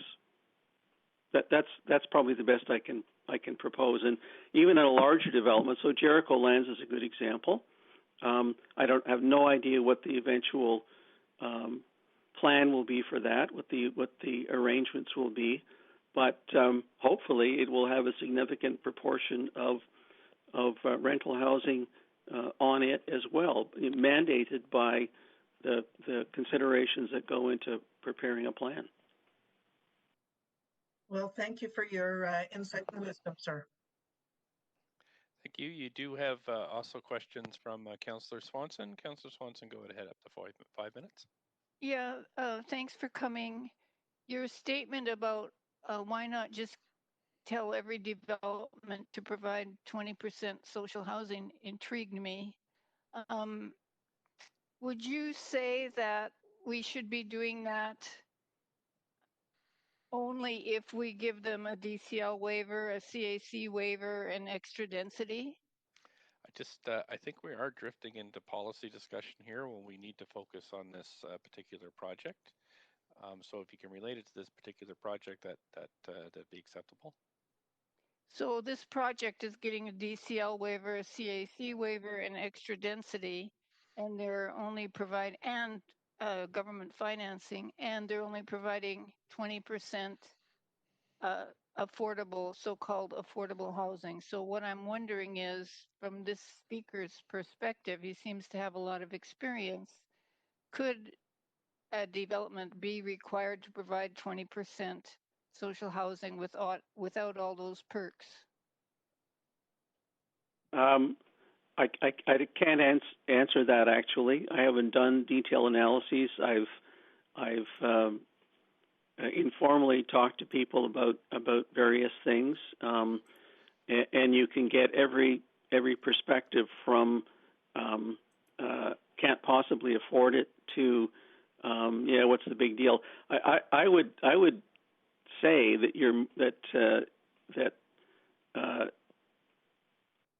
if you offered some, not 100% more, but some additional density, and just reconsider. The CAC and the DCL thing is a larger question, which I think has been addressed very well by other speakers who talk in terms of how those monies should be used for real community amenities as opposed to line items in the city's budget or what have you. But there's always going to be a magic point where the cost of providing additional units is balanced by the additional density allocation to get them. And I can say anecdotally, it ain't 100%. You don't have to double stuff in order to get there. Okay, thank you so much. Thank you. And You never that's worked. sorry, that's it for questions from council for you, sir. And just thank you so much for participating. And now I'm going to move on to the next speaker on the list, who is Fiona Brody, speaker number 48. Hi, can you hear me? Sure can. Up to 5 minutes. It works. Speaker 48, it's been a long wait. Good evening, Mayor and Council. Thank you for your time tonight. And I want to commend all the people, pro and con, who have generously contributed to make this a better process and to do it right. I'm really impressed and I've learned a lot. My name is Fiona Brody and I've lived for 19 years, about 3 blocks from this proposed development. I'm opposed to this building, but I'm very supportive of rental in the neighborhood and on this lot, which is clearly due for refurbishment, and want this to contribute to the vibrancy of the neighborhood, but not shade or dwarf it. It sure seems this development proposal does not strike an appropriate balance with the surrounding neighbors or broader community in all directions. This building is completely out of scale with unprecedented height, which has been addressed ad nauseum, that emphasizes its monolithic, massive appearance. It creates massing at street level and gives the feeling of a canyon wall blocking sunlight in every direction, and it even towers over the tall tree canopy. It therefore does not meet the MERP requirements for neighborhood character context or policy directions, namely that projects must consider and respect transitions to surrounding areas and homes, that neighborhood context is an important consideration in single-family and duplex areas. Projects in areas with existing precedents for higher buildings will be considered more appropriate locations for additional height and density, and policy direction in plan areas must be respected. I feel the city is disengaging from building adequate rental itself in favor of outsourcing to private developers that have to go big to make this work, which has also been addressed more articulately by others. This is not about just developing. This is about rental community building. It is about affordability and reasonable precedent. Numerous beautiful buildings have added to the charm of the neighborhood along Broadway, and these should be models of success for rental and community. It also does not comport with or reference the Point Grey community vision, or even more importantly, the complex, thorough, and thoughtful community engagement underway for the Jericho site, where much density is planned, as we all know, and it is welcomed, but it is being planned properly for all to benefit. The MERP just slices through this and is rushing this through without concern for either or a broader plan. This building is taller than buildings at commercial hubs like Granville and Broadway and Cambion Broadway, which seems absurd, and is surrounded by modest single-family homes on a residential street. The unprecedented height of this building planned for this corner is gargantuan compared to the surrounding neighborhood and is totally out of character. Again, much talked about earlier. Here are some questions I have. One that has come up persistently is, what is the actual height of this? It is being marketed to the community as a 14-story building, and everyone says it's really more like 17. The building that's referenced for it, that is a 12-story, is 110 feet. This is 172. It's much, much higher. So can we please clear that question up? And if it is 17, let's stop calling it a 14-story building. Why? What is the impact on view corridors? I listened last night to the 24 East Broadway application, and there was much concern about view corridors. And this is an extraordinary view corridor. And neighbors and people that really care about this neighborhood and contribute to it do care about that. And I would like that more adequately addressed.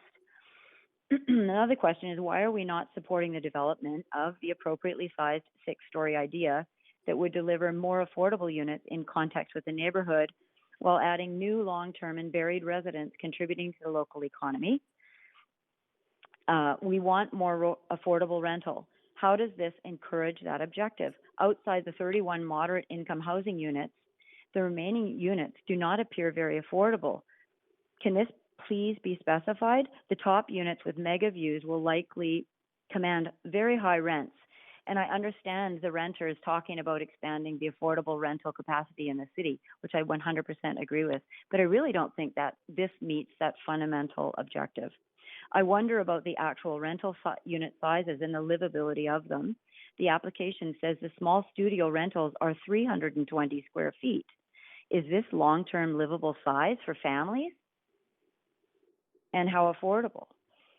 Finally, have you walked this neighborhood to see how completely out of scale this is? Please don't just approve something that you are not assessing from the ground. I ask you on what basis you could, by voting in favor of this, disregard a landslide of around 3,500 people opposed to this proposed building, whether they live here or live in adjacent communities, renters and homeowners, versus the approximate, as I saw it, around 200 or so in favor. We have much to agree on in terms of revitalization and rental. And with the original design widely popular and approved, it seems a no-brainer to revert to the lower cost 6-story building, which is also more environmentally auspicious. Or a better solution articulated by earlier sorry, speakers. you're well over time. So just you're well over time at 6 minutes rather than 5. So pardon me. Okay. Let you go a little bit longer, but I'll just have to stop you there. And I don't see any questions from council for you. So I just want to thank you for participating tonight, and I'll move on to the next speaker. Thanks. Speaker number 49 is Scott DeLangboom. Hello, Mayor, Council. Thank you for the opportunity to speak to you tonight. This project and this site's particularly special to me because back in April 2017, the first city open house I ever visited was for this site. And I'm happy to see it go ahead, but I find it incredibly absurd that 3.5 years later, the city is still deliberating about what to do about this site, and there hasn't been a final decision made. Since then, I've moved twice, and both times it's been a struggle to find affordable rental housing. The people who say these homes aren't needed are simply out of touch with the realities of trying to find housing in Vancouver. So many people are struggling to find rental housing, and that's because there simply hasn't been enough of it. The rental vacancy rate in this part of the city is 0.08%, well below what's considered healthy and reasonable. And while we could sit here all night talking about, the hypothetical perfect project that everyone would rather have, the fact is people can't live in hypothetical homes, but they can live in the 161 actual homes that are being discussed tonight and that you will be deciding on tonight. And I encourage you to say yes to the actual 161 homes and the 32 affordable homes as part of this project. Both because it will support much needed housing and support the families that will call this community home, and because it will help the city move towards important climate goals. Being built beside a future subway, as well as the increased people that come with this, will support walkability, support the local community, be customers, be business owners, and help grow the community overall. And most importantly, the vote on this is a vote about what kind of city Vancouver is to be and whether my generation is going to have a home in Vancouver. Young families are struggling to find housing in the city, and Unlike a lot of the previous speakers, we weren't around 40 years ago to buy into the West Side when it was a lot more affordable. But thankfully, council decisions aren't backwards looking, they should be forwards looking, and that gives you the opportunity tonight to welcome 32 moderate income families and 161 families overall. And not only that, but the next 32 that'll come after that, the next batch of families that'll come after that. And over the life of this building, thousands of people will be able to call this neighborhood of Vancouver home. They will add to the community, and a vote against this building would be a vote against those people and would send the message that Vancouver is not, in fact, welcoming to people in general and young families trying to get a start in the city. And for those reasons, I strongly encourage you to vote in support of this proposal. Thanks for participating this evening. There are no questions from councillors for you, so I am going to move on to the next speaker. Let's see here. We've got Larry Benj. Hello. Hi there. Up to 5 minutes. My name's Larry Benj. I'm with the Coalition of Vancouver Neighborhoods, and we oppose this project. It's really, it's really interesting to listen to all the different people and their different opinions on a project like this. And it seems like what we've heard tonight is mostly for the people who are opposing it, that it's too big, it's too high, it's we're giving up a lot for the little number of affordable units that we're getting. 80% of it is unaffordable to the average wage earner in the city. We're giving up added density, et cetera, et cetera. And then, which is all, I think, we in the coalition mostly agree with that. And then from the people who oppose it, we have this continuous painting of a picture of owners in the neighborhood preventing others from living here, that if you turn down a project like this, you're saying that these neighborhoods, and indeed the entire city of Vancouver, does not want young people or families or renters moving into their ex-neighborhood, whatever neighborhood it is. And there's talk about the vast majority not participating in this process, while we have a petition that has 3,500 signatures that oppose this project. I think the biggest problem with all of this and the public hearing process that this entails, and that we have all waited in long hours to address, is that we need a neighborhood-based planning process for projects like this. And if it was in place, then I don't think you would have the contentiousness of these public hearings, because there are across the board, pro and con, areas where we can agree that density is necessary because the city is growing. We can all agree on that. And rental accommodation needs to be increased. We can all agree on that. Built form, we need to build these things in order to house people. But there are discussions that need to be had about the size of buildings, how it fits into a neighborhood, and where it's going to be. We also have, we need to spread this stuff around a bit more. It seems like every single one of these, or a lot of these, like Birch and this one building's going to solve the whole problem. It's not. We get very little return. We got 32 units in this one for an incredible windfall profit to the developer, as enunciated earlier by Ian. We are forgiving of, or because of lack of a Vancouver plan, there is no consistent plan available that addresses these things. We really need, as many people have said, an overall plan for this area. And even in this little area, if you look at along Alma, you've got this site. You've got the redevelopment that's coming with the Legion across the street. You've got an empty, we've got 2 empty gas station sites, which are quote-unquote community gardens right now.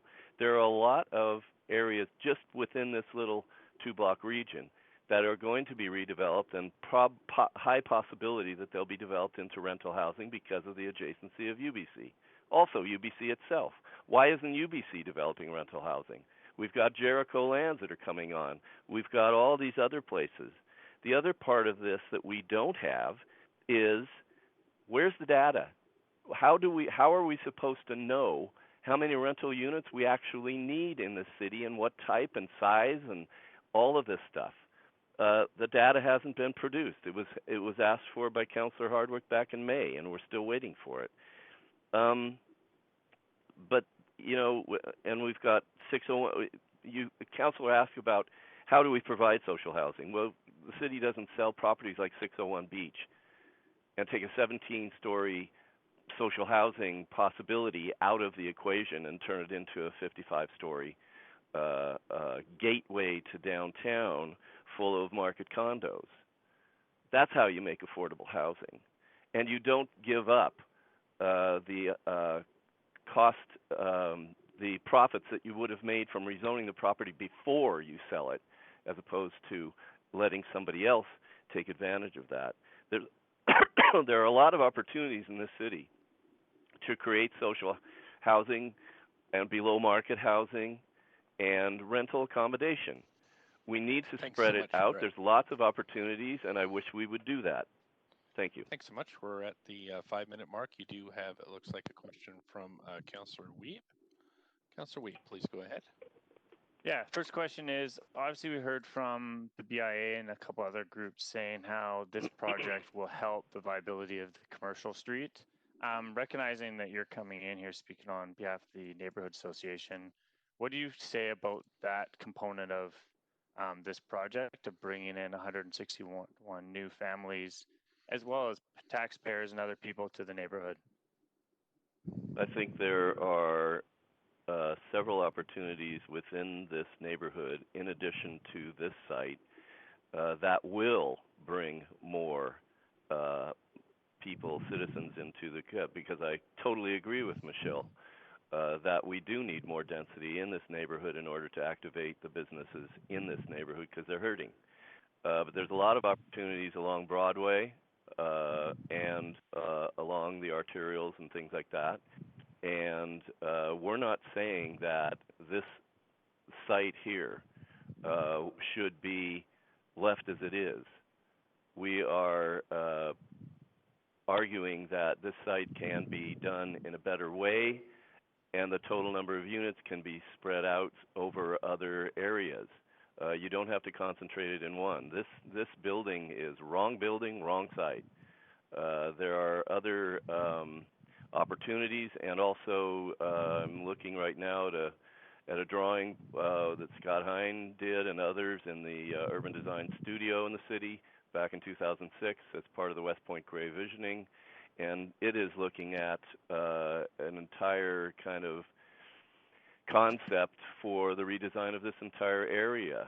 And so you look at it more holistically. I mean, I think the city and staff right now are spending too much time looking at single sites without the consideration of other things going on around it. You have an entire city that needs help in designing the different neighborhoods, and that's why I've always been in favor of neighborhood-based planning processes. And while we're doing that Vancouver planning and looking at planning for different neighborhoods, this is currently part of a 20-site pilot project that's been going on since 2017. Do you think we need to stop current processes and policies like this, or do you think we can try to meet the needs, recognizing that we are in a housing affordability crisis, and deliver on some of those aspects? I think that some of the affordability can be delivered within the existing zoning bylaws that we have. I also think there are serious problems with the MERP program. I think it's giving away too much. I think that should we stop? I think it would be interesting to consider, at the least, have a discussion about a moratorium on spot rezonings. Because while we're in the throes of a long process that seems to get longer all the time of developing a Vancouver plan, we are having a city being redesigned by spot rezonings. and I don't think that's the proper way to do it. Spot rezonings are supposed to be a tool for specialized instances, not a tool for planning a city or setting precedents, so many precedents in so many different neighborhoods that you are setting a new palette for the future of planning in those areas. And I'd also like to say, back to what one of the planners said earlier in this presentation, was staff is setting a precedent for future area design by allowing this building or recommending that this building goes through. Are they anticipating a future design of this area without a Vancouver plan or without a neighborhood plan? Well, and I agree, and I think that we do need to look at the way we're designing, and I appreciate your input. I think we've heard loud and clear from a lot of people on that. So for this process, my timer? Just 30 seconds. I don't think I have time. Really appreciate the speaking. It's been great to hear your comments, recognizing you have talked to so many people in the community. Appreciate it. Thanks, Councillor. Councillor Carr, up to 5 minutes. Thanks, Mr. Mayor. I think I'm going to pick up where Councillor Weeb left off, although I can't read his mind in terms of where he was headed, but he did talk about in terms of a process, a planning process, and that is what I'm interested in, because you've mentioned several times, Mr. Bench, the need for some kind of planning process, and you've cited different spots in the area that are lots ripe for development.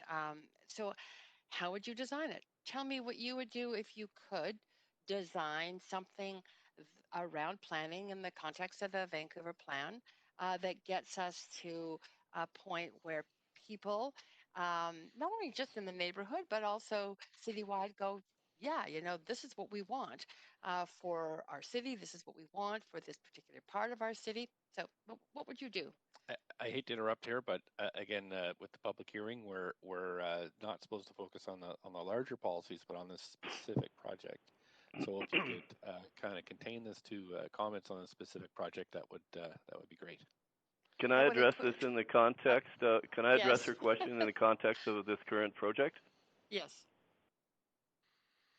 Okay. This project kind of is interesting because it lies in the borderlines of West Point Grey and Kitts and Upper Kitts. Actually, it's kind of a composite if you look at about a 4-block area. So, I'm all about having citizen voices in the planning process. So I'm just speaking as a private citizen here. I would get groups together in each of these neighborhoods, educate them to the resources and needs, requirements of their neighborhood, get them to a point where they can model the neighborhood and look at different areas, including this site and the surrounding, maybe I'm looking at 3-4 block thing as one exercise. I mean, you always have to keep an eye when you're looking at a certain area that there is also all the areas around it and the city at large. So it's not an easy thing to do.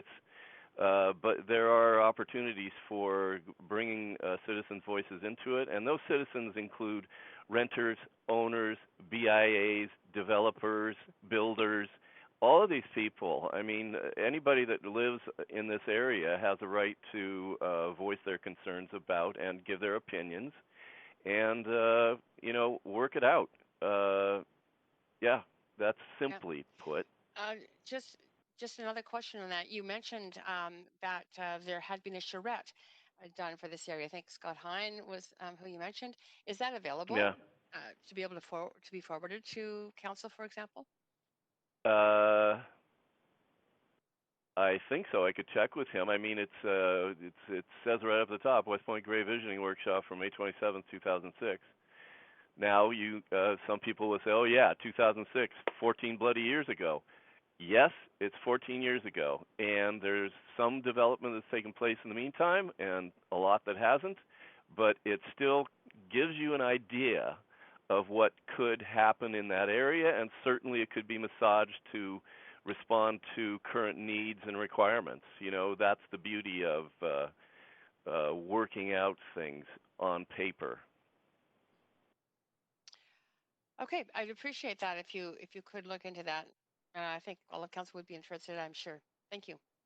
Thanks so much. Can I forward it to you, Councillor Carr? If it's okay with Scott, can I forward that to you and then you Yes, can but distribute? only after this process is completed. There's I cannot receive anything, Yep. nor any single councillor can. All of council has to receive all of the information simultaneously. So afterwards. Okay, I can send it to everybody. Yeah. Thanks. Okay, thanks All so right. much. Also, you may want to send it on to the clerks, and then they can distribute it if it's to be considered for this project. I'll go through the regular channels, I think, which is through all that. Yeah, I'll CC the clerk as well. That's great. Okay, thanks so much. Council, I'm just now calling on anybody who wants to speak to this item, just an early call, 1-833-353-8610, participant code 65636, pound sign to get on the list. And this number, of course, is on Twitter, and it's available on the live stream. We're going to now move on to speaker number 51, Marion Jameson. Hello. Hello. You have up to 5 Hello. minutes. Yep, you're on, and whenever you're ready, up to 5 minutes. Okay. My name is Marion Jameson. I live in Kitsilano, and I am opposed to the rezoning of 3701 to 3743 West Broadway for a 14-story, which is really a 17-story tower. The trouble with coming at the end of 50-plus speakers is that most of the points have been made, so I won't belabor the criticisms of the MERP program, for instance, and the fact that the DCL and CAC contributions are foregone.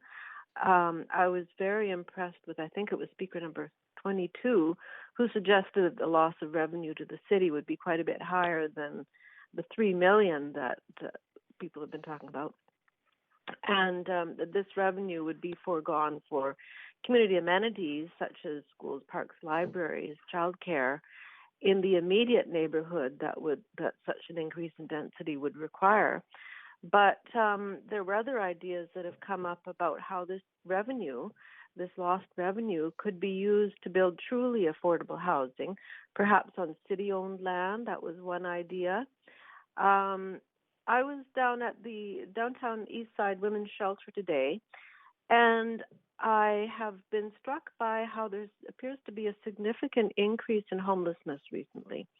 Perhaps that's a result of the pandemic. And I feel that a lot of this has to do with the fact that the city, for too many decades, has supported growth through incentives to development and foregone needed funding that could have been used for creating housing for those without adequate shelter. And so I agree with the several speakers who have said that the city must demand a greater return from development so that Vancouver can address this need for low-income housing. I mean, the need for social and low-income housing is just critical and should be the focus, should be council's focus. So I would support West Bank's original proposal for the 6-story Rental 100 project, and I strongly suggest that council should not approve this MERP proposal, but should urge the developer to resubmit their earlier proposal. But I also think council should rethink and redesign the Rental 100 program so that the rents are truly affordable to those most in need. And again, so that the city is getting a worthwhile return for the revenues that it's foregoing. And a number of speakers had other ideas, such as demanding that every development should be required to provide at least 20% or more rental housing or even social housing, well, preferably social housing. And I also strongly suggest that council should direct staff to provide this information and data as to how much of developers' DCLs and CACs could be waived and for what level of benefit without too great a cost to the city and to other needed spending. There's been minimal consultation on this project. There's one open house, and there's been a high level of negative comments, a petition for no tower at Alma and Broadway with over, I think Larry said there were now 3,500 signatures. And I won't belabor the reasons that people are opposed to it. It's too big. It'll have a negative impact on the low-rise neighborhoods. It's out of character, and insufficient parking, the overbearing design, and so on. But my biggest concern, I think, is the fact that every time there's a rezoning, an upzoning, it raises land values, which increases property values throughout the city and drives up our unaffordable housing prices. And this has a ripple effect until the most vulnerable residents end up on the street. So this MERP program and Rental 100, the city has got to be asking more from developers to deal with the housing crisis.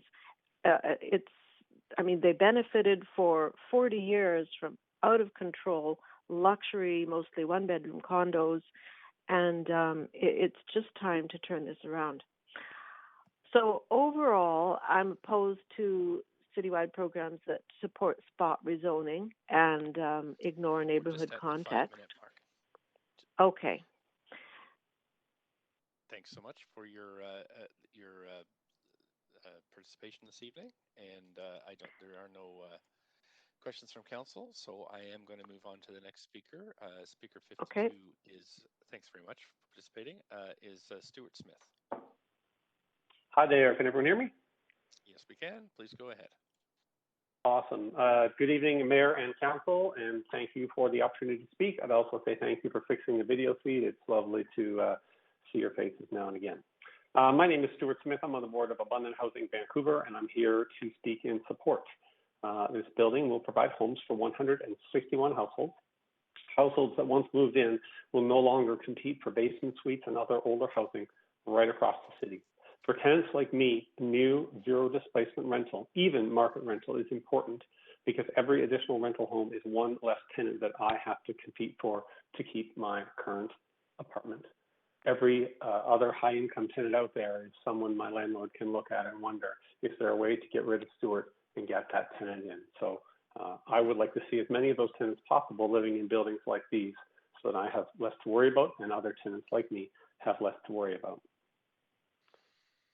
I went to the open house for this proposal. I ended up speaking with an opponent. To try to understand his point of view, I pointed out that I personally might qualify for the moderate income unit. And I asked why he was opposed to having me as his neighbor. He said that I was welcome to be his neighbor. And then there was a pause, and he explained, just as soon as I had found a way to earn $300,000 a year. He didn't stutter. He was very clear. West Point Grey was intended to be an exclusive area, and people who could only afford an apartment, people like me, were not welcome. Real communities do not have minimum income requirements. Real neighborhoods do not have minimum buy-ins. These are things we find in private clubs. When we limit the amount of housing, as we have done in and around this site, and we mandate minimum land consumption per family, we are not building community. We're not preserving a neighborhood. We're creating exclusivity. We're building a wall, brick by brick, until all that's left is a private club living on public services. That said, West Point Grey is a unique area and has many unique characteristics as part of our shared city. And these are some of the reasons why this is a great spot for building like this and many more of them. I spent a lot of time in city archives and in library newspaper archives researching the history of exclusion in these areas. And you can see people fighting against basement suites, fighting against student housing, fighting against collective housing, and of course apartments for decades. And now, of course, they've been successful, and no one who can afford any of those things lives there anymore. So this one building will not reverse all that, but it's a pretty good start. One of the biggest concerns that we have with new housing, of course, is what it replaces. And we, I think, as far as I can tell, don't want to replace other people. So the worst thing we could possibly do would be to build new housing where there's already old, dense housing full of tenants. West Point Grey has the unique distinction of having the lowest tenant density in the entire city. So if we were going to choose any area to say this is the direction for the next 100 years of Vancouver growth, it should be West Point Grey, because our odds of displacing anyone or evicting anyone are much, much lower than anywhere else. To compare, the West End has a density of 14,000 tenants per square kilometer. The other reason this is a great place is because the immediately surrounding census tracts are extremely high income, meaning that there is zero possibility for any sort of gentrification. The planning document suggests the median income was $84,000, but I don't think that's quite capturing it, because if you zoom in on some dissemination areas right around this site, you can find 90,000, 100,000, 110,000, 150,000 median income, meaning that half, of course, of the households are earning more than 150. This means that you can put a building in there and you don't have to have any worries about how it might change the neighborhood. So this is why we should be talking about building in West Point Grey and not building in the downtown east side, building in Shaughnessy and not in Fairview, and building in Arbutus Ridge and not in Mount Pleasant. On the topic, a previous speaker mentioned this idea of equitable distribution of housing, and I think that's an important concept. But when we talk about that, we have to realize that West Point Grey has successfully avoided adding almost any housing for generations. So this is a return to equity. Putting a building like this in West Point Grey is a return to equity, and we should welcome it. A few people have talked about the need for more moderate income and how we might require this on more developments and more rental. That's great, but I'd point out that the area is surrounded by market, single-family, luxury heritage homes that do not have any affordability requirement whatsoever. So why don't we put a 20% requirement on them? Require when we rehab a house that 20% of the floor space has to be for a moderate income suite. I think that would be a positive step forward. Anyways, that's 5 minutes, but you do have I'm sorry. A question from Councillor Dejanova. Go ahead, Councillor Dejanova. Thanks very much. Thanks for coming to speak and for the detailed numbers. I was trying to jot them down that you had mentioned to support affordability. My question for you is, and I'll ask staff about this. I asked the applicant about this earlier, but if the rents across the pro forma are low enough for BC Housing to offer construction financing for this, where it meets the requirements for that application after, do you think that merits any testament of affordability, or what we should kind of be considering as well? I mean, trying to listen to speakers and talking about how we define affordability, and we've had those conversations. They're policy conversations, so I'm not going to dive right into them. But in the context of what the applicant described as BC Housing, construction financing, and I know that I mean that's a high bar to meet. How do you feel about that? And you don't have to answer my question, as you know, Mr. Of course. I'm not an expert on BC Housing, but if BC Housing is okay with it, then that sounds great to me. I think the challenge that I have with it is when we look to one building to solve all of our housing problems, I think we're missing the point. This building will not be all things to all people, and it will not have everything we need. No building can. You build a city one building at a time. You don't build a city by putting everyone in the same building. So this is a good building simply because people are going to live in it. And the fact that they can live there and not fight over a basement suite means that the basement suite is going to be cheaper. And we should want that. And I wonder how many landlords are on the call today opposing it because they're afraid that their basement suites won't catch quite as much rent as they used to. So. Well, I'm not trying to suggest anyone's motives. Just trying to ask your opinion on affordability, considering what you'd said. Can I also just quickly ask you? I mean, for instance, I look at the BC Housing Affordable Homeownership Program, and the pro formas may be on the edge of East Vancouver, maybe still boundary.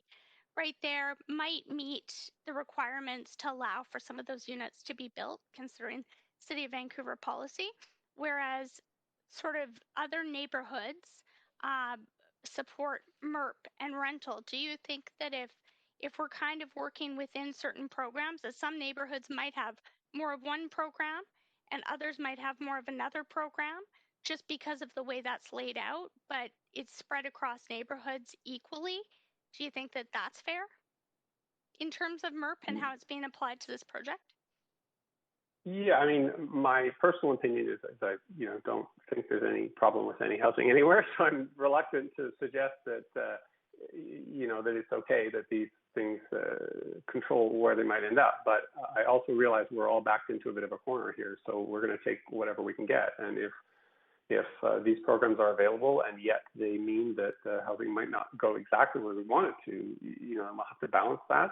Thankfully, I'm not on council side to make that decision, but I think we should just try to keep our eye on the prize. And the eye on the prize is every neighborhood should be for everyone. It doesn't mean that every building has to be perfect, but we should just always keep that in mind that that's the end goal. Thanks. Maybe one day you'll take that leap. You do spend a lot of time with us and appreciate your comments. Thank you. We have Councillor Swanson next. Up to 5 minutes, Councillor Swanson. Yeah, I don't know if you remember, I think last time you were here, you suggested an amendment, which I made and it passed. But I wanted to ask you about, in this particular case, the developer is getting a DCL waiver, a CAC waiver, getting a whole bunch of extra floors and government financing. Do you have any qualms about are we getting enough affordability given all the perks that the developer is getting? I think it's a good question, and obviously there are people who specialize in this stuff, and that's not me. But my comment would be that all of the things that we want our city to be, and we want to spend money on, really should be coming out of property taxes. And so when we talk about DCLs and CACs, these are really ways of keeping property taxes on incumbents low and charging more for people who don't have housing yet. And so while I understand we've structured a lot of city budget around those things, so they're not going away anytime soon, but I don't like the implication that is how, that's ideal. The way that we solve a lot of these problems is simply by taxing the wealth that's tied up in land. So whatever the developer may or may not be getting, I know it's peanuts compared to what West Point Grey landowners have taken home in the last 40 years, and we don't tax that at all. Okay, thanks so much. Thanks, and that's it for questions for you. So thanks again for participating, and I'm going to move on to the next speaker. Speaker number 53 is Elizabeth Murphy.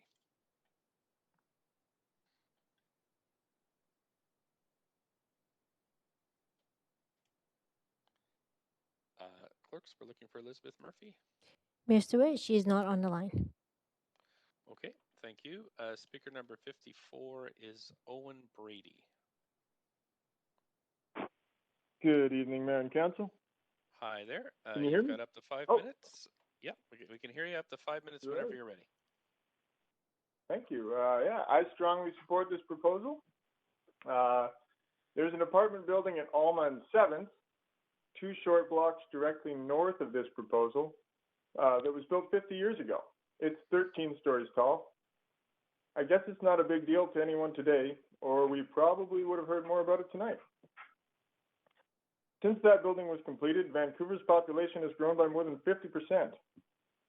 It would be more if we hadn't pushed so many people out by not building enough housing and letting rents get out of control. I think if a 13-story building made sense 2 blocks from Broadway 50 years ago, a 14-story building on Broadway today makes a lot of sense. I've heard a few speakers tonight say that we should just do something else. I find it disconcerting to hear hypothetical housing, often not feasible housing, used as an argument against real housing that is actually on the table today. Why not a shorter building? Well, first of all, to meet the target for privately owned below market rental in the housing strategy, Council needs to approve about 19 towers like this per year through 2026. An example of a low-rise MERT building would be 1805 Larch, which you all probably remember. It had about 40% the number of homes, as in this proposal, and a similar amount of opposition from some of the same people. Council would need to approve about 48 Larches per year to create the same number of below-market rentals. So I suggest to you that it is demonstrably untrue that this would be easier if Council only considered low-rise buildings in the MERT program, or pretty much any other idea you've heard tonight. There are also only so many opportunities like this. Development with 0 tenant displacement and a land assembly ready to go. but the main reason you should support this mid-rise apartment building is because it is what the policy calls for. Moving goalposts halfway through a pilot is not a sound way to run a development process.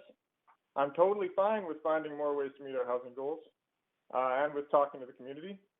I think we could do it a lot more efficiently, but that's a conversation going forward as part of the Vancouver plan, whereas we need rental housing today and over the next several years as population growth continues. I don't think this building sets a precedent for the area. We've seen plenty of lonely mid-rise towers spring up over the decades. However, Council did approve 2 similar MERP buildings in East Van on Hastings. I don't think it would be fair to treat the wealthiest neighborhoods in the city differently than other neighborhoods, and as such, I think those approvals are a very strong precedent. Most importantly, this will be a very nice place for 161 individuals and families to live. It's an easy commute by transit or bicycle to tens of thousands of jobs and to UBC. It's close to schools and close to parks and the beach.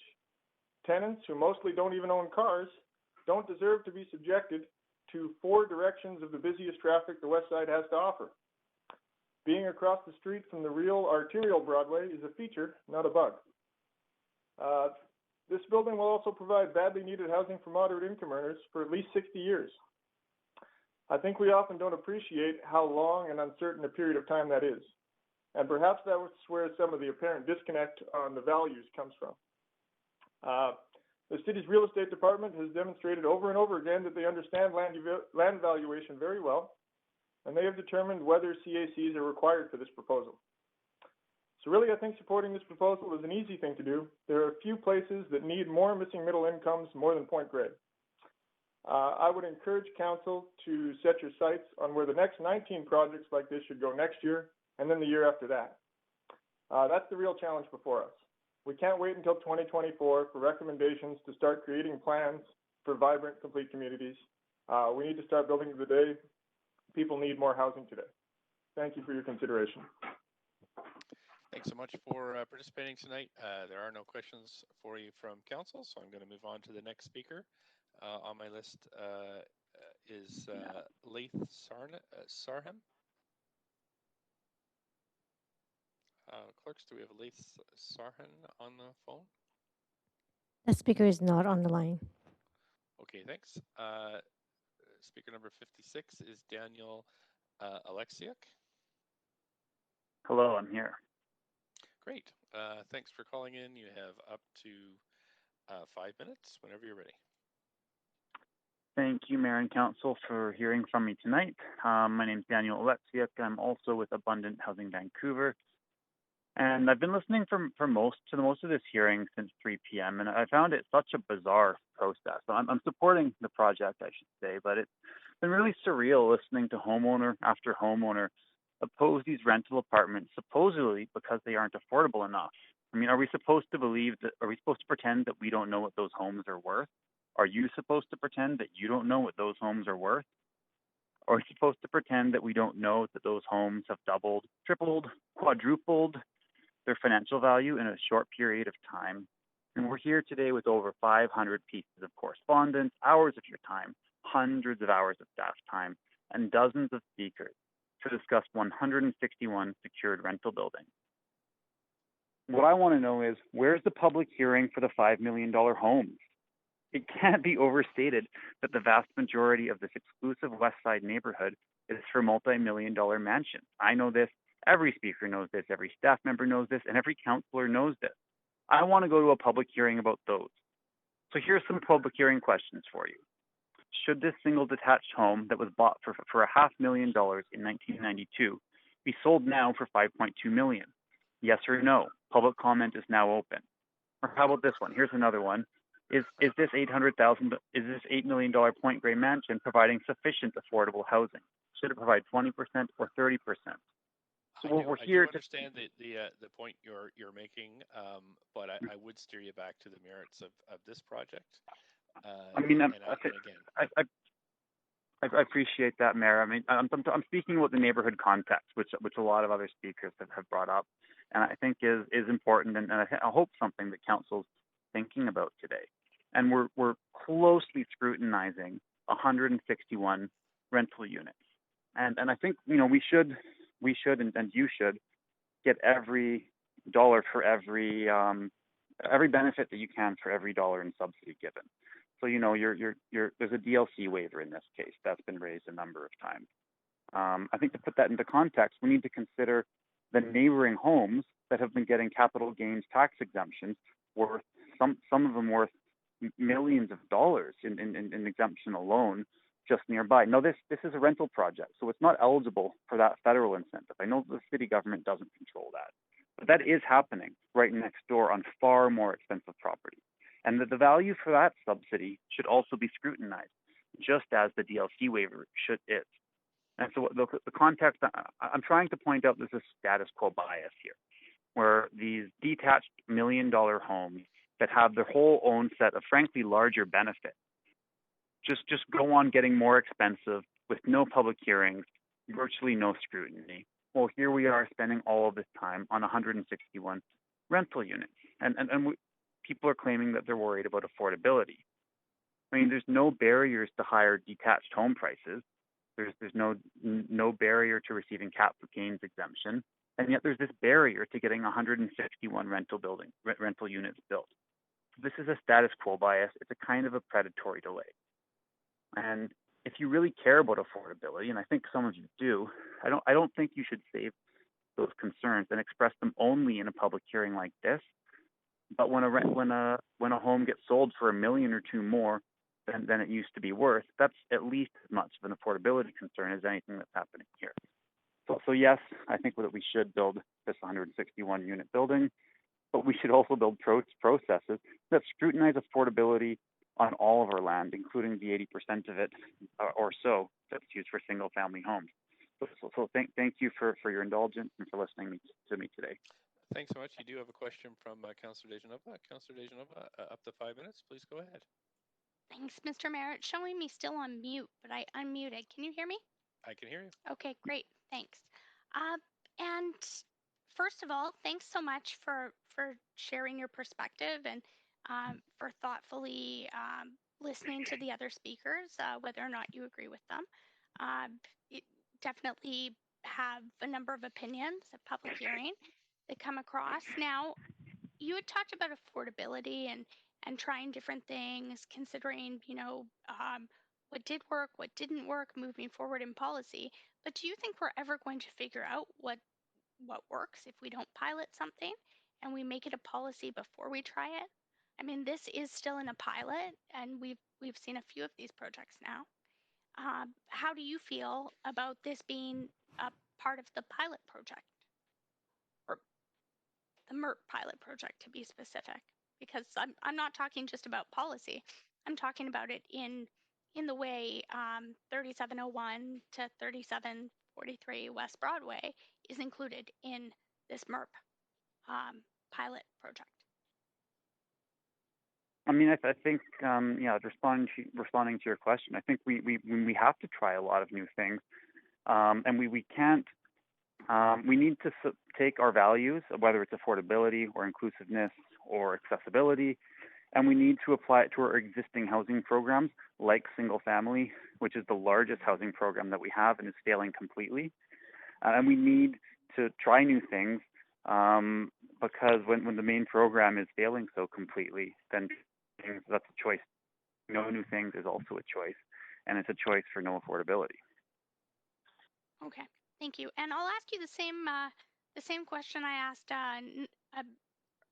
earlier speaker, which is if we're hitting what BC Housing considers affordability to apply for their construction financing, which is usually only offered to nonprofits, do you think that should be considered a standard for affordability? I'm not saying that every project should have to reach that, because again, it just meets the application. I'm not saying that it will happen. The applicant was very clear in their answer that they have to apply after the city considers this.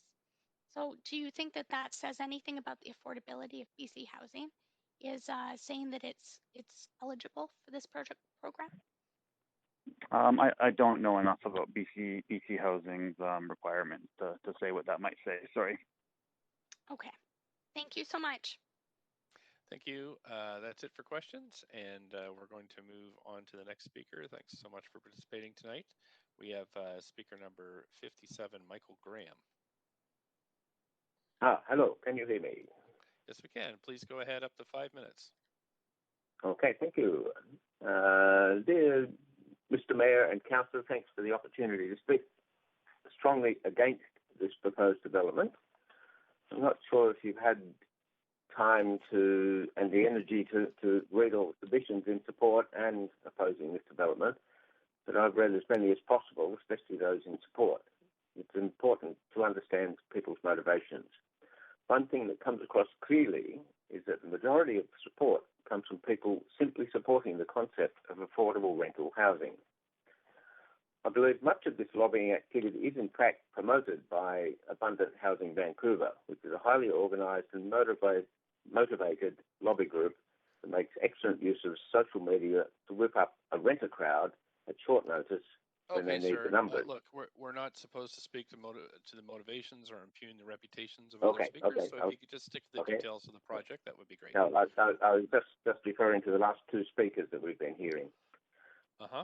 Now, affordable housing is very affordable and necessary in Vancouver, and I thoroughly support it. But this application would provide just 20% of its floor space as below-market rental housing, 32 of the 161 units.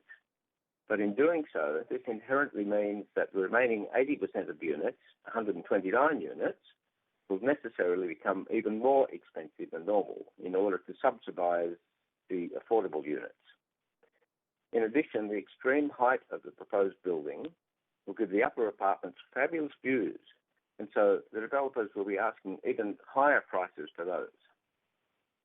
This then becomes the antithesis of affordable, in inverted commas, housing. 80% of these residents will not help low to moderate income households. Clearly, they will cater to high-income households rather than providing affordable housing. This development provides unaffordable housing to Vancouver. It's very clear that many of the supporters of this building mistakenly believe it will be all affordable housing, without realising that the majority of it will be severely unaffordable. I've been concerned to hear multiple speakers discussing the cost of housing in the area, but sounding so bitter and twisted because they can't afford to buy houses. Sadly, the same high prices would apply to the 80% of rentals in this building.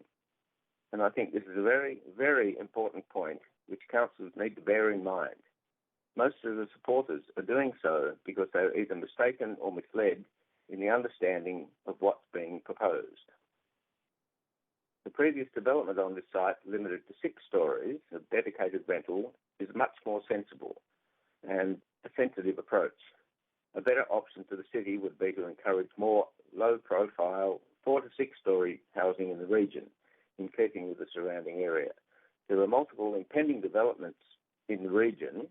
These include the huge Jericho Lands development, numerous projects in train at UBC, particularly South UBC, but also including the Leland Village in Pacific Spirit Park on Musqueam land, and the developments in train adjacent to the Bride Bridge by the MST Development Corporation. These projects will be in direct competition to the development we're discussing. And this is at a time when new arrivals to the city, which are a strong driver for the rental market in Vancouver, has virtually halted due to the pandemic. And it's likely to be so for many years before that returns, if it returns in full again.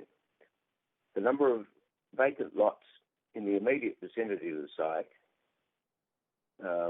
also available for development, and if they're allowed to proceed, will set a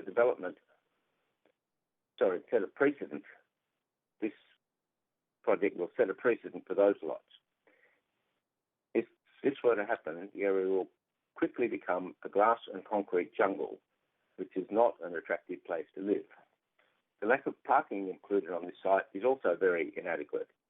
The 161 units with only 27 parking spaces will create a parking nightmare in the surrounding area. It's erroneous to believe that the 80% of residents in such an expensive tower will choose not to own a car.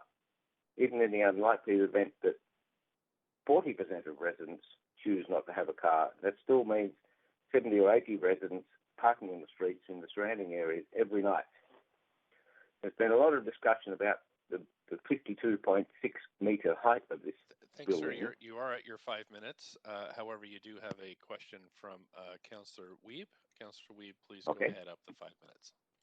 I have a few questions, and thanks for coming in today. The first one is you talked about how this building doesn't have enough affordable housing, yet you say we should look at the 6-story building that has 0 affordable housing. So I'm just wondering, what is the limit of affordable housing you're looking for on this site? I think affordable is Those in rent-controlled units to income that are rent-controlled.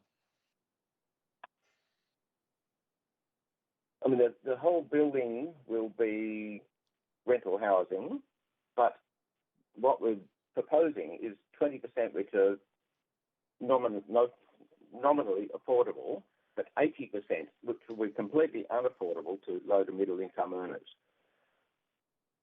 Okay, but you would like us to go forward with a project that has 0 affordable rental, is that correct? Well, it's the cost of the rentals in that building is lower, then surely that's a better situation than having 80% of this enormous building being completely unaffordable to the average person.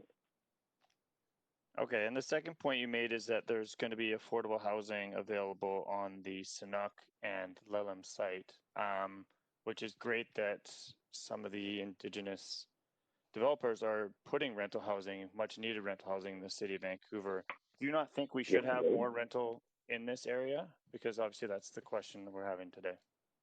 Oh, no, clearly I do. That's why I'm suggesting that the 6-story proposal provides rental housing, and that should be encouraged. I have no problem with rental housing. I think that should absolutely be encouraged. And then are you someone that lives in the area?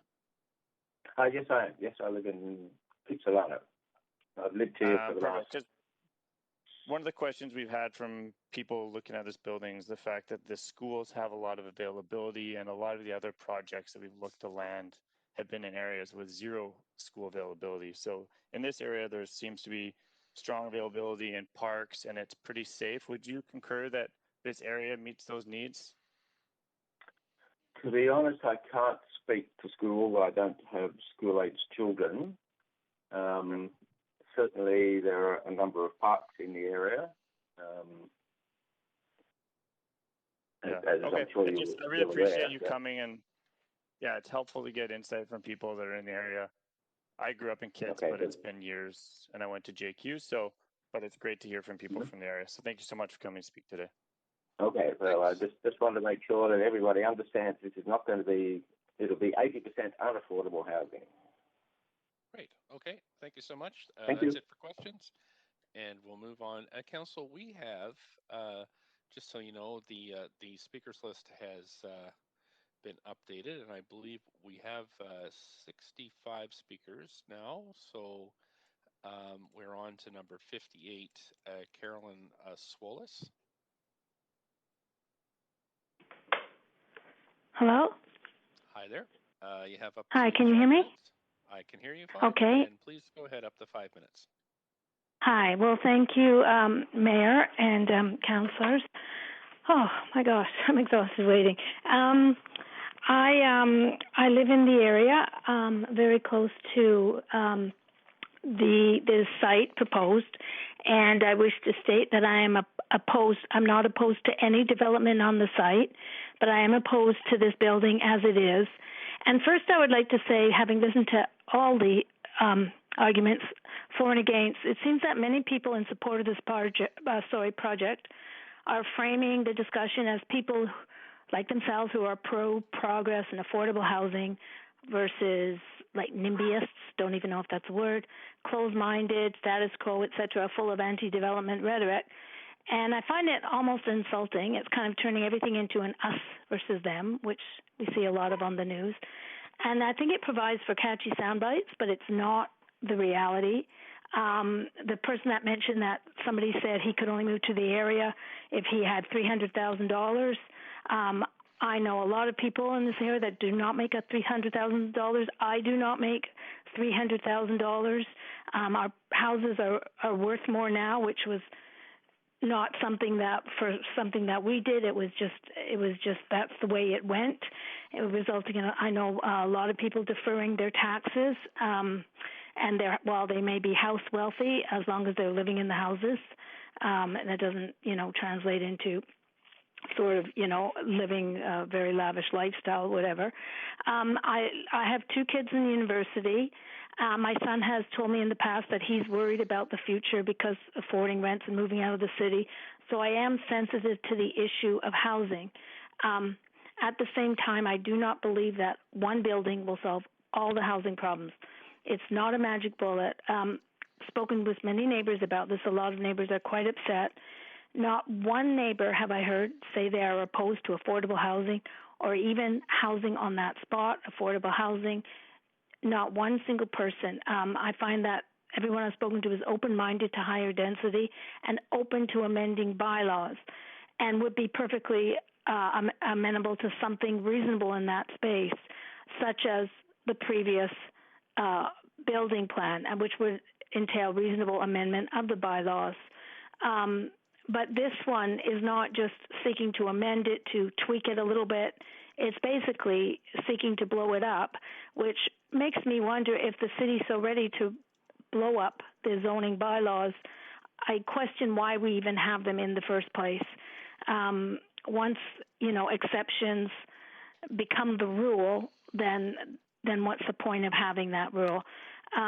We've already spoken about, and I don't want to belabor the point, how it's a grossly overhyped building and it does not fit in.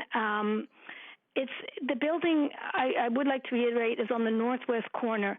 The businesses end on the east side of Alma. On the west side, there's once that building is out, there will be nothing commercial. So basically, the developers are seeking to build a 17-story building, disguised as a 14-story building, on a block that is entirely residential. If you just think about that, picture a street with all like 2-story houses and then a 17-story building. It's a non-arterial street. And I mean, at this point, honestly, 17 sounds so arbitrary to me. And like, I don't even know why stop there. Why not 20? That's not a suggestion, by the way. I'm just saying that it's so totally out of step with the area. It's like I wrote a comment saying it's like a scar on the landscape.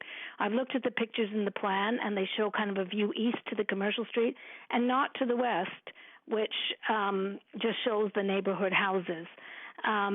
And I feel this building really disrespects the neighborhood. People talk about the area as a dead zone. In fact, it could use some rejuvenation, but yet there is still lots of shopping on Broadway. On West 4th, there are 2 supermarkets in walkable distance, possibly with a smaller building. The first floor could be commercial. They are building on UBC. I don't know the entire situation. I don't know. My son, who's attended there, said that there they call it, UBC stands for University of Building Construction, which I'm sure you've heard. There's a lot going on. As far as the buildings on Jericho, that whole land will be developed. They are going to put up taller buildings, but the plans that I've seen, are just lower down. Also, parking is an issue, I would like to say. Maybe in some areas of Point Grey it's not, but definitely in my area that gets parkers from Broadway, from West 10th, from buildings nearby where they don't want to pay for parking, from their guests, from everywhere. And thanks. We're at the 5 minutes, so thank you so much for contributing this evening. There's no questions to you from council, so I'll be moving on to the next speaker. Thanks so much. The next speaker, number 59, is Jeffrey Westonez. What? Hello? Hi there. Please go ahead, up to 5 minutes. Okay, thank you very much. And just to let you know, my name is Jeffrey Westonez. I'm sorry. No worries. Thank you, Mayor Stewart, and councilors. Thank you for your time. You're actually a little faint. If you could speak directly into your mouthpiece, that would be helpful. Thank you. Okay. Let me know if this is better. That's a lot better. Thank you. Okay, thank you. So I oppose this rezoning on two grounds. The first ground is on fiscal responsibility and environmental impact. The Earth is really facing huge challenges, undeniable, due to overuse of resources, and the building materials, the infrastructure, the added cost of congestion, they all fly in the face of sustainable development, particularly at a time right now where we're seeing increasing uncertainty resulting from the current pandemic, and also the opportunities that we're seeing for people to work remotely. And I'm a biologist. I'm a professor at the University of British Columbia. I specialize in, among other things, modeling feedback systems. I'm really concerned here that analysis has not been done to get a clear picture on how many rental units are in fact required in Vancouver. And I'm concerned, just as the previous speaker has pointed out, that there is quite a lot of development going on. At UBC, I've been at UBC for 17 years now, and I've seen it transition from a place where the staff and students at UBC who are, the rental community, none of my students were living on campus. And now they pretty much all are. It is, it's a boom industry at UBC right now, and I realize that isn't part of your jurisdiction, but I think that you should take into careful consideration the impact that the other developments, such as Jericho Lands, are going to play. This, doesn't mean so it's important to point out that they will have direct impact on saturating the rental market and rental affordability. The other thing is that I think the provincial government's vacant property tax legislation is likely to continue to alleviate rental shortages. I've seen this in my own neighborhood. And, we need to allow these things to happen, but we also need to plan. And I'm afraid that I haven't seen much evidence for that. My other reason for opposing this is on the grounds of the negative impact on health and well-being of residents. Desirable cities around the world set strict limits on residential housing, and they do this for good reason. High density and affordable housing can be achieved with 4 to 6 story walk-ups, and the existing plan along the Broadway corridor provides exactly for such redevelopments. And they can include, below rent housing. There's no reason why the incentives can be placed there. And such medium-rise rental space is going to encourage the use of stairs. This provides residents with good exercise. It reduces energy demands, such as are required for elevators, and it eliminates the health risks associated with sharing confined spaces of elevators. So a building of this nature is not only totally out of scale with the surrounding neighborhood, but it contributes nothing to encourage healthy living. So one thing that I've noted is that everyone, including those who are opposed to this, want affordable housing, and we want that in this area. So I think we need to work together to come up with a better solution to this. Okay, thanks so much. Councillor Weeb has questions for you. Councillor Weeb. Pat, thanks for coming today. You talked about the environmental impact. Would you be happier if this project was cross-laminated timber or utilizing local BC wood instead of cement?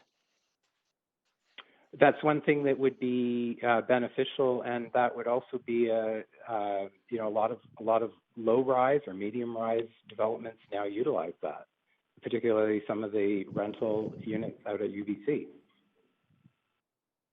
Yeah, and then on the health and well-being, which I'm really interested in, were you thinking that more projects should look at kind of the passive house, so clean air and those components, as well as the walkability and livable building? You said 4 to 6 stories, but is that the limitation you've seen for livable buildings and buildings of well-being standards?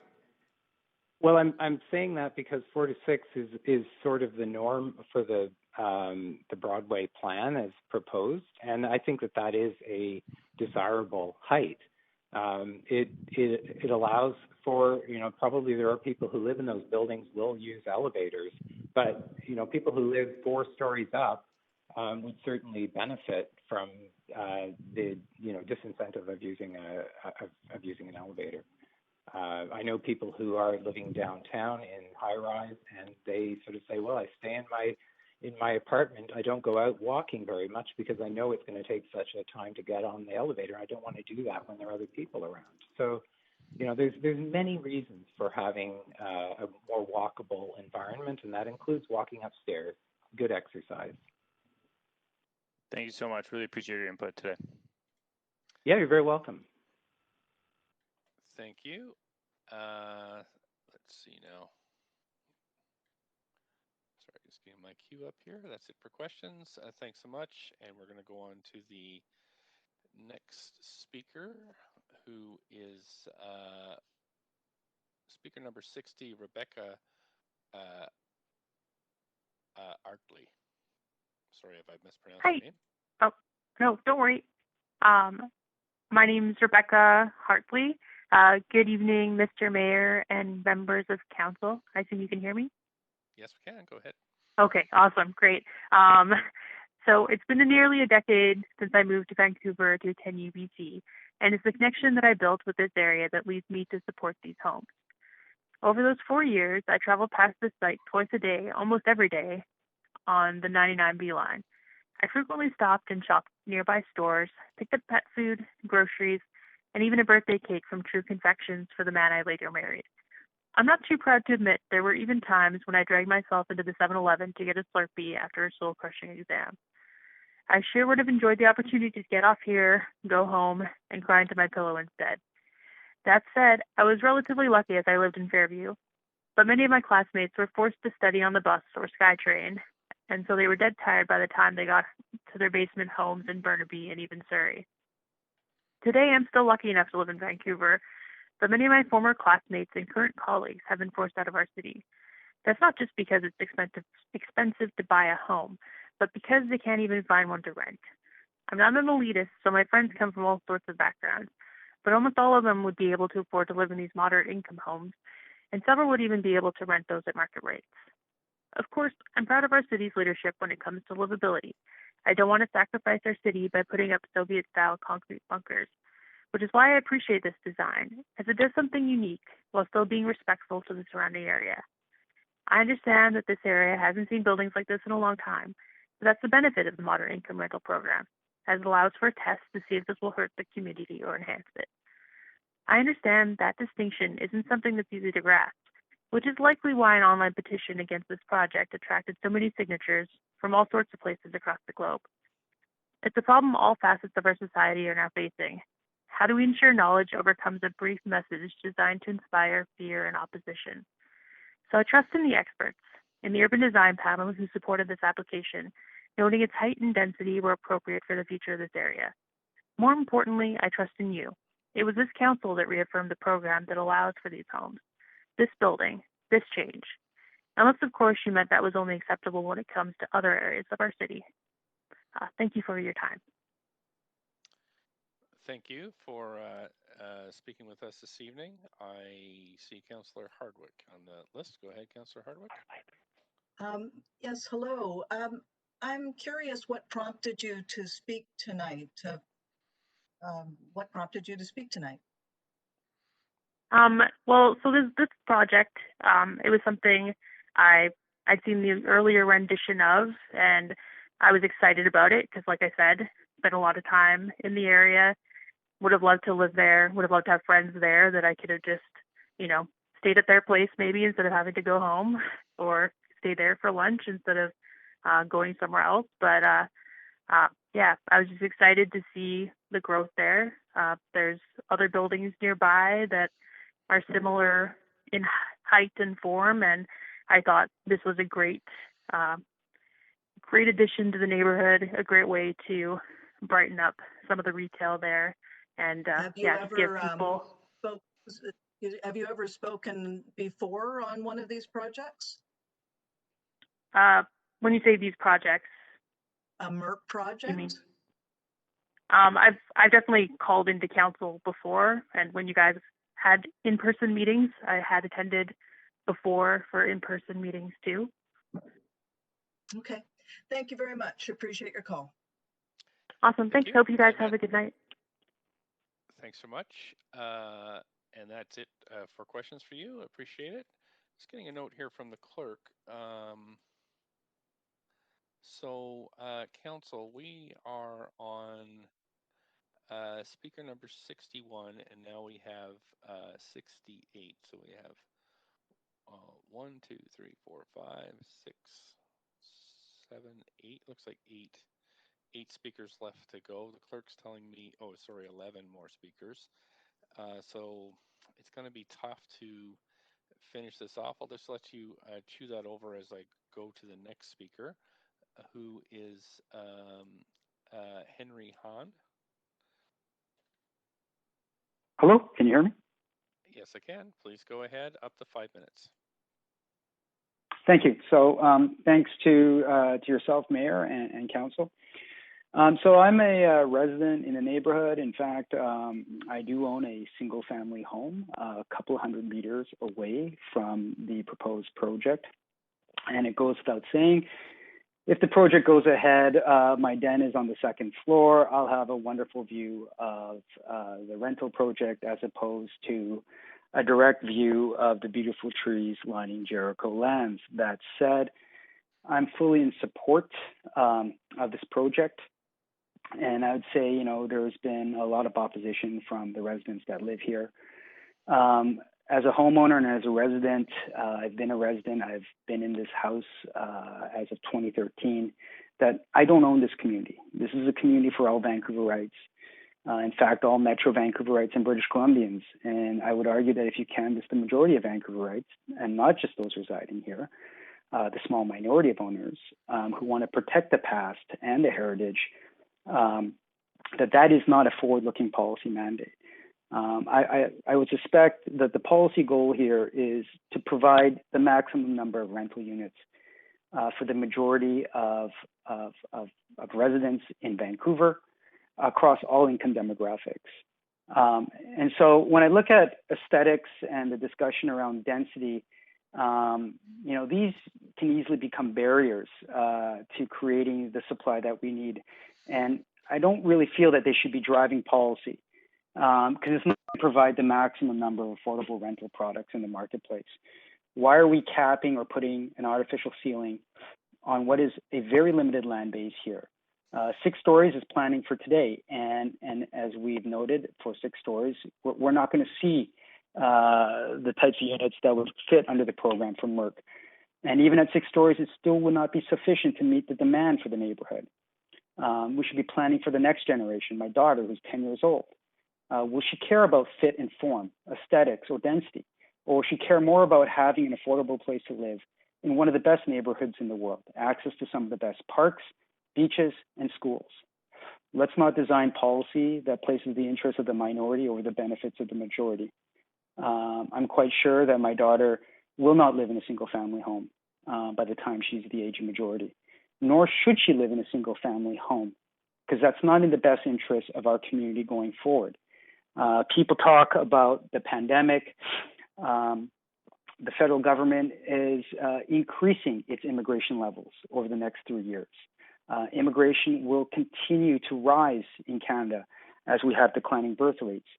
We've seen a change in the priorities being put forward by our electorate over this current election, and we're seeing these issues being put forward by a new generation around social issues and equity as a priority rather than historical narratives and economics. We know that 80% of income earners in Canada are below $100,000 a year. That means 80% of income earners will never have the opportunity to enjoy the exclusive privilege of living in Kitts Point Grey. Somebody mentioned schools. My daughter was able to attend Bayview Elementary here, which we decided not to because of seismic issues. It's under construction now. There was space at Lord Kitchener, there was space at Carnarvon, and there was space at University Hill. People talk about congestion on street parking. I park in the back, I park on the street. There's ample parking in the streets. The parks, Almond Park on West 12th and Dunbar, the park on Trimble and 8th, are generally empty, and they should be teeming with life and young families. The 6-story developments mentioned by the past speakers above the Parthenon and Shoppers are expensive. They're at market rents, and there's zero vacancy, as are all new rental developments along Broadway. 6 stories is not enough. it's clear that the demand significantly outstrips the supply in this area. And with 6-story developments, as noted by, I believe, one of the councillors, there would be no affordable housing component. And so the opportunity for someone in a specific income demographic in the bottom 70% will never have the opportunity to live in Kitsilano Point Grey. Someone spoke about the developer making a significant profit on this project. I don't know the pro forma. I don't know what the developer's rate of return is. I think it's unfortunate the way the market has gone has been up to the private sector to manage the supply of housing stock in this country. And so I embrace programs where we're working with developers to take that pressure away. And perhaps the answer here is for projects where you are giving density, where you are waiving DCLs and CACs, is to provide a reasonable rate of return for the developer by looking at their pro forma. Because, you know, if a developer is making 20%, that is not egregious. If a developer is making 50% and getting city density, that perhaps is egregious and should be made available to provide more affordable housing in that unit. I noticed I'm at time, so I'll leave my remarks there. Thanks very much. You're just over 5, and there are no questions for you, but thank you very much for coming in today. And Council, so just for clarity, we've got about 19 minutes left before we hit 10 o'clock. It will take quite a lot of time to get through the remainder of the list, so I suggest we do our best until 10, and then just recess and come back tomorrow at 3 to hear the rest of the list. Point of parliamentary procedure, Mr. Mayor? Sorry, when you have a moment. Yep, sure. And come back and hear the rest of the list and make a debate and have debate and decision tomorrow. That's my suggestion. Councillor Dejanova, go ahead. I was just wondering how many speakers we had on the line before it was 11. I know it varies, and I could stay tonight to hear from speakers, but just know that it has to be unanimous. I understand that. Okay, clerks, how many folks do we have left on the line? Mayor Stewart, we still have 10 on the line. Okay, so 10 at 5 minutes apiece is about 50 minutes with questions. You know, so an hour is probably an estimate there. So. So for that information, so up to you, Councillor Dejanova. I see Councillor Boyle's on the list, so I'll take myself off for now. Thanks. Okay, Councillor Boyle. Yes, thanks, Mayor Stewart. I would like to move that we hear from the rest of the speakers this evening and close the speakers list, and then come back tomorrow at 3 p.m. to debate and decide on this issue, knowing many of these speakers have been waiting a long time already, and I think it makes sense to hear from the rest of them this evening. Okay, so that's a motion. Okay, a motion and seconded. Okay, so I'll do yeas and nays, and if we get a nay, I'll call a recorded vote. And again, well, actually, if I get a nay, it doesn't work because we need unanimous consent. So all in favor of extending, say yay. Yay. Yay. Yay. Yay. Opposed, say nay. Nay. So we have one nay. A point of parliamentary procedure. Yes, go ahead, Councillor Bly. Mayor, is the procedure such that if we were going to make debate, if we were going to be deciding tonight, debate and decision, then we need unanimous. However, if we get a nay, then and it's listening to speakers, then that's not necessarily. We can't move it. I can double check with the clerk, but I believe it's because 10 p.m. is our hard stop built into the bylaws. That so in any case, but clerks, am I correct in that? Mayor Stewart, I'm just getting confirmation. It is 2/3 for to finish speakers, but unanimous for debate and decision. I see. Good point. Good call there, Councillor Bly. So the motion was to hear speakers, so that would be a 2/3 vote, and we have a nay. So I will now trigger the voting queue just to see where we are. Mr. Mayor, point of parliamentary procedure. Yep. I just wanted to make sure. I mean, if that point of parliamentary procedure was just asked, is this debatable, or it's not debatable? We're going to a recorded vote. That's totally fine. Just wanted to. I did call the yeas. I did call the vote already. The yeas and nays are called to the vote. Yes, so. yeah, and then I heard a point of parliamentary procedure. That's fine. That's right. I'm happy to go to a recorded vote. That's okay. I did have one more point of parliamentary procedure, Mr. Mayor. I was just wondering how many speakers were on the list that didn't speak. I know it's public hearing and we go until the speakers list is closed and they can come on afterwards, but just wondered how many did we have on the list that didn't speak? 10. So the 10 that are on the list are the 10 that are on the line now, or are the so that would be everybody on the list. That's very helpful in making my decision. Okay, thanks. Okay, so I'm going to call a vote on this now, whether to extend past 10 o'clock to hear speakers, deferring debate and decision until tomorrow at 3.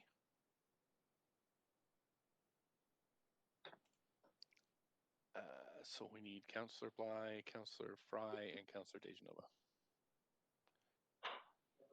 Councillor Bly? I voted. Okay. Yeah, I voted on my screen. It's in favor. Just, I'm not sure why it's not showing up on your end. Okay, I think we can do a vote assist for you. Weird. Okay, there it is. So that has passed. The extension has passed with Councillor Weeb, Hardwick, and Swanson in opposition. So we are going to continue past 10 o'clock. Mr. Mayor, point of procedure. Yeah, go ahead. I see my vote. Oh, I think it's showing me as in favor, but I think I'm still showing up as Councillor Weeb. I don't think that changes the vote outcome, but I was confused when I saw the vote. I voted in favor. Okay, right. So you know what? Just because we're having trouble, I'll just confirm the vote. So Councillor Carr in favor? Yes, in favor. Councillor Dejanova? In favor. Councillor Fry?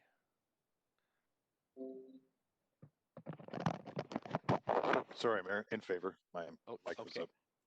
Councillor Swanson? Opposed. Councillor Hardwick? Opposed. Councillor Weeb? In favor.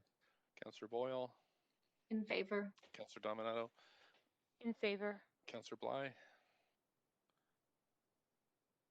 In favor? Okay, thanks. Councillor Kirby-Young? Opposed. Okay, so clerks, if you can just correct the record, Councillor Swanson, Hardwick, and Kirby-Young opposed. But it still passes, and we're carrying on to the next speaker. Let's see. So I'm just checking back here. We have Josh Anderson, speaker number 62. Mr. Anderson, are you there? Clerks, do we have Josh Anderson on the line? Yes, sir. We're just checking with the moderator. Okay.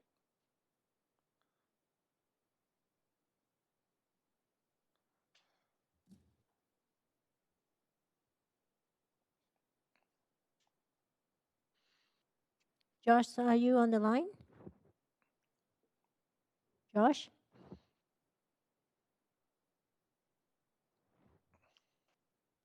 Okay, clerks, we can move on to Chuck Brook, number 63.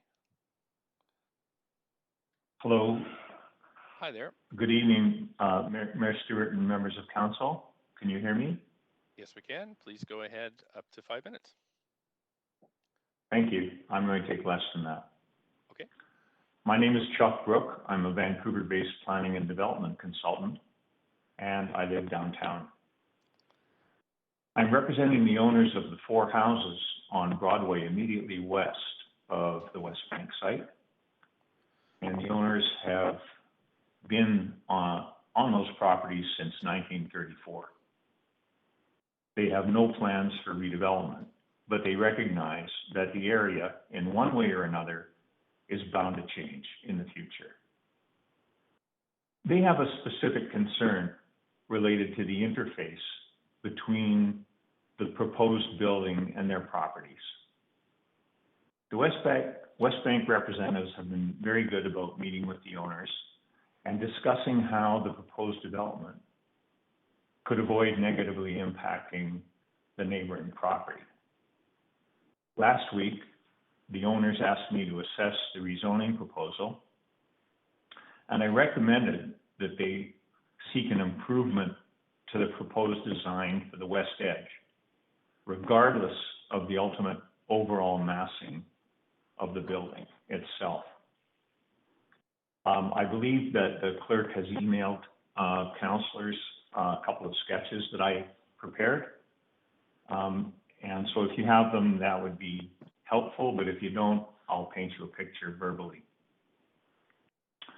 The current design of the West Bank building at the west-facing edge, in my opinion, will result in unacceptable overshadowing, privacy, and overlook conflicts with the adjacent property, the little houses to the west. Both now and when those houses are rebuilt in the future, regardless of policies, regardless of zoning bylaws, regardless of building form. What I'm saying is this project, for all its good intentions, is going to create a problem in the future. The proposed setbacks, if you can see my elevation looking north, create a canyon effect because they terrace down very close to the property line, even though the building form is only 2 stories, 3 stories as it terraces up. And it creates a long, dark, shadowy space where people are going to wind up being too close to each other for privacy reasons, for acoustical reasons, overlook on the existing houses, and also in whatever future development. There was some talk about a mid-block walkway, perhaps running in that, I'm going to call it a canyon again. And I really question the wisdom of that, given the current configuration, because I think it creates a very dark and potentially dangerous place for pedestrians to walk, particularly at night. And I think it also creates some septhead security problems for the residents themselves. So looking at this situation, I initially thought, well, either the building should step back more towards Alma. I mean, if you're going to create a setback, make it a setback, or bring it all the way to the property line and create a party wall so that what you do get eventually is you get a continuous face of a building without creating this problem in between of this too narrow setback. And it also consumes some valuable area for what could be housing. This eliminates, by doing this, and I've arrived at the conclusion that what should happen is the podium should come up against the property line and act as a party wall for a future development. This eliminates what will inevitably be a poor situation, regardless of the building heights of either the West Bank building or the neighbor's building, whatever that turns out to be. Having windows, terraces, and roof decks in a long, narrow space only creates problems for both sides. And all the planters and plants and trees and screens in the world aren't going to fix that. Thanks so much. Regardless of the specifics of the... Okay. Am I right on it? And we'll just check with the clerks. Clerks, okay. Did we get, was that correspondence sent to council? Mayor Stewart, yes, I'm confirming that it was sent. Great, thanks very much. There are no questions for you, Mr. Brooks, so we are going to move on to the next speaker. Thanks again for participating this evening. Let's see, council. Let's try to get my screen here. Okay, so we now have, sorry, just checking with the clerks here. We have Josh Anderson is on the line, number 62. Go ahead, Mr. Anderson. Mayor and Council, I'm calling in this evening to in support of the proposal. As a young family living about 3 blocks away from the site, raising a couple kids, you know, I see firsthand some of the challenges that the neighborhood actually does have. Lack of animation. I think that section of retail along Broadway is really dying, and I think, you know, independently of all the affordability and rental housing challenges, I think it would be a large improvement to the neighborhood just to have another center of attention and center of gravity there of retail and more livelihood and more pedestrian activity. I think looking into the future, the need for housing is unparalleled, and it would be very short-sighted of the community and of the city, and I think really of everybody involved here at a major intersection, two major arterials, future rapid transit, not to take this opportunity to approve this project. I won't get into the details of what everybody else has already spoken about, but I want more families in this neighborhood, and I want it to be affordable for years to come.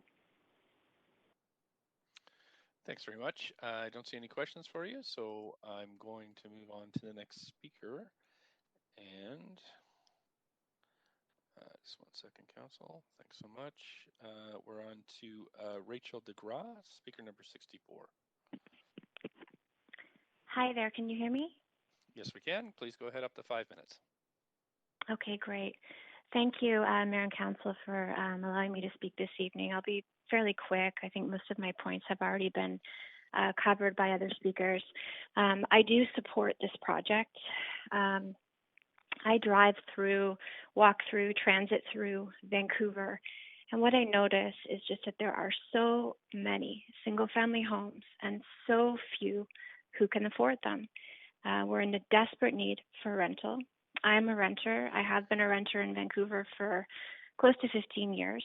I recently moved with my family to Burnaby after struggling finding rental for many years, hopping from one place to the next and kind of just always going through the struggle of having 20 people to compete with and just such a difficult, challenging, competitive rental market.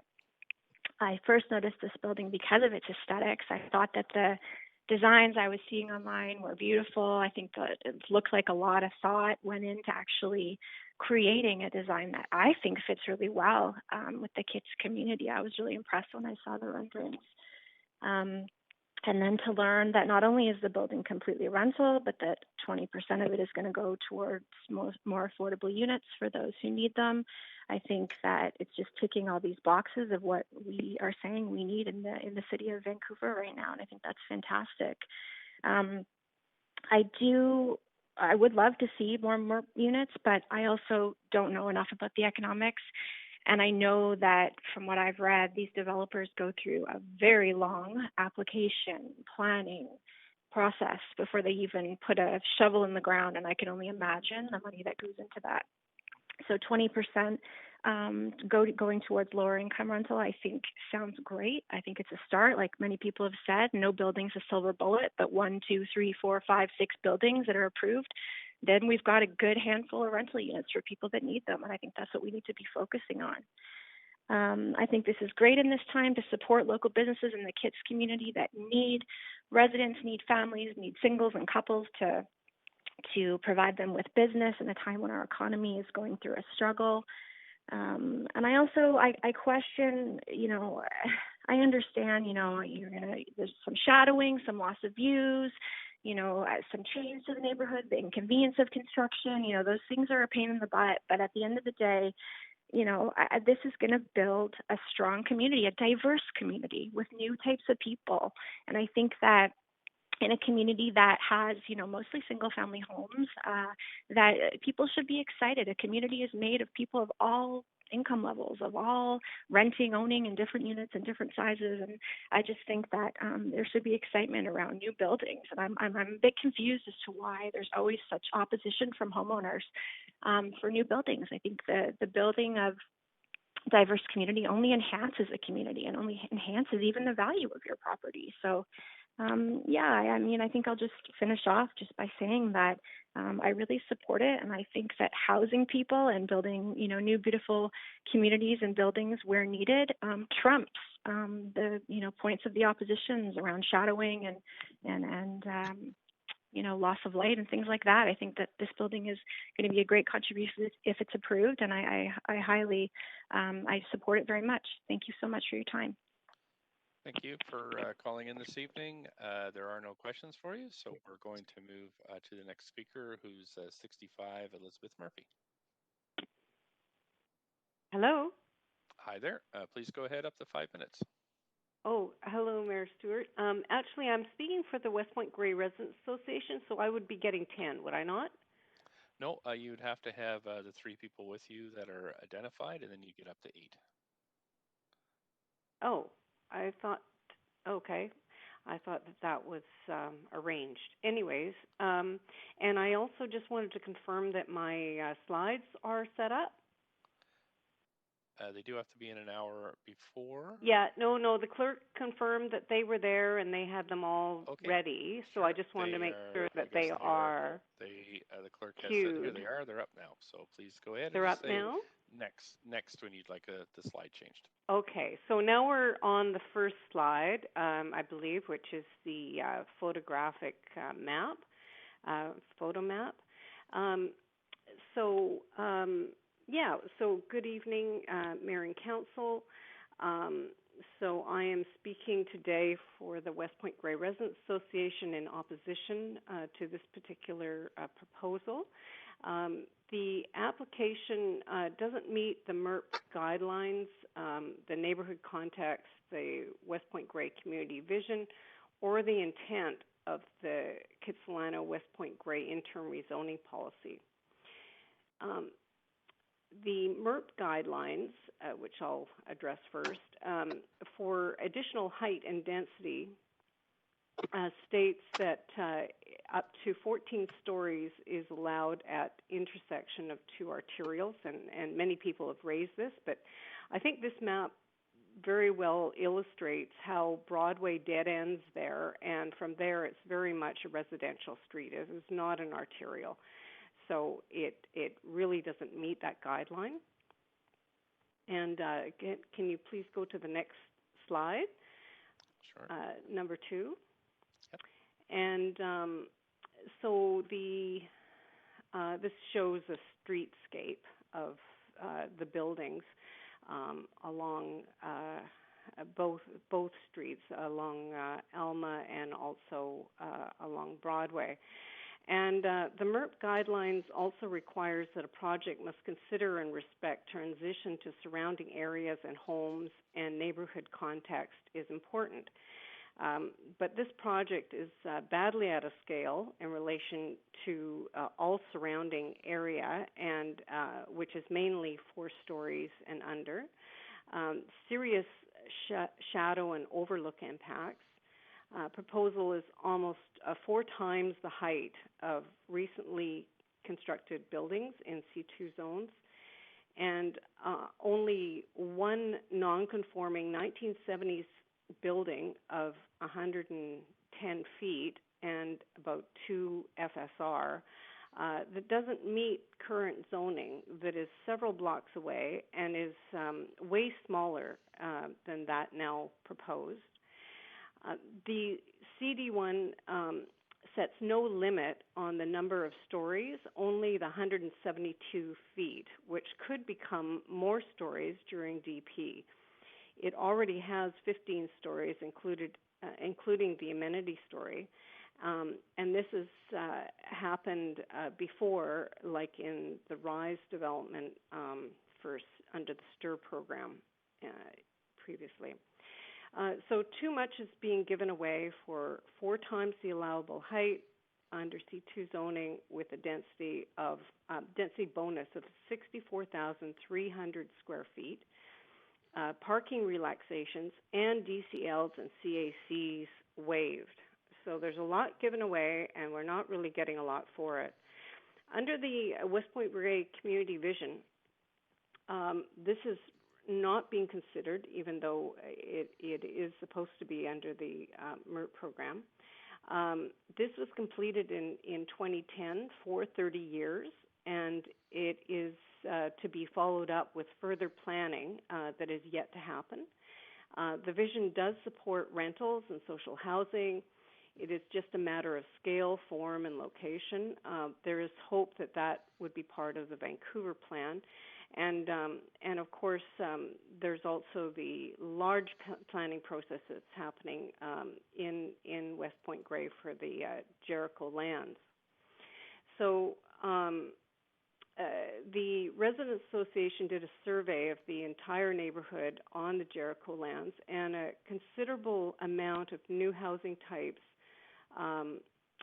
that could be doubling the population in the neighborhood. And the community does support a variety of housing, and but there needs to be the amenities and the schools, which actually are currently at capacity throughout West Point Grey and Kitts.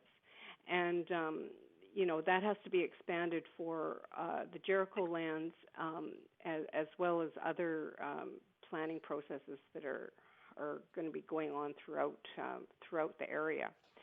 So more planning is needed to take the whole neighborhood and the impacts into context. Slide number 3, please. Ms. Murphy, we've got you.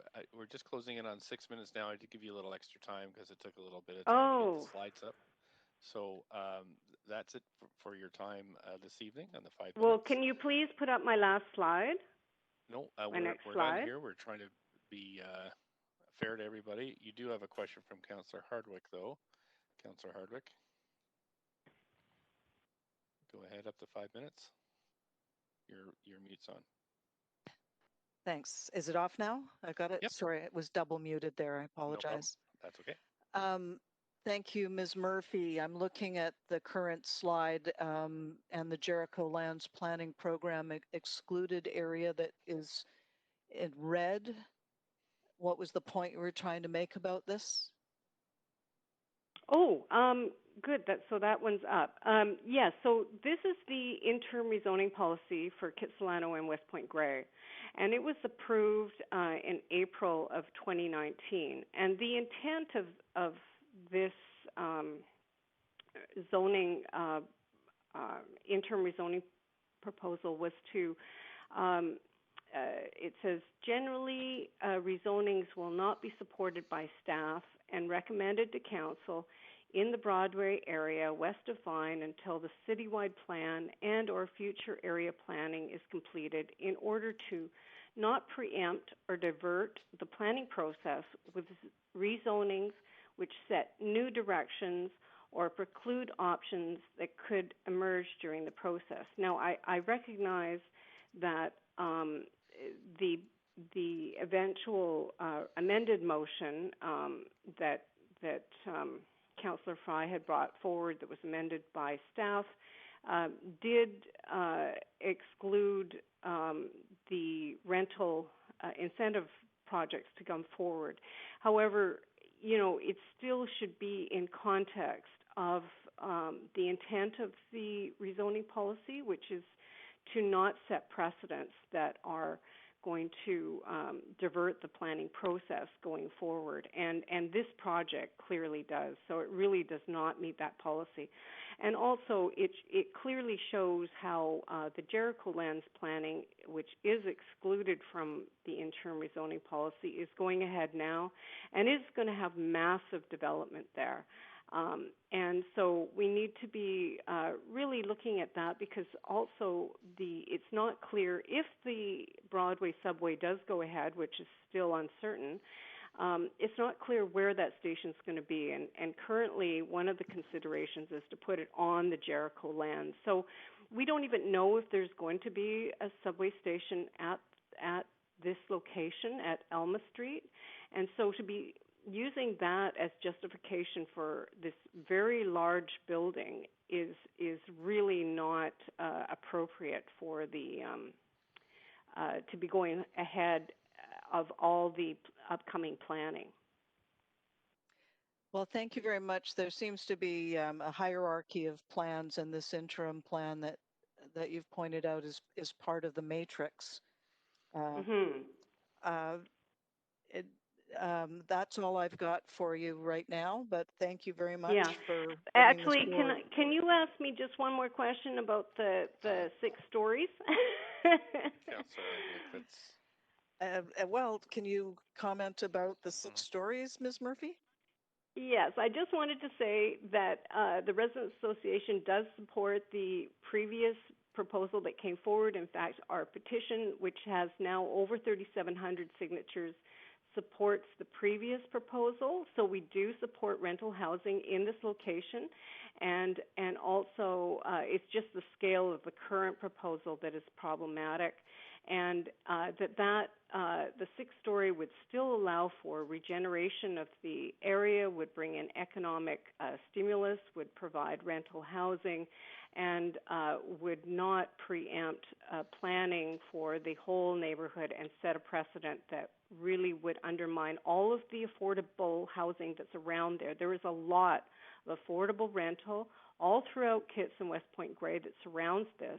It's not just a bunch of $1 million, multi-million-dollar houses. There are a lot of suites, a lot of rental buildings and apartments, and also older affordable strata as well. And all of that is being put at risk by increasing the land value, which this does.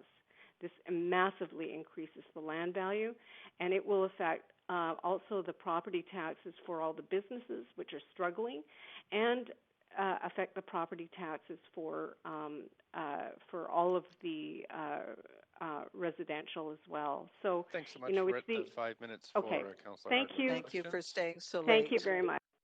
Thank you. We're going to move on to the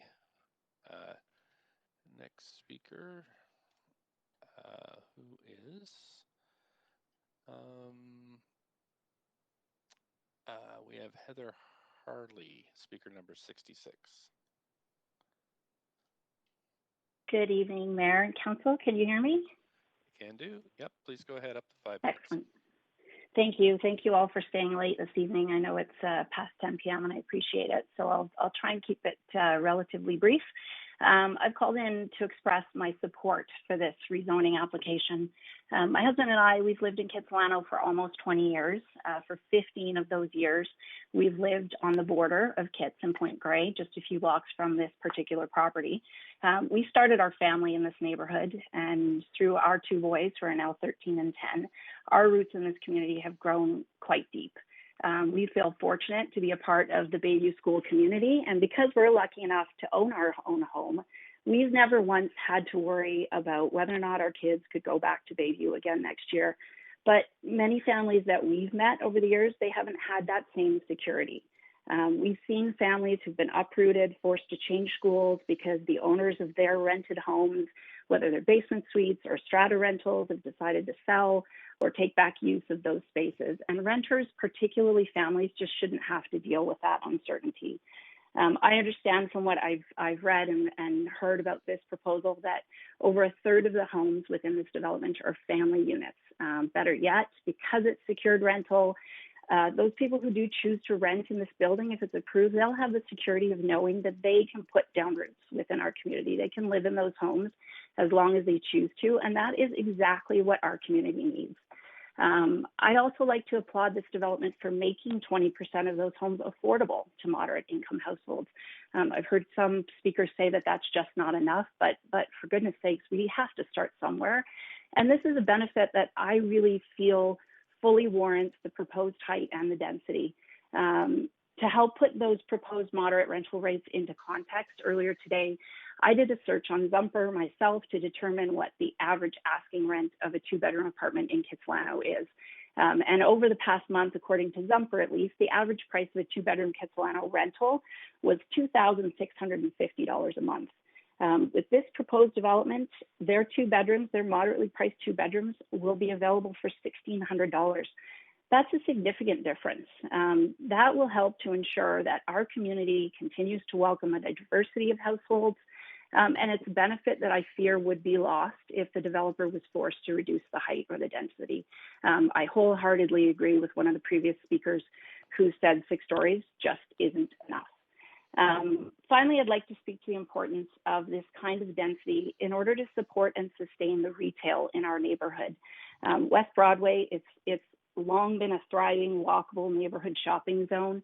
It's a favorite destination within our community, but in recent years, we've certainly seen that many of the local businesses along Broadway, they've struggled. They've struggled to survive.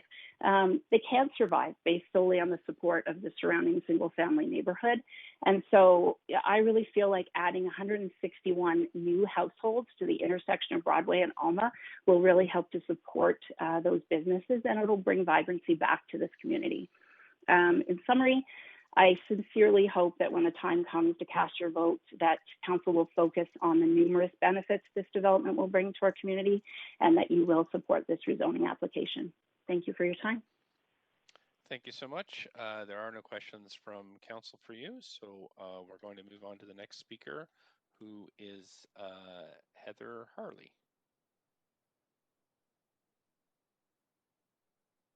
Yes, Stuart, we just heard from that speaker. So speaker. Oh, I'm so sorry.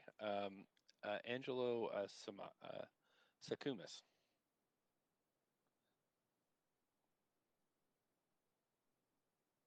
Do we have Angelo Sakumis on the line?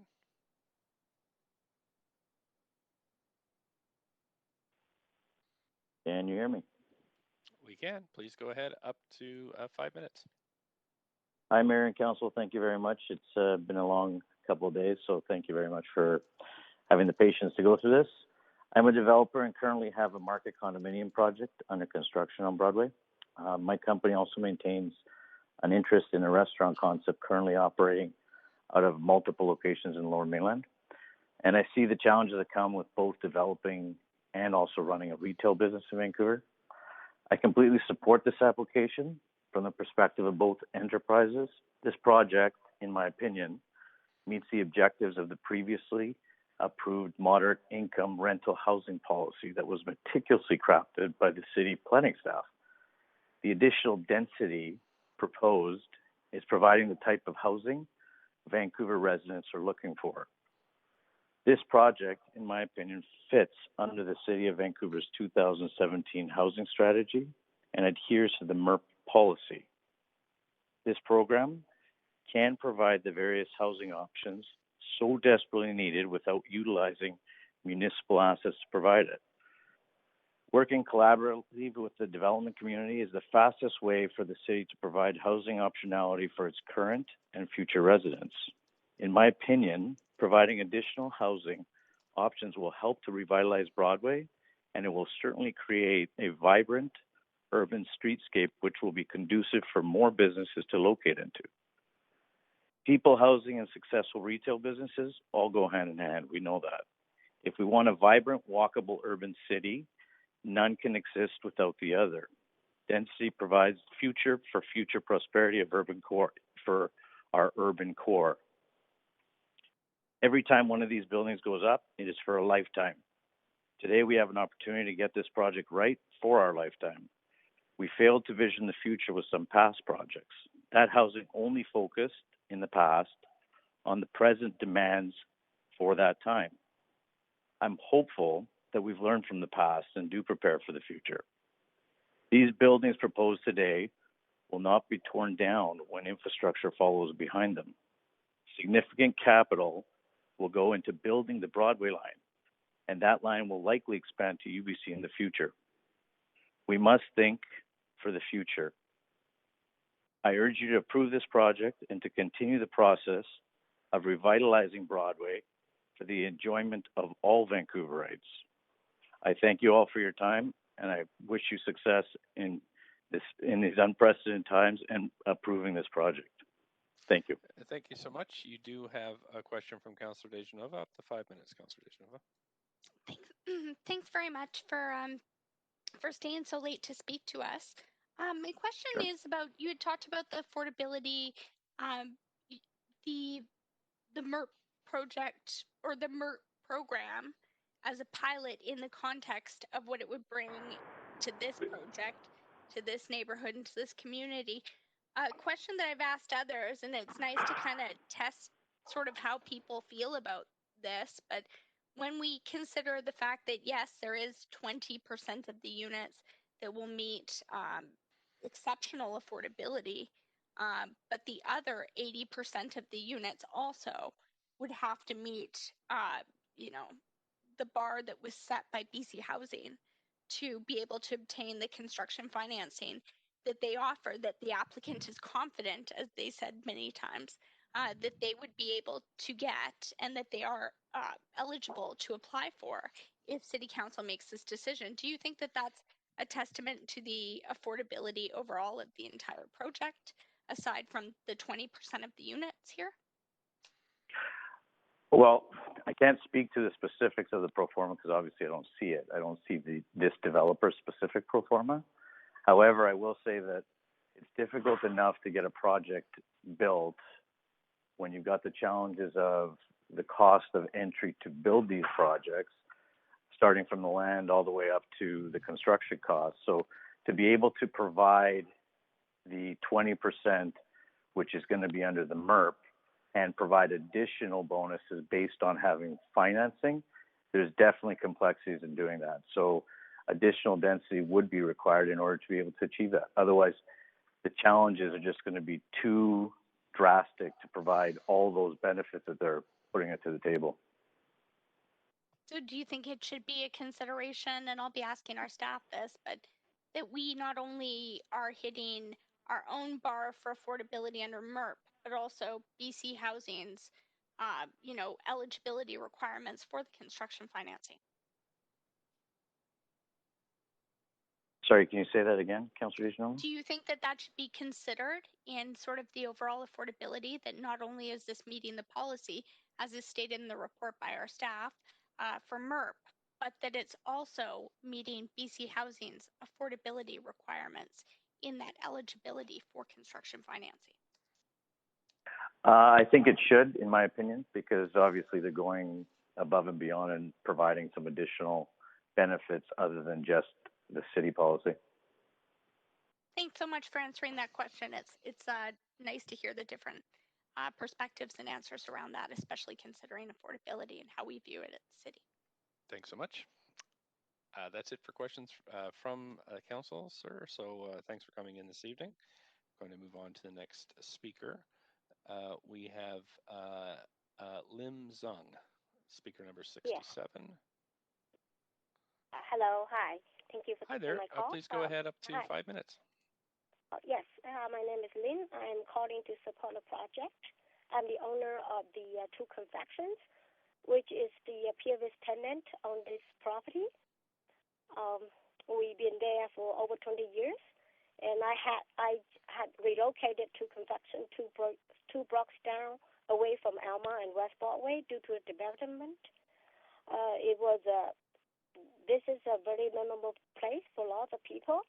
It was I think the project, it would be a good test for the area for higher density. The higher density will help the surrounding businesses in the area. The possibility of the building more affordable rental housing in the area, it would provide, I believe, in the future, the other developer might be seeking, if this is a success, it might provide a higher density in the area. It really would help the local business in the surrounding area.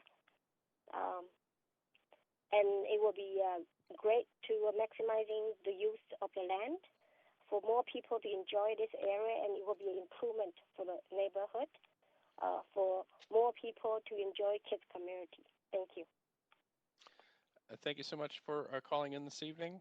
I'm sure we've all enjoyed your delicious fare there and glad to hear you've relocated. Thank you so much for calling in, and you don't have any speaker questions from council. So I will move on to the next speaker, Gary Jobin, speaker number 68. Hi, Mayor and Council. Hope everybody's staying safe at this time.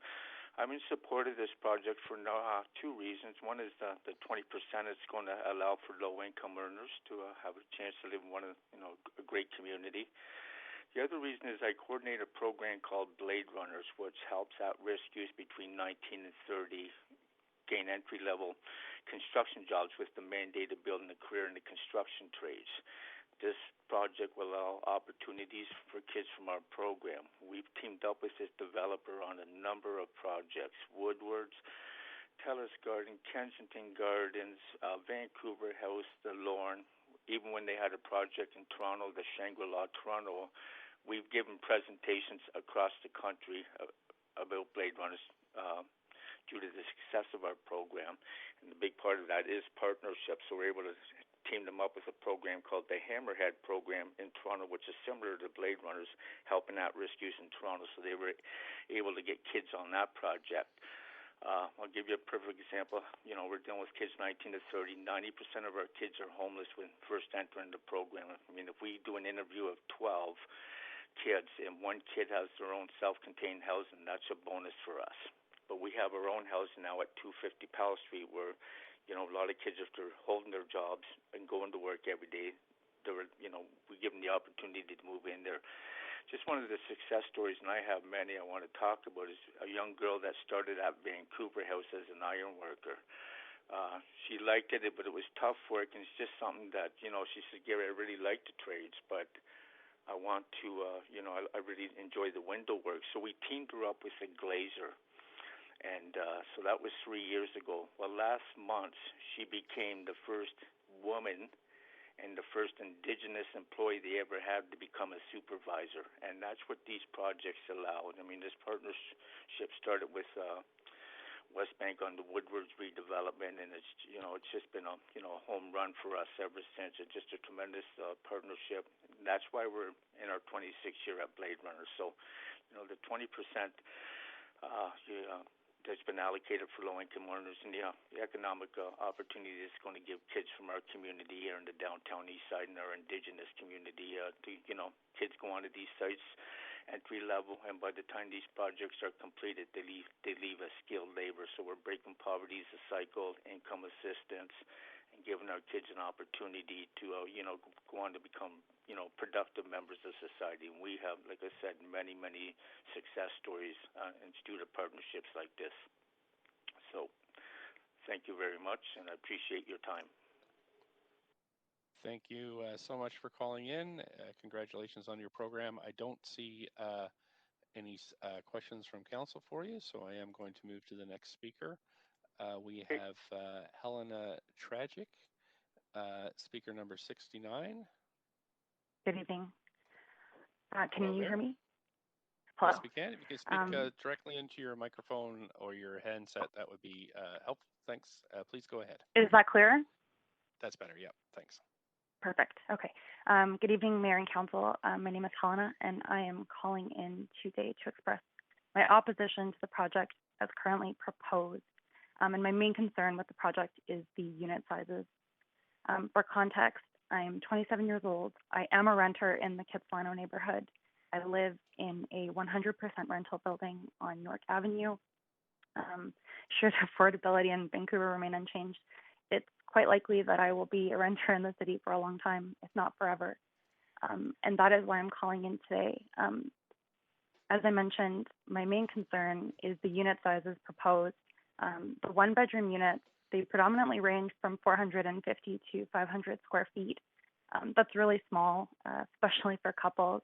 Our current unit is 620 square feet, and it's a challenge as is. I'm currently working from home. I'm lucky that my partner doesn't work from home, but if he did, I don't know how we would manage. It can get quite tight. And then, you know, if you want to have people over, that's an added challenge. I think the pandemic has really brought that to light, that units need to be livable and they need to be flexible. My second concern is the number of studio apartments that are proposed for this project. Again, because studios are quite small and they're quite limiting. They're not quite flexible for renters. If you meet someone and you want to move in together, that's almost a death sentence for that apartment. You're going to have to move. So I'd like to raise that as someone who, you know, my concern is that our building was built in the 60s. Should it get torn down and we start looking for a new place to live, I do worry that the only opportunities we'll have will be for these very small units, and that could push us out of the neighborhood as well. We do like to have friends over, and at the same time, you know, once you're at two people, it can become quite challenging. I am supportive of density. The area that we live in on York Avenue has a lot of 3-story, 4-story condos and apartments. I think it's a great area. We love living here because it's a fantastic example of good planning. It's really walkable. U Street provides, a small grocer, some shops, a little bit of life. It really exemplifies, I think, what Montreal and other towns have captured, which is, a good moderate density throughout an area that provides, still quiet streets and the ability to walk around, but to still have that density. So I would like to say that, I do love our neighborhood. I love our rental building. I love our neighbors and the community that we have. And I would like to see more of what we have throughout the city and throughout Kitsilano. I don't have much more to say to that. So I do hope that, if the project has to go ahead at the current height, that at a minimum, the unit sizes can be revised so that they are more flexible and livable. Thank you. Thanks so much for phoning in. You don't have any questions, so I'm going to move to the next speaker, who is Ken Klonsky. Ken Klonsky.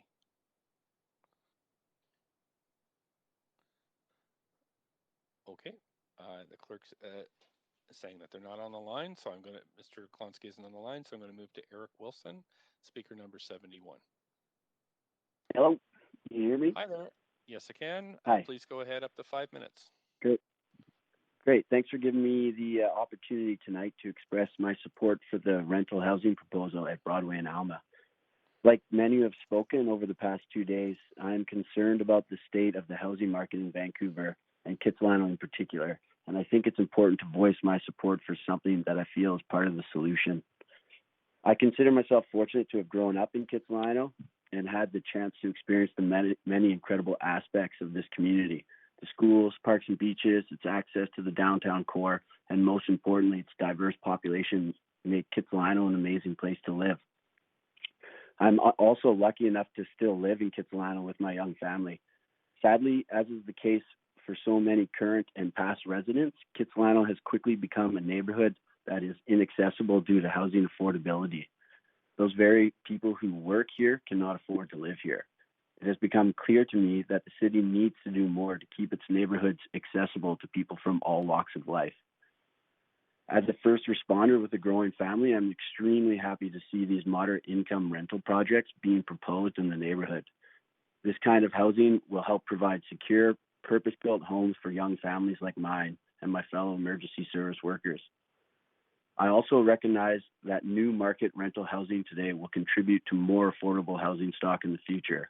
And being coupled with the 20% moderate income units, this project stands to make a real impact on local affordability. Without these types of projects, we will continue to see young families and essential workers being forced out of Vancouver communities. I do understand that the building height is a concern for some residents. However, I feel that this trade-off is necessary to provide new and future affordable housing in the community. Lastly, as we all look to reduce our impact on the environment, this type of density placed on a major transit corridor can have a great effect. Reduced cars on the road commuting, close proximity to schools, grocery stores, and other daily needs can reduce each individual's carbon footprint. And that's it. So thanks for allowing me to express my opinions here. I hope you guys all support this project. Thanks so much. You do have a couple of questions, Councillor Weeb.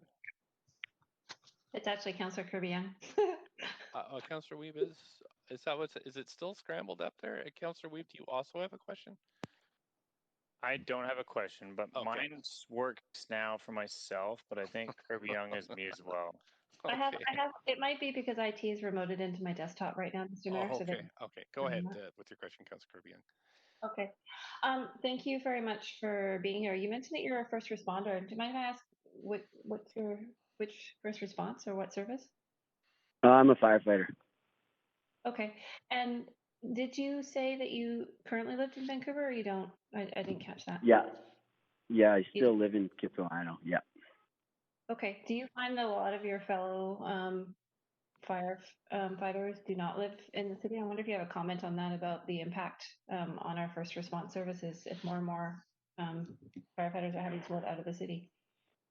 Yeah, absolutely. More and more moving out of the city. It's definitely becoming an issue. And I know even for the city of Vancouver itself, they've certainly lost members to other departments just because the individuals can't afford to live here. So it's easier for them to get on with the department out in where, housing affordability is more accessible to them. So certainly it has become an issue for the city. Because if you have a major response or an issue, is it correct that people can't get in sometimes, depending on what the natural disaster or whatever it might be? We literally would not be able to get enough first responders into the city to deal with it. Yeah, that's definitely a concern for sure. There's the possibility that, obviously, everyone's aware that a big earthquake here is possible at any time, and if more members are needed to come in to help with major response, it's could be very difficult to get into the city for sure without people that actually live in the neighborhoods where they work. Okay, I really appreciate you calling in and sharing what you do in your perspective, and thanks for your service. Yeah, absolutely. Thanks for having me on. Thanks so much. That's it for questions from council. Thanks for calling in. Again, thanks so much for your service to the city. And we're going to move on now to speaker number 72, who is Michael Skeen. Yes, hello, Mayor Stewart. Can you hear me okay? Yes, I can. Please go ahead, up to 5 minutes. I'll be very short. I just wanted to thank both you, Mayor, and Council for your dedication in serving the city. I know you'll make the right decision based on all the information you have, which is a lot more than all the rest of us have. My perspective is this. I was born in Vancouver. I'm a first-generation immigrant. My wife and I have been lucky enough to be able to go from renting to, after about 15 years, owning a single-family home in Dunbar. Our children attend schools in Dunbar. I commute from Dunbar to downtown every day.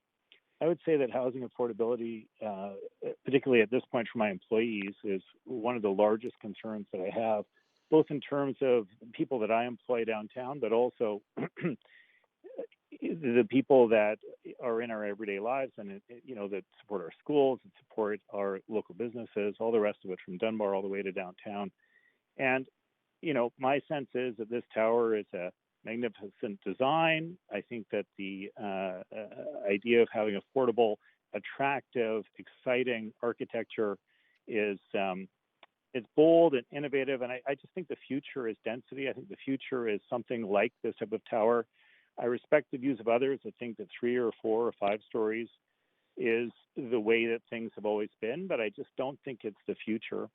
I think that the more we're able to have a diverse group of people that are able to live and work and thrive in this area is very important to the entire ecosystem of people. So I'm strongly in favor of the development exactly as planned. Whether or not the transit hub goes in or not, I would assume that it will be. I just think that to stand in the way because the units are too small or that it's too tall or the rest of it is kind of backward-looking NIMBYism. And I just think that I would really, really encourage you to think of the future and would strongly support that we have to think about how we make these places livable for a lot of different types of people and stages in their lives and stages in their experience of living in Vancouver. And so I'm strongly in favor of this design at this time without any delay. Thank you so much for participating this evening, especially at this late hour. And there are no questions for you from councillors. So I'll say thanks for participating tonight. And council, I'm going to make my first call now for other speakers. Any other speakers that wish to speak to this item, please call toll-free 1-833-353-8610, participant code 65636, #, to get on the list before the close of the speakers list. And this number is on Twitter and, of course, on the live stream. And with that first call, we're going to go back to the list, council. And I have, let's see, I have, yes, right. Oh, the clerk reminds me this is my second call. So I've made 2 calls now, and we have speaker number 73, Fernando Carci Crespo. Hello, can you hear me? Yes, I can. Thanks very much. And please go ahead up to 5 minutes. Perfect. Hello, Mayor and Council. And my name is Fernando. I'm an activist and a community organizer and a student at UBC. And I'm an economics student and a geography student. So issues on the study of housing markets and land use are something that deeply fascinates me. And so is the thought that I'm actually going to graduate in 1.5 years, and I would like to stay in the city. And I was looking at possible rental homes rental apartments or rental places that I could find with my friends. And the reality is that there's not a lot of them, right? We have a vacancy rate that is ridiculously low, and we simply aren't meeting the most basic thing that I learned in my economics 101 class, which is like supply needs to meet demand. And the reality is we're not, right? We have a very high demand for housing, a very high demand for affordable housing. And yeah, maybe the building may be a little bit taller than some people want. Maybe the units are a little bit smaller. But the reality is that housing is a human right, right? And it's a human right, and it's something that everyone needs.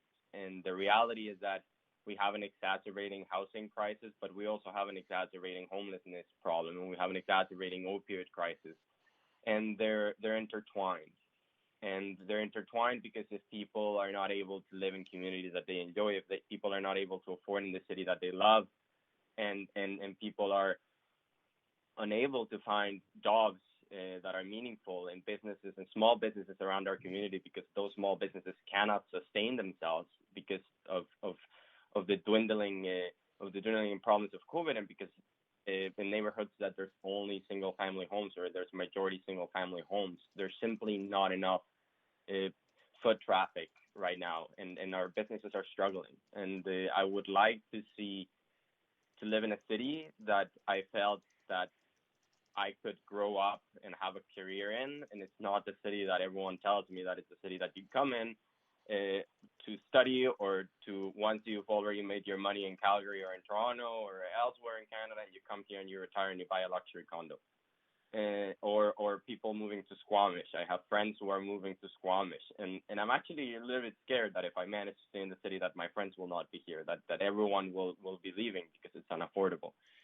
And this is not the type of community that we want to build, right? We want to build communities that are dense, but also that are loving and that are caring. And the reality is that we cannot have those communities if people cannot afford to live in them. And the reality is that we have rising demands for housing, and gentrification and the increasing unlivability of the city are huge issues. So I really urge the council to approve this project, and also to look at housing as a human right, and not only as a human right, but also the reality of our housing market, that it's very clear that we don't have supply meeting demand, and we cannot just keep finding buts to every single project that comes along the way, because by the time that we finally find something that is good enough, we already have housing demand that is even higher. And this is an issue that needs to be solved yesterday. And we just saw that the federal government is investing more into housing, and that's great. But we need to do more here, and we need to do more now. And we need to do more for people and for families that want to move in, and for a city that is growing and booming, so that we are growing and booming, because elsewhere in BC is growing and booming, but our growth is stagnating because of our lack of housing. And that is bad for human rights. That's bad for the growth of a city, and that is bad for our economy. And so I urge people I urge the community to please come in support of it, and also for council to vote yes on this project that I would be delighted to see and give new vibrance and new identity to our neighborhood. Thank you so much. Thank you. And I don't see any questions from council for you, so I am going to move on to the next speaker, who is Jacqueline Liu. Jacqueline Liu. Hello. Hi there. Hello? You have up to 5 minutes. Please go ahead whenever you like. Thank you. Good evening, Mayor and members of Council. My name is Jacqueline.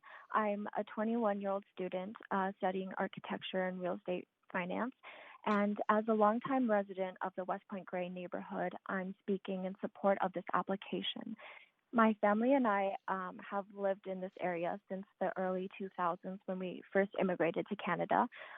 I attended both elementary and high school just down the street from the site, Broadway and Alma, and my family still has a home in the neighborhood.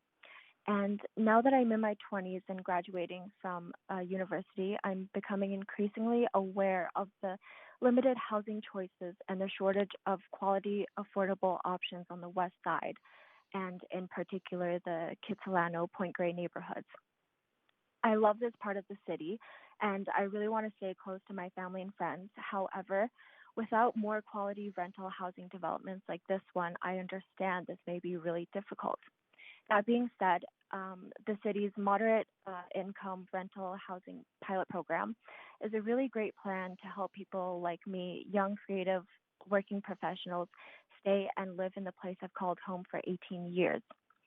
And being an architecture student myself, I'm familiar with the kinds of projects that the developer West Bank takes on, and they really put a lot of thought and effort into fostering and promoting art and culture in these communities. And having done research on this proposal myself, I know this project offers on-site amenities and commercial retail on the street level. Therefore, this development, from my perspective, will make a great contribution to not only the community, but also the local businesses by revitalizing the area and providing an economic boost, and will undoubtedly create new opportunities as well as diversity. So as someone who relies on affordable rental housing options being available in Vancouver, in order to plan for my future here, I'd like to urge you to please approve this proposal today. Thank you for your time.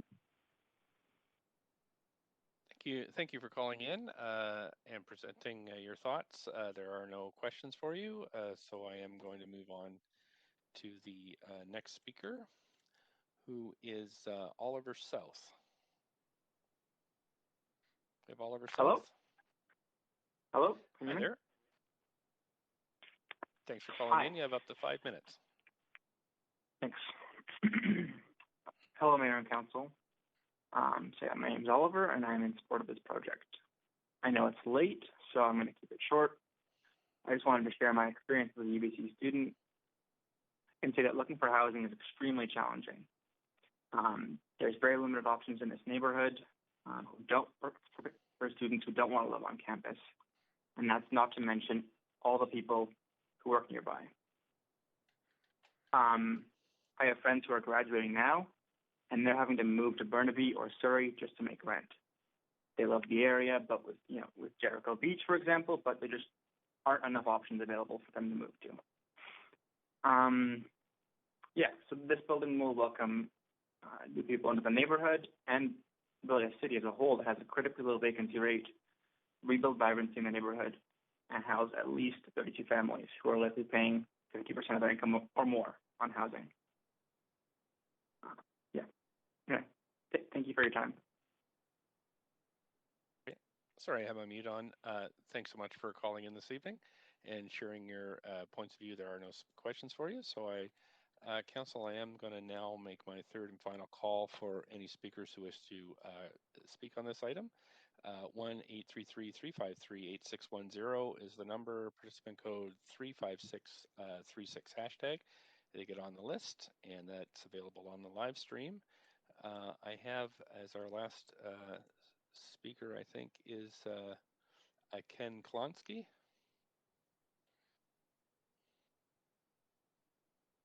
Is Ken Klonsky there?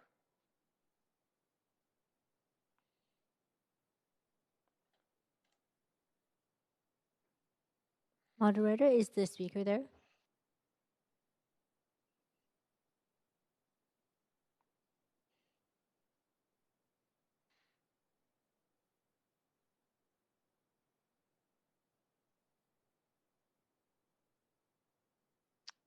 Clerks, do we have anyone else on the line? Ken's line just dropped. We don't have anyone else. Okay, is there anybody else there?